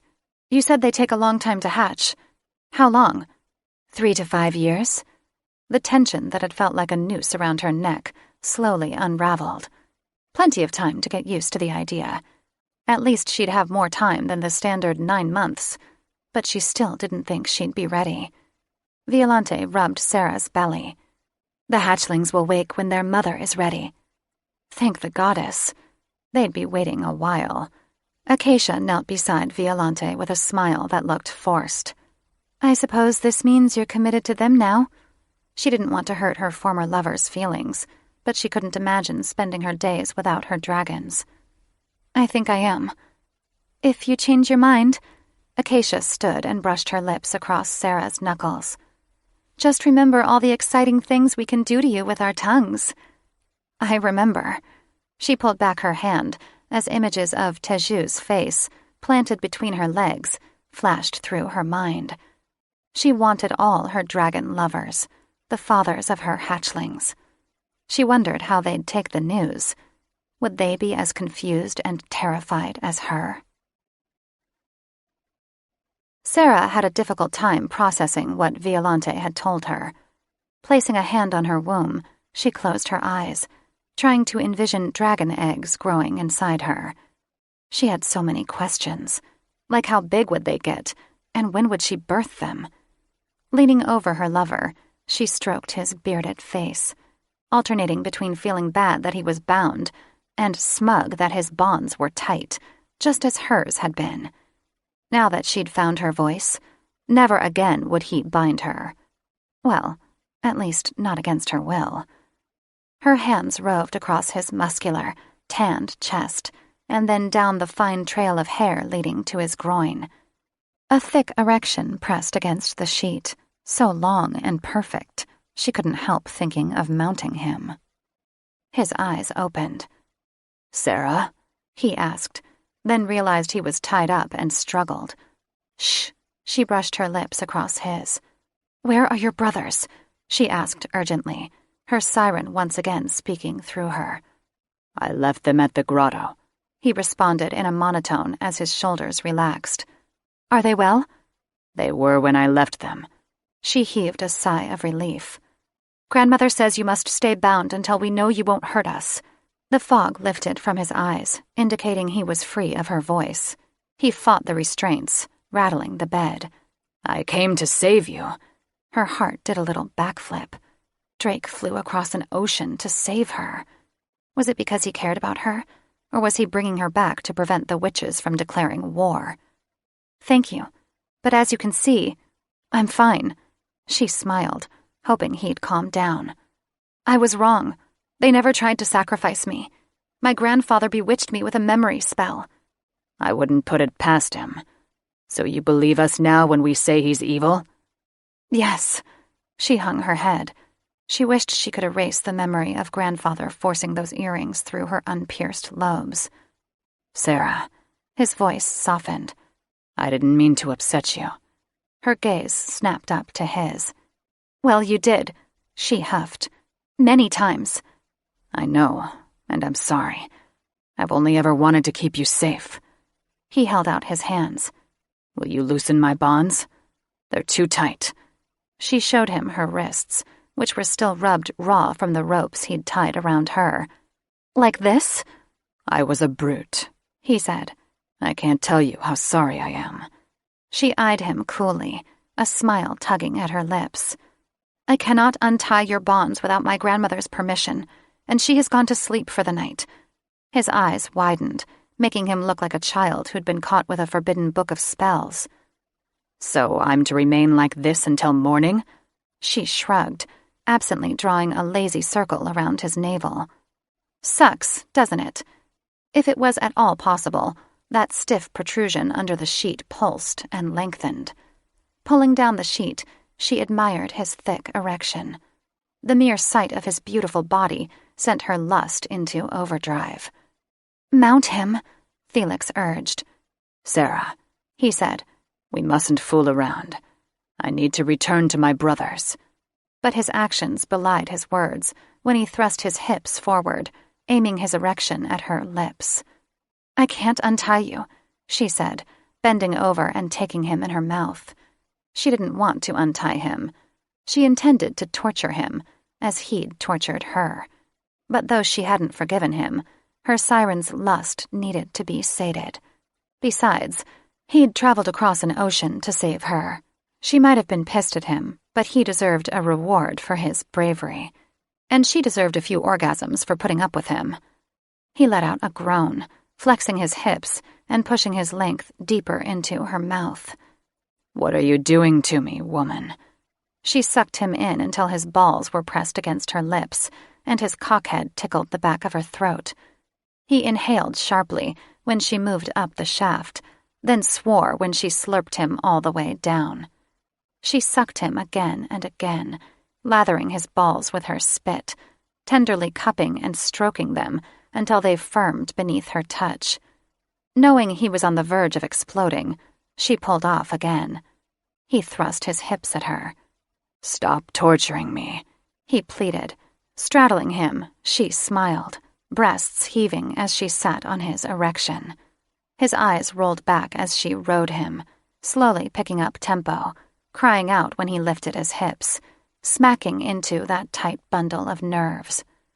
After grinding hard against him, she came undone, her inner walls clenching him like a vice as he shot into her with a groan. Pleasure zinged through her, and she fell onto his chest, panting. He kissed her forehead, whispering sweet words in her ear.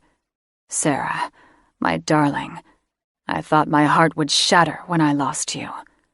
His tender words set her heart aflutter. Lying against his chest, listening to the steady beating of his heart, was a balm to her soul. But even as her breathing slowed, her lust wasn't sated. She rode him harder this time, until their cries of passion echoed through the chamber. Drunk on orgasms, Sarah's lust was sated. For now. Rolling off of him, she wiped up their juices with a cloth, and then climbed back into bed. "Sarah, as much as I enjoy being in this bed with you," he rattled the headboard, "I must return to my family. Please untie me." She sat up. "Why should I? You fucked me and then tied me up." She wanted to forgive him, but not yet. Not until she was convinced he was sorry and would never restrain her again without her permission. He looked panicked. "Sarah, please be reasonable." Her breasts heaved when she wagged a finger in his face. "Oh, now you want to reason with me?" "I'm sorry. I shouldn't have lost my temper." Good. Now they were making progress. But she still hadn't forgotten he'd intended to force her into marriage. "And I won't force you to marry us," he said. "War is coming to the grotto, and now that I know you're safe, I need to return and fight with my family." Bile rose at the back of her throat. "Are you sure war is coming?" she asked, hoping he was mistaken. Grandfather was obviously cruel and delusional, but would he persuade Parliament to declare war on the shifters? "They murdered my brother with the unbreakable curse," she cried out in shock, wondering which one was dead. Drake had told her they were alive. "Not Teju or Leyden," Drake quickly assured her. "My older brother, Thaddeus." Not Teju or Leyden. Thank the goddess. She threw her arms around his neck, stifling a sob. "I'm so sorry." "Your grandfather activated a spell like the one he used on your godmother. He's controlling Parliament. They could have descended on my home already." She jerked upright and grabbed his wrists. Extending her siren fangs, she tore through the bindings. "Let's go then, before we're too late." He ripped the toss-stone off and tore through the bindings on his ankles with a claw. "You're staying here." Her siren voice took over. "You're taking me, and that's final." His face went blank. "As you command." Chapter 18. Teju's stomach roiled as he watched the horizon for the witches. Leyden faced the opposite direction, watching the sea for signs of Drake and Sarah. His father's, mother, 2 remaining older brothers, and several other shifters had surfaced, preferring to engage in battle above their beloved grotto, rather than risk the lives of thousands of innocents below. Master Eagleheart, his daughter, and their minions had managed to flee last night during the fight. Teju wondered if they'd met up with the witches during their escape and reduced each other's numbers. That might explain why the witches hadn't shown up yet. At least, Teju prayed that was why. An ominous cloud in the distance rolled in their direction, swathing the desert landscape in gloomy shadow. "Fathers," he asked the Dragon Kings. "Were we expecting rain?" Kron's long mustache hung over heavy jowls. "No." He released a deep, dark howl. Clutching his wand, Teju climbed on Leyden's back. "Ready, brother?" Leyden answered with a growl. "No, but let's get this over with." Hector released fire into the sky. "Today I shall avenge my brother's death. This battle will be won for Thaddeus.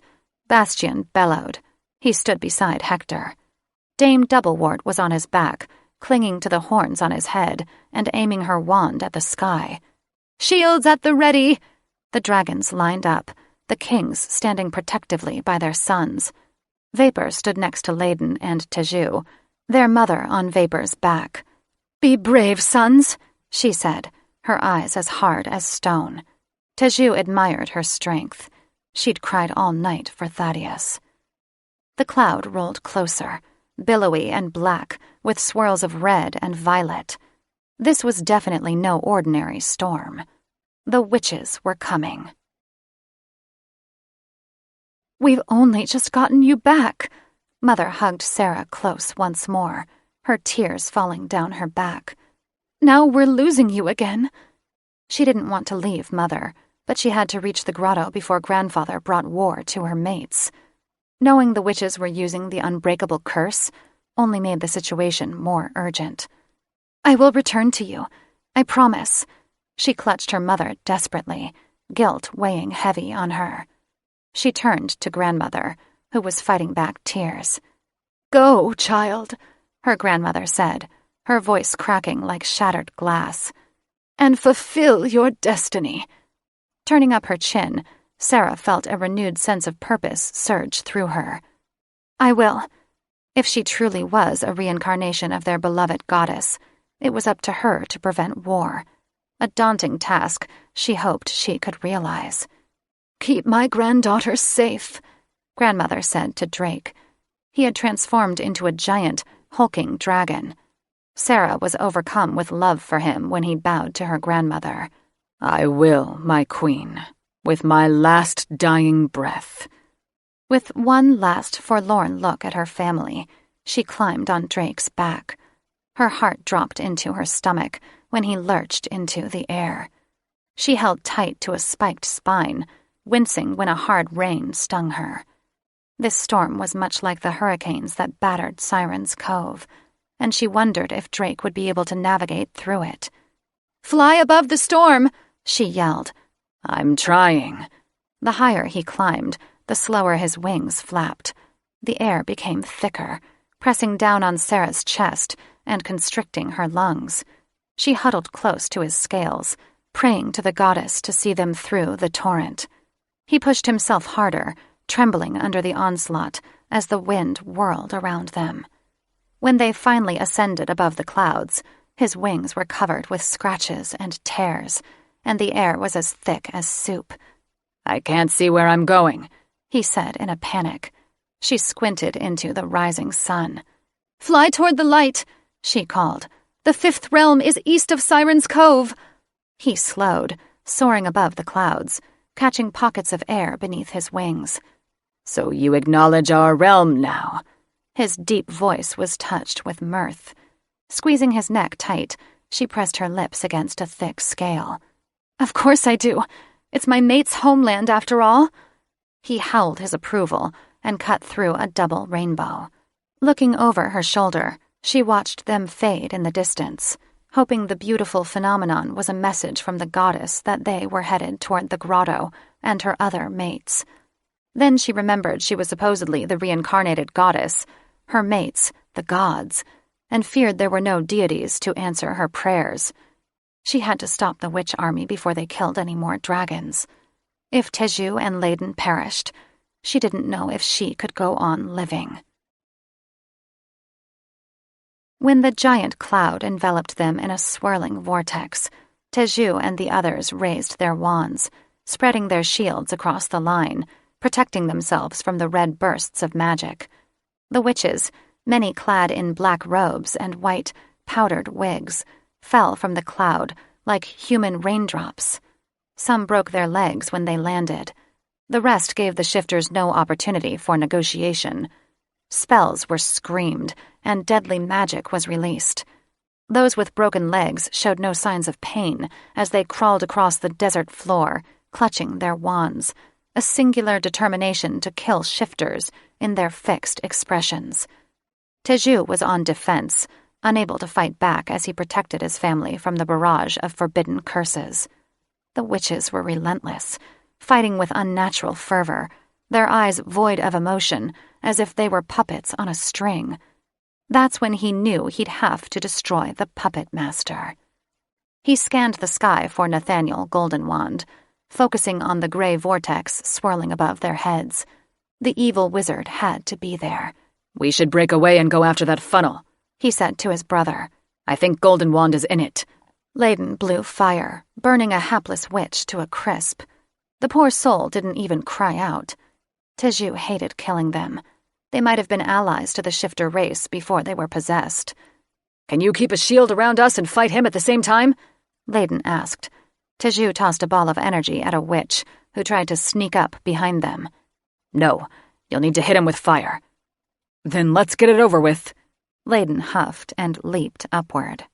Teju focused on ensuring their protective bubble didn't pop as they climbed toward the vortex. He didn't notice the tall, blonde mage until it was too late. He walked across the clouds as if he was a god. The mage threw a thunderbolt at them, shifting Layden off his trajectory. The jolt made Teju's shield blink in and out. The mage threw more bolts at them, followed by a spark of red. Teju screamed when Layden lit up as if he'd been electrocuted. He tumbled and spun, head over tail, before landing on his stomach with a thud. Rolling off his brother, Teju tried to quell the swirling bubbles in his skull. "Get up, Layden!" Blood pooled around Layden's mouth, and he only grunted. Teju's blood ran cold. He lifted Layden's eyelid and shined his wand in his eye. "Are you okay?" he asked, not reassured when Layden didn't answer. Teju couldn't maintain his shield. When it fell, a trio of witches descended. He shifted into full dragon form and knocked them back with his tail before burning them. Enraged and distraught, he charged through a crowd of witches, crushing and burning them until the desert sand was painted red and black. He stumbled and fell on his belly when he was struck by a blue ball of flame. Jumping on all fours and arching his back, he hissed. He snatched up a screaming witch in his jowls, crushing her and flinging her into other witches. When several of them climbed on Layden's inert body, he swatted them off with his tail and fried them. A heavy wind beat down on his back, and he ducked. The vortex above him was expanding, dipping and spinning through the battlefield like a tornado, tearing up a line of tree shifters, breaking off limbs and sending logs flying. His father's trusted aide, Lord Crowfoot, squawked and flew straight at the tornado, slamming into a red bolt of magic like a bug striking a window. He landed on the ground in a motionless heap of feathers. Teju guarded his brother while rebuffing attacking witches. His brothers and fathers were also playing defense as more witches descended on them. It wouldn't be long before the zombie witches wore them down. A familiar shadow swooped down and landed. Teju was filled with a mixture of relief and dread at the sight of Drake, with Sarah on his back. "Layden!" she shrieked and ran to him. Flinging herself on his long snout, she let out a heart-wrenching wail. "Please don't die, Layden! Please!"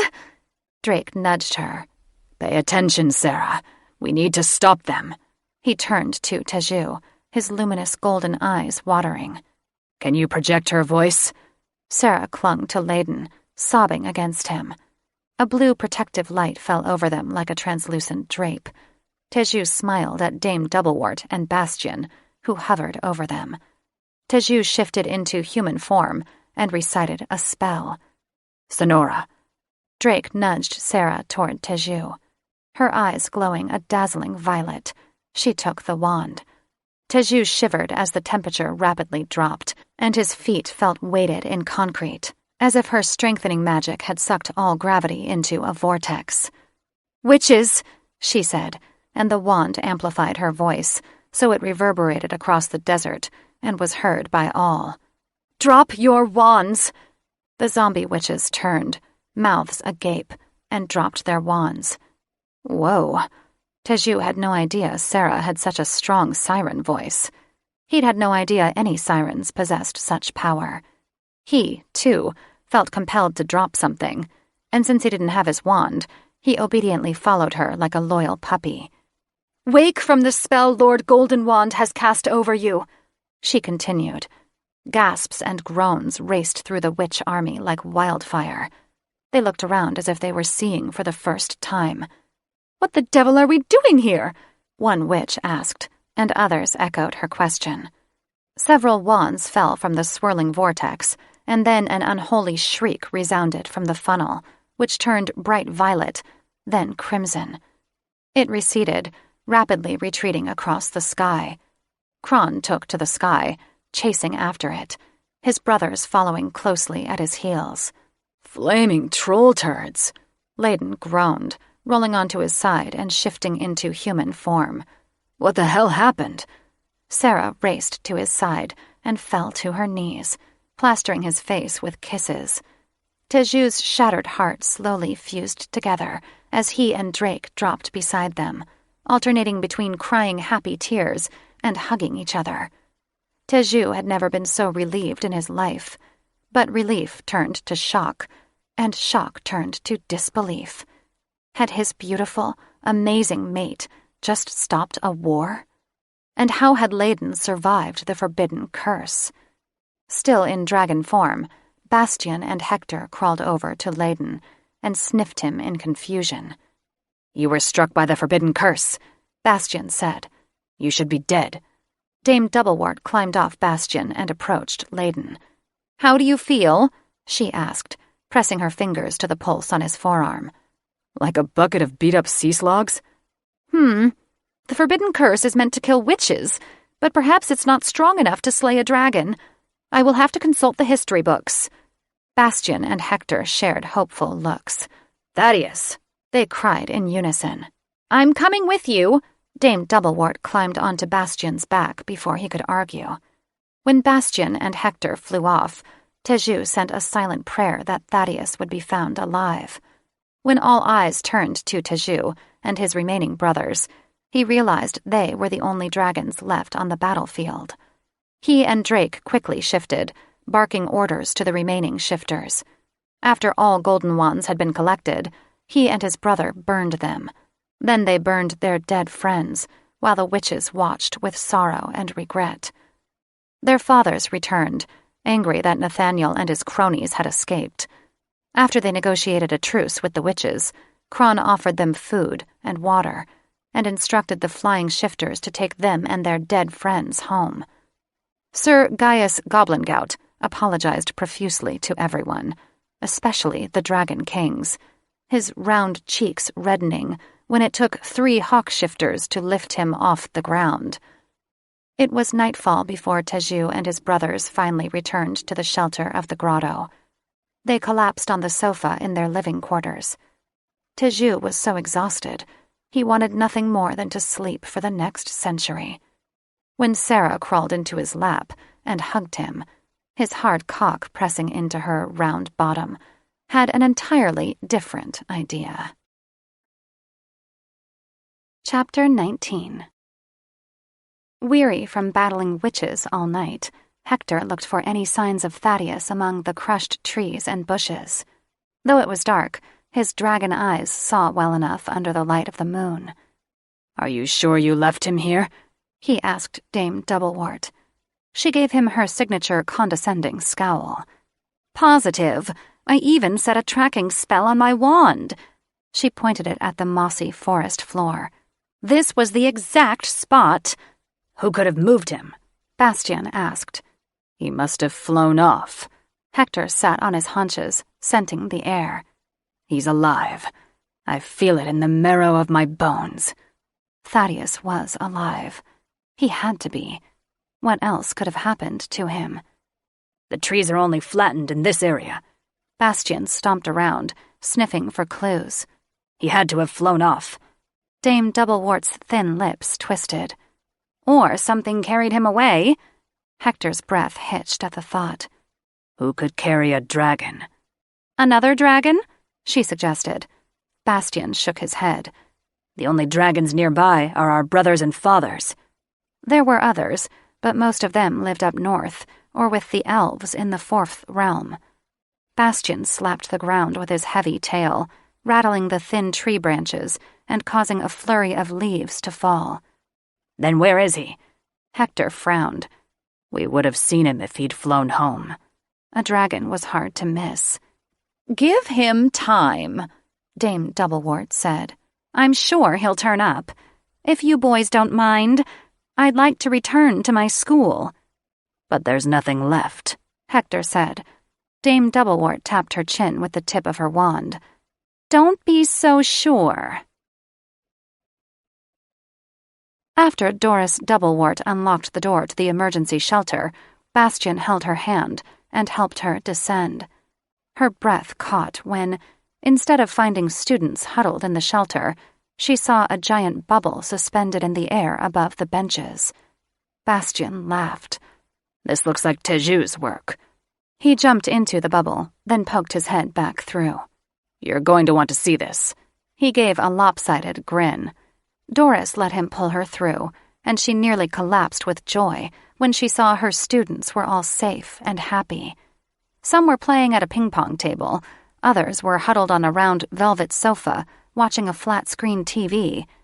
Most were studying, or at least pretending to be. As soon as they saw her, they cried her name, rushing her. She embraced each one, silently doing a head count, so happy they were all alive. When she spied Athena sitting at the bar with Boadicea Bubblebosom, their knees and heads pressed together, she knew something was amiss. Athena slowly rose, pulling Boadicea up with her, their faces masks of remorse. That's when Doris knew her relationship with Athena was over. She contemplated all sorts of reactions, from hexing them to throwing a tantrum and setting the entire bubble on fire. In the end, she settled for a warm handshake with each of them. "Thank you for keeping our students safe," she said. Athena frowned. "It was due to Boadicea's quick thinking." A rosy hue tinted Boadicia's porcelain cheeks. "I only did what you taught us, Dame Doublewort." She nodded, then glanced curiously at their joined hands before giving Athena an expectant look. "I'm sorry, Doris." Athena sighed, her eyes misting. "As am I," Boadicea echoed. "Don't be." She waved them away indifferently, pretending she wasn't dying inside. "I put my students before you," she said to Athena. "I always will, and you need more than that." Athena's jaw dropped, her thick brows drawing together. "You're not angry with me?" "Of course not," she said stiffly, putting on a good show. "I'm just happy the children are safe. And you as well." Athena's cheeks swelled as if her face was a balloon on the verge of popping. "Boadicea got a job offer at Siren next year. I'm going with her. I'd appreciate a letter of recommendation." "Of course." Doris's throat constricted, making it harder for her to speak. She waved to the children as they enjoyed their last few moments of respite.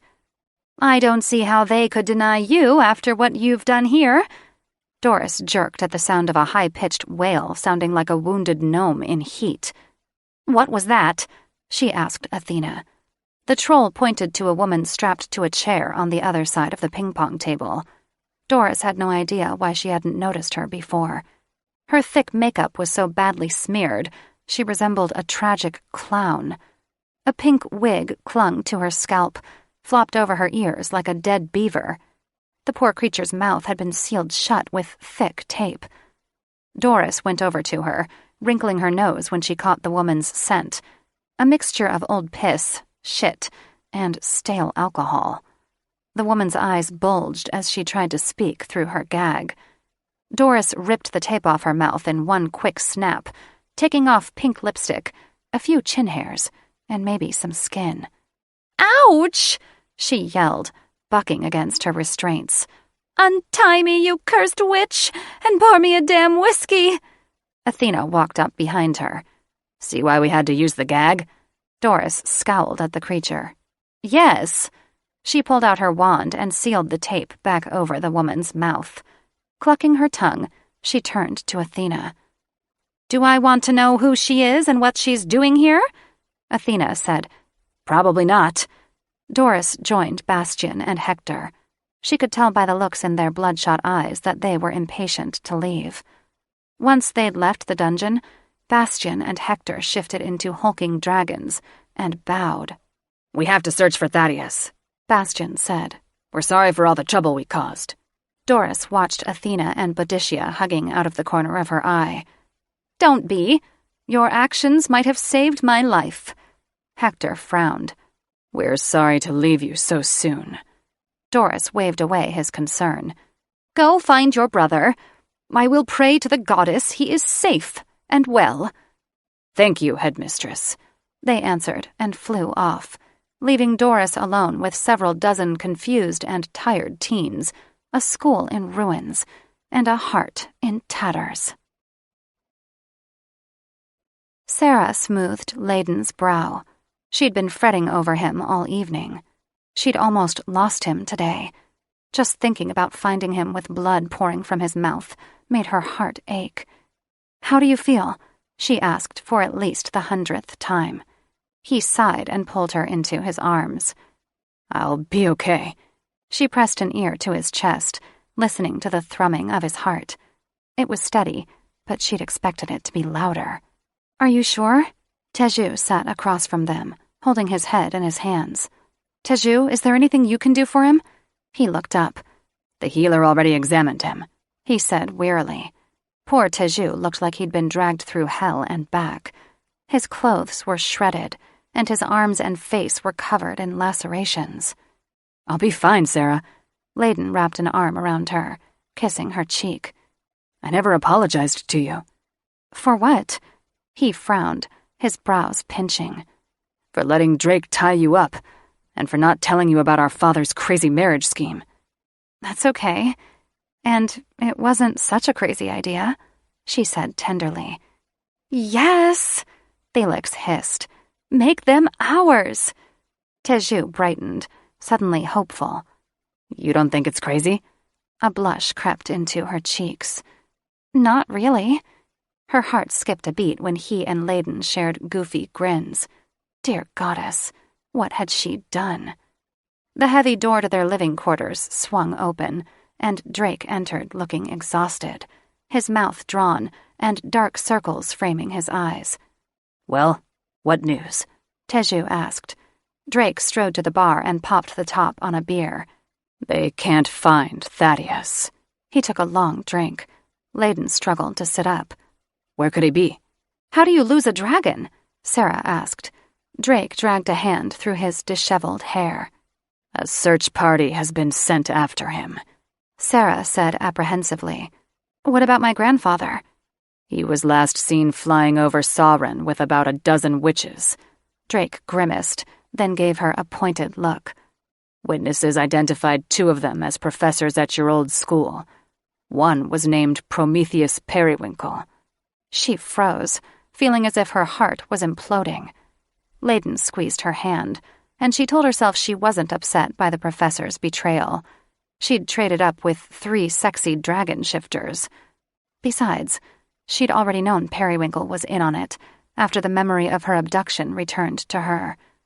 It burned knowing the lengths grandfather had gone to, orchestrating her abduction, downfall, and murder in order to enact revenge.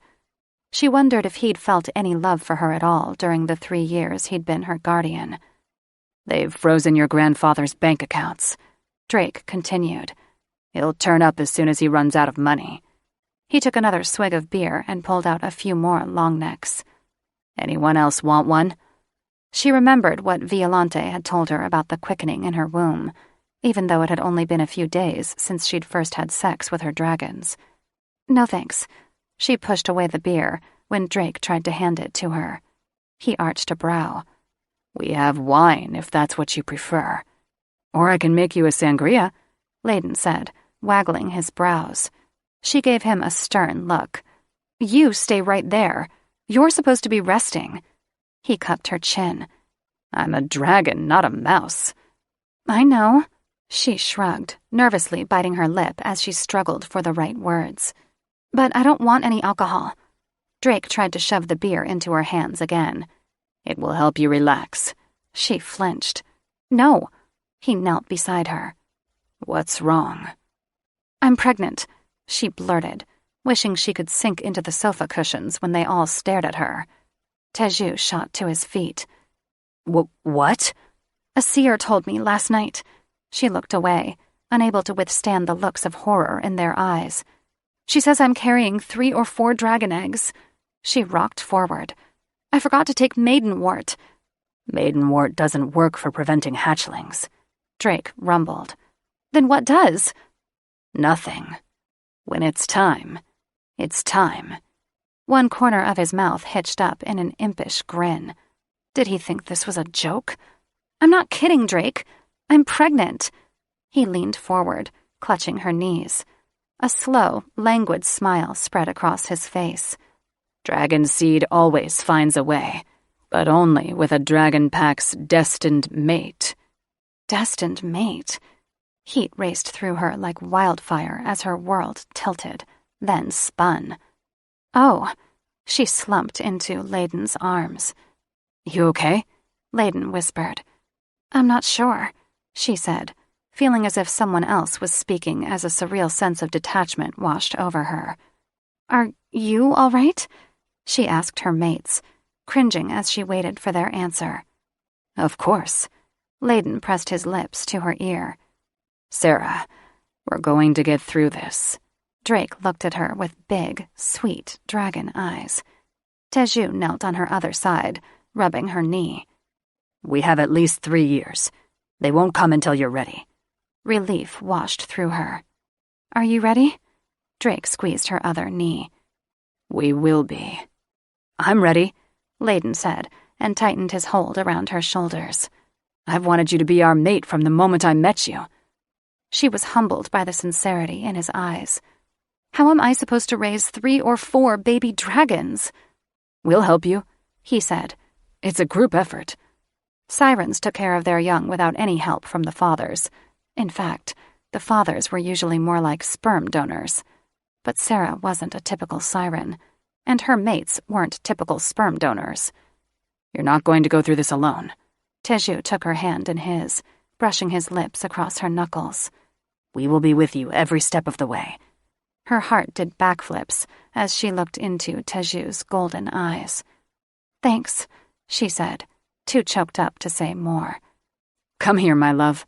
Layden pulled her into his lap, peppering kisses on her forehead and neck. You make me so happy. I'm glad I'm going to live to see our children. She clung to him, a shiver racking her, as she remembered she'd almost lost him today. Me too. His loving gaze searched hers. I love you, Sarah. She sucked in a sharp breath. I love you, Layden, she blurted, hardly believing she'd uttered the words so soon, but knowing them to be true. How could she not love him or his brothers after what they'd been through? She surrendered when he claimed her mouth in a passionate kiss. He tasted of barley and sulfur, the perfect blend for the perfect mate. By the time they separated, she was panting heavily, and her panties were soaked. Someone's getting pounded tonight, Felix teased. What about me? Teju asked, nibbling her ear. Do you love me? She leaned into him, giggling when he dragged his teeth down her neck. Of course I love you. Do you love me? With every breath in my body, he avowed, snaking a hand around her and toying with her nipple. She groaned as more moisture flooded her panties. Her breath hitched when Drake bent over in front of her and unzipped her jeans. A hard pounding, Felix promised. I'm going to show you how much I love you. He slipped off her pants first, then licked her through the flimsy cotton panties. Oh, yes, Drake, she cried. Impatient for the feel of his forked tongue on her clit, she tried to take off her panties, but Teju held her back, leaning over and suckling her breast. Submit to us, Sarah. Drake gently scraped his teeth across her mound. And we'll submit to you. She surrendered, sinking into the soft furs, while Drake and Teju feasted on her. She looked up at Layden, who had her head in his lap. She felt bad he wasn't participating more, but knew he needed rest. Drake eventually removed the panties and licked her labia like she was a melting ice cream cone, dipping his tongue inside her before smoothing her wet desire across her slick ribbon. Teju sucked her tits, swirling his tongue around pebbled nipples until she ached with unfulfilled lust. She jerked with pleasure when Drake stuck a thick finger into her. "Tell me you love me," he said, sucking on her nub as if he was trying to draw a thick shake through a straw. "I love you. I love you," she bucked against his mouth. "Please." Chuckling, he slid up the length of her body and drove into her with one swift thrust. When he was fully seated, he kissed her demandingly. He tasted of sulfur and beer and her sweet essence. She let him dominate her as they began a slow dance of love, his thrusts timed to the steady rhythm of her heart. With each slippery stroke, they climbed higher and higher until she fell apart in his arms, whispering words of love, digging her fingers into his back and thanking the goddess for her brave dragon princes. After he rolled off her, they tenderly kissed and toyed with each other until she was hungry for more. He handed her over to Teju, who carried her to Layden's bedchamber. Teju deposited her on the bed, and she crawled across the furs when Layden sat on the bed, propped against the pillow with a goofy grin. He stroked her face, and she kissed his palm. "I hope you don't mind," he said. "I'm too tired to do much." She stroked his lip, which still had a trace of dried blood. "Don't worry, sweetheart. I'll take care of you." She took him in her mouth and slurped up and down his shaft, emboldened by his cries of pleasure. Thick fingers dug into the globes of her ass, and she paused, giving Teju time to anchor himself to her. He played with her labia, dragging moisture from her slick cunt to her puckered anus. Oh, great goddess. When Layden nudged her, she returned to sucking his cock, trying not to be distracted by the pressure of Teju's finger entering her puckered hole. She sucked Layden deeper, lathering his balls, jamming him against her tonsils, and groaning around his foreskin when Teju's cockhead pressed into her slippery anus. Layden exploded with a roar, bathing her throat with his seed. She swallowed, groaning as Teju slid deeper, stretching her and taking her anal virginity. The pain was so intense, she nearly bucked him off. But then he hit a spot that sent a zing of pleasure ricocheting through her. She slipped off Layden's cock when Teju went deeper.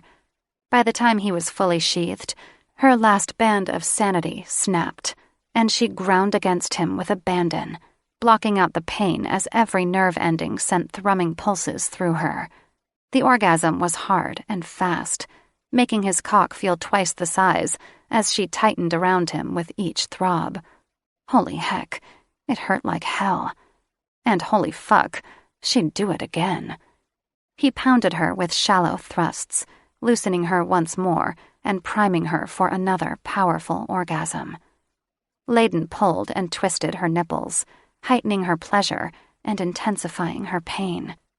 The orgasm hit her like a bullet, gripping her so hard she thought she might faint.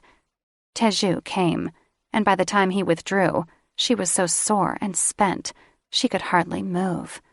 Falling on top of Layden, she let him wrap her in a warm embrace while Teju cleaned her up. Drake and Teju crawled into bed beside her. Teju stroked her back and nibbled her ear. "Did you mean it when you said marrying us wasn't such a crazy idea?" She rolled onto her back, blinking up at them. They stared at her like she was a bone, and they were salivating werewolves. "Yes, I meant it." She smiled when their gazes roved over her puckered nipples. "But maybe not right away." Layden sat up on his knees. "What about a betrothal?" "I would love to be betrothed to you." She pulled him close. "Lie down. You need rest." "How can I rest now?" He stroked her cheek. "The most beautiful girl in the world wants to be my mate." She laughed and kissed the tip of his nose. "Keep calling me beautiful, and we'll be making love all night." Teju toyed with her nipple, his wet finger making it peak and ache for his mouth. "We don't have a ring yet." "You'd better hurry up and get one," she said, while Drake massaged her inner thigh, her legs spreading like melting butter. "My siren is impatient to make you ours." "We're yours, Sarah," Drake chuckled. "We've always been yours. And we will get you that ring." Drake climbed up her body and kissed her passionately, stoking her desire until she was left with no choice but to surrender to her dragons. That's when she knew she'd found the perfect mates, for she doubted ordinary witches would ever match a siren's lust. Chapter 20. Layden held tightly to Sarah's hand as they stood in the center of what used to be their school, a virtual wasteland now. Where there were once walls, there was now blackened shells, making the place look abandoned next to the decrepit cemetery and overgrown forest. This was supposedly neutral territory, where shifters and witches were meeting for a truce. Nervously, scanning the skies for any sign of the witches, she twisted the betrothal ring on her finger. It was a beautiful work of art. 3 golden dragon tails entwined with a silver and green mermaid tail, twisted into the shape of a flower with an Elysian silver pearl in the center. Her heart dropped when she heard a faint buzzing in the distance. Squeezing Layden's hand tighter, she glanced at her other mates, standing beside their fathers, all of them in dragon form. Their older 2 brothers were still searching for Thaddeus. With each passing day, Sarah feared the dragon prince would never be found. As the witches came into view, she recognized the prime minister, Sir Gaius Goblingout, at the helm of an industrial-sized broom that sagged like a wet noodle under his weight. Sir Gaius landed hard, flipping over the broom and nearly falling face first into the ground. A much younger witch caught him with a flick of his wand, setting Sir Gaius down gently. About a dozen other witches flanked him, clutching their wands and nervously darting looks at the dragon kings and princes. Sir Gaius coughed a good amount of phlegm into a handkerchief before giving them a forced smile. "Thank you for meeting us here, dragon kings." Kron and his brothers eyed the prime minister, their low growls shaking the ground under Sarah's feet.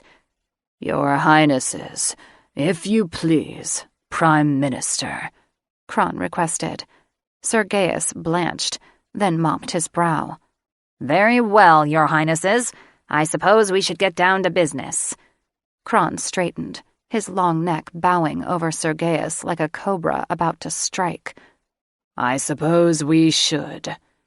Have you heard anything of the whereabouts of our son?" Sir Gaius looked momentarily puzzled, then recognition dawned in his beady eyes. "No, I'm sorry. My investigators still haven't found anything, but they are already stretched thin, searching for Golden Wand." Vapor's low rumble sounded like an approaching freight train. "Have you read our terms?" "We have." Sir Gaius furiously nodded. "Have you read ours?"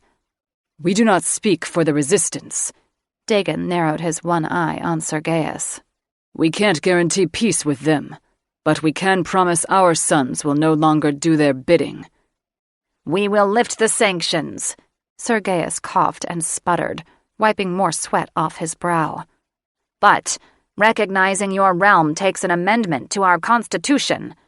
His answer elicited growls from every dragon, including Layden, who tensed like a granite statue. Sarah leaned closer to him, hoping her presence would calm him. Kron moved so close to the prime minister, he dampened the witch's hair with steam from his nostrils. "Then I suggest you get to amending."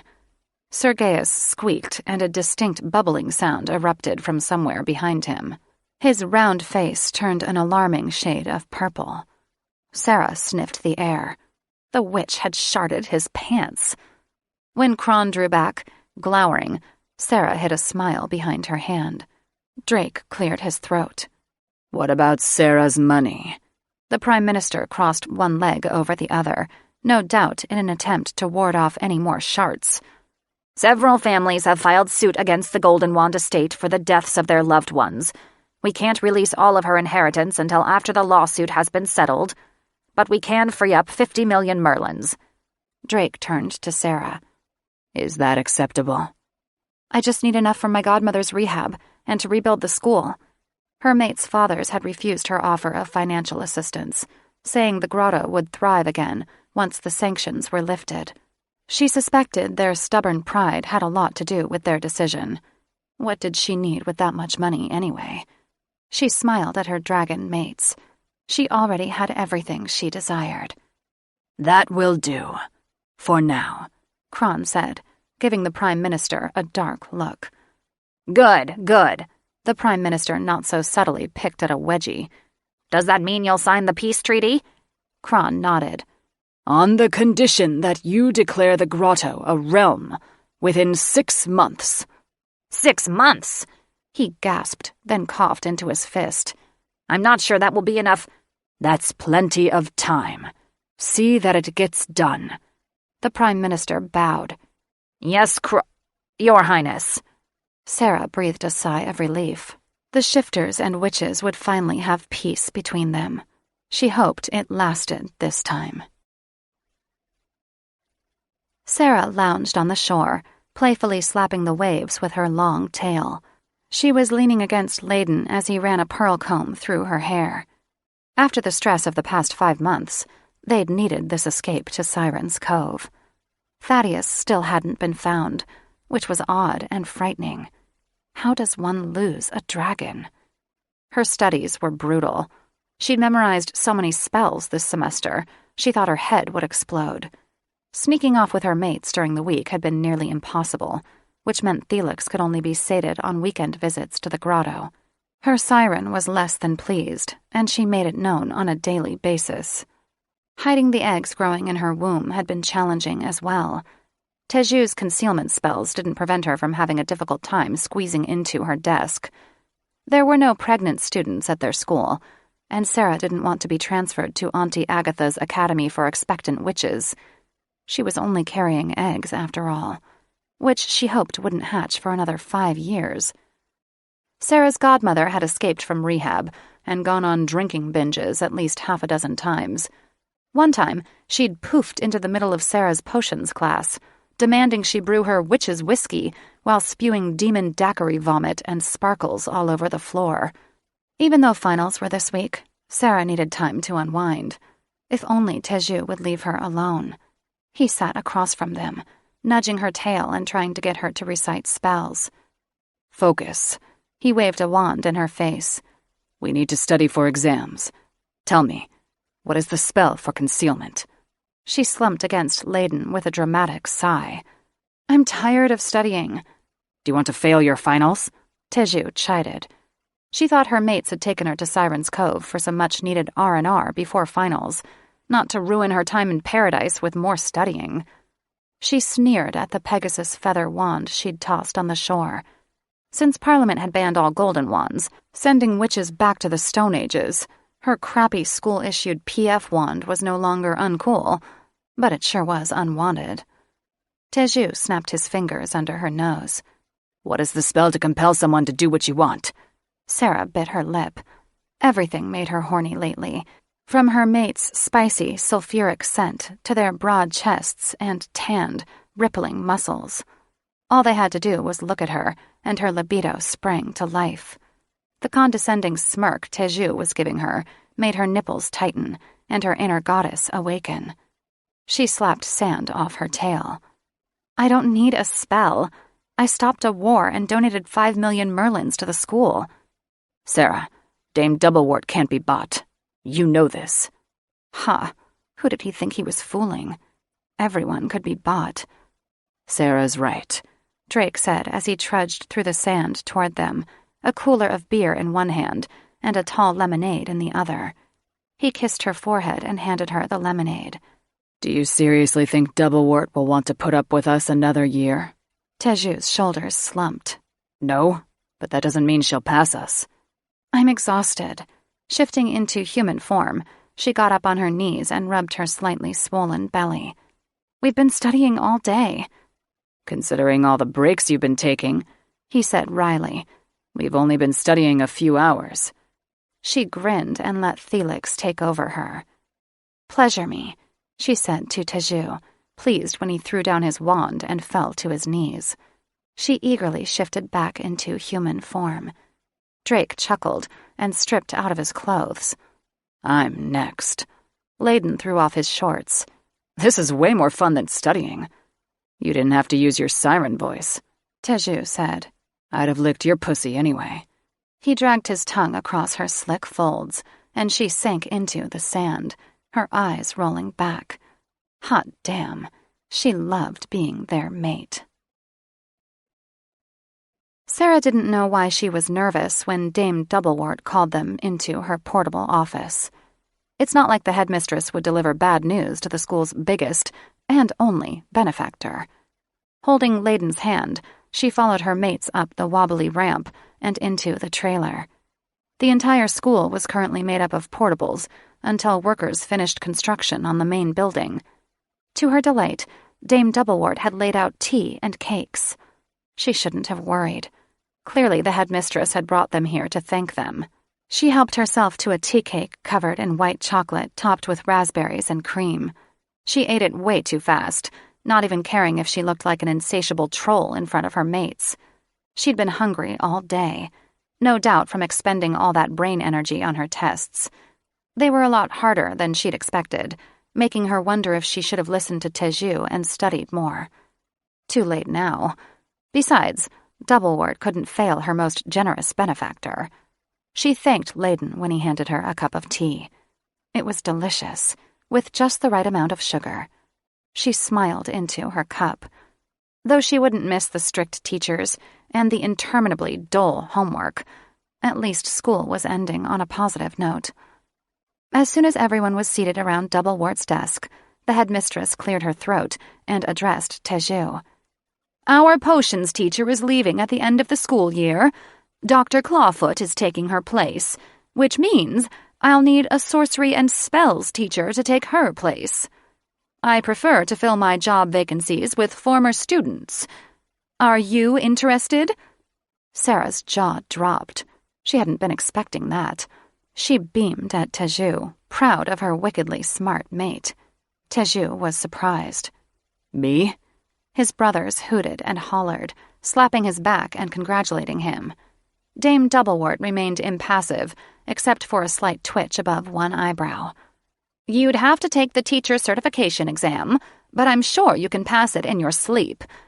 If you have other things to do, I understand, but it would be a shame for you not to share your brilliance with our students." His brilliance. She sat on the edge of her seat and reached for Teju's hand. When he entwined his fingers through hers, she kissed his knuckles, happy for her mate. "I'm flattered," he said. "I'll have to talk to my family, especially Sarah, before making a decision." Dame Doublewort looked at Sarah, thoughtfully rubbing her chin.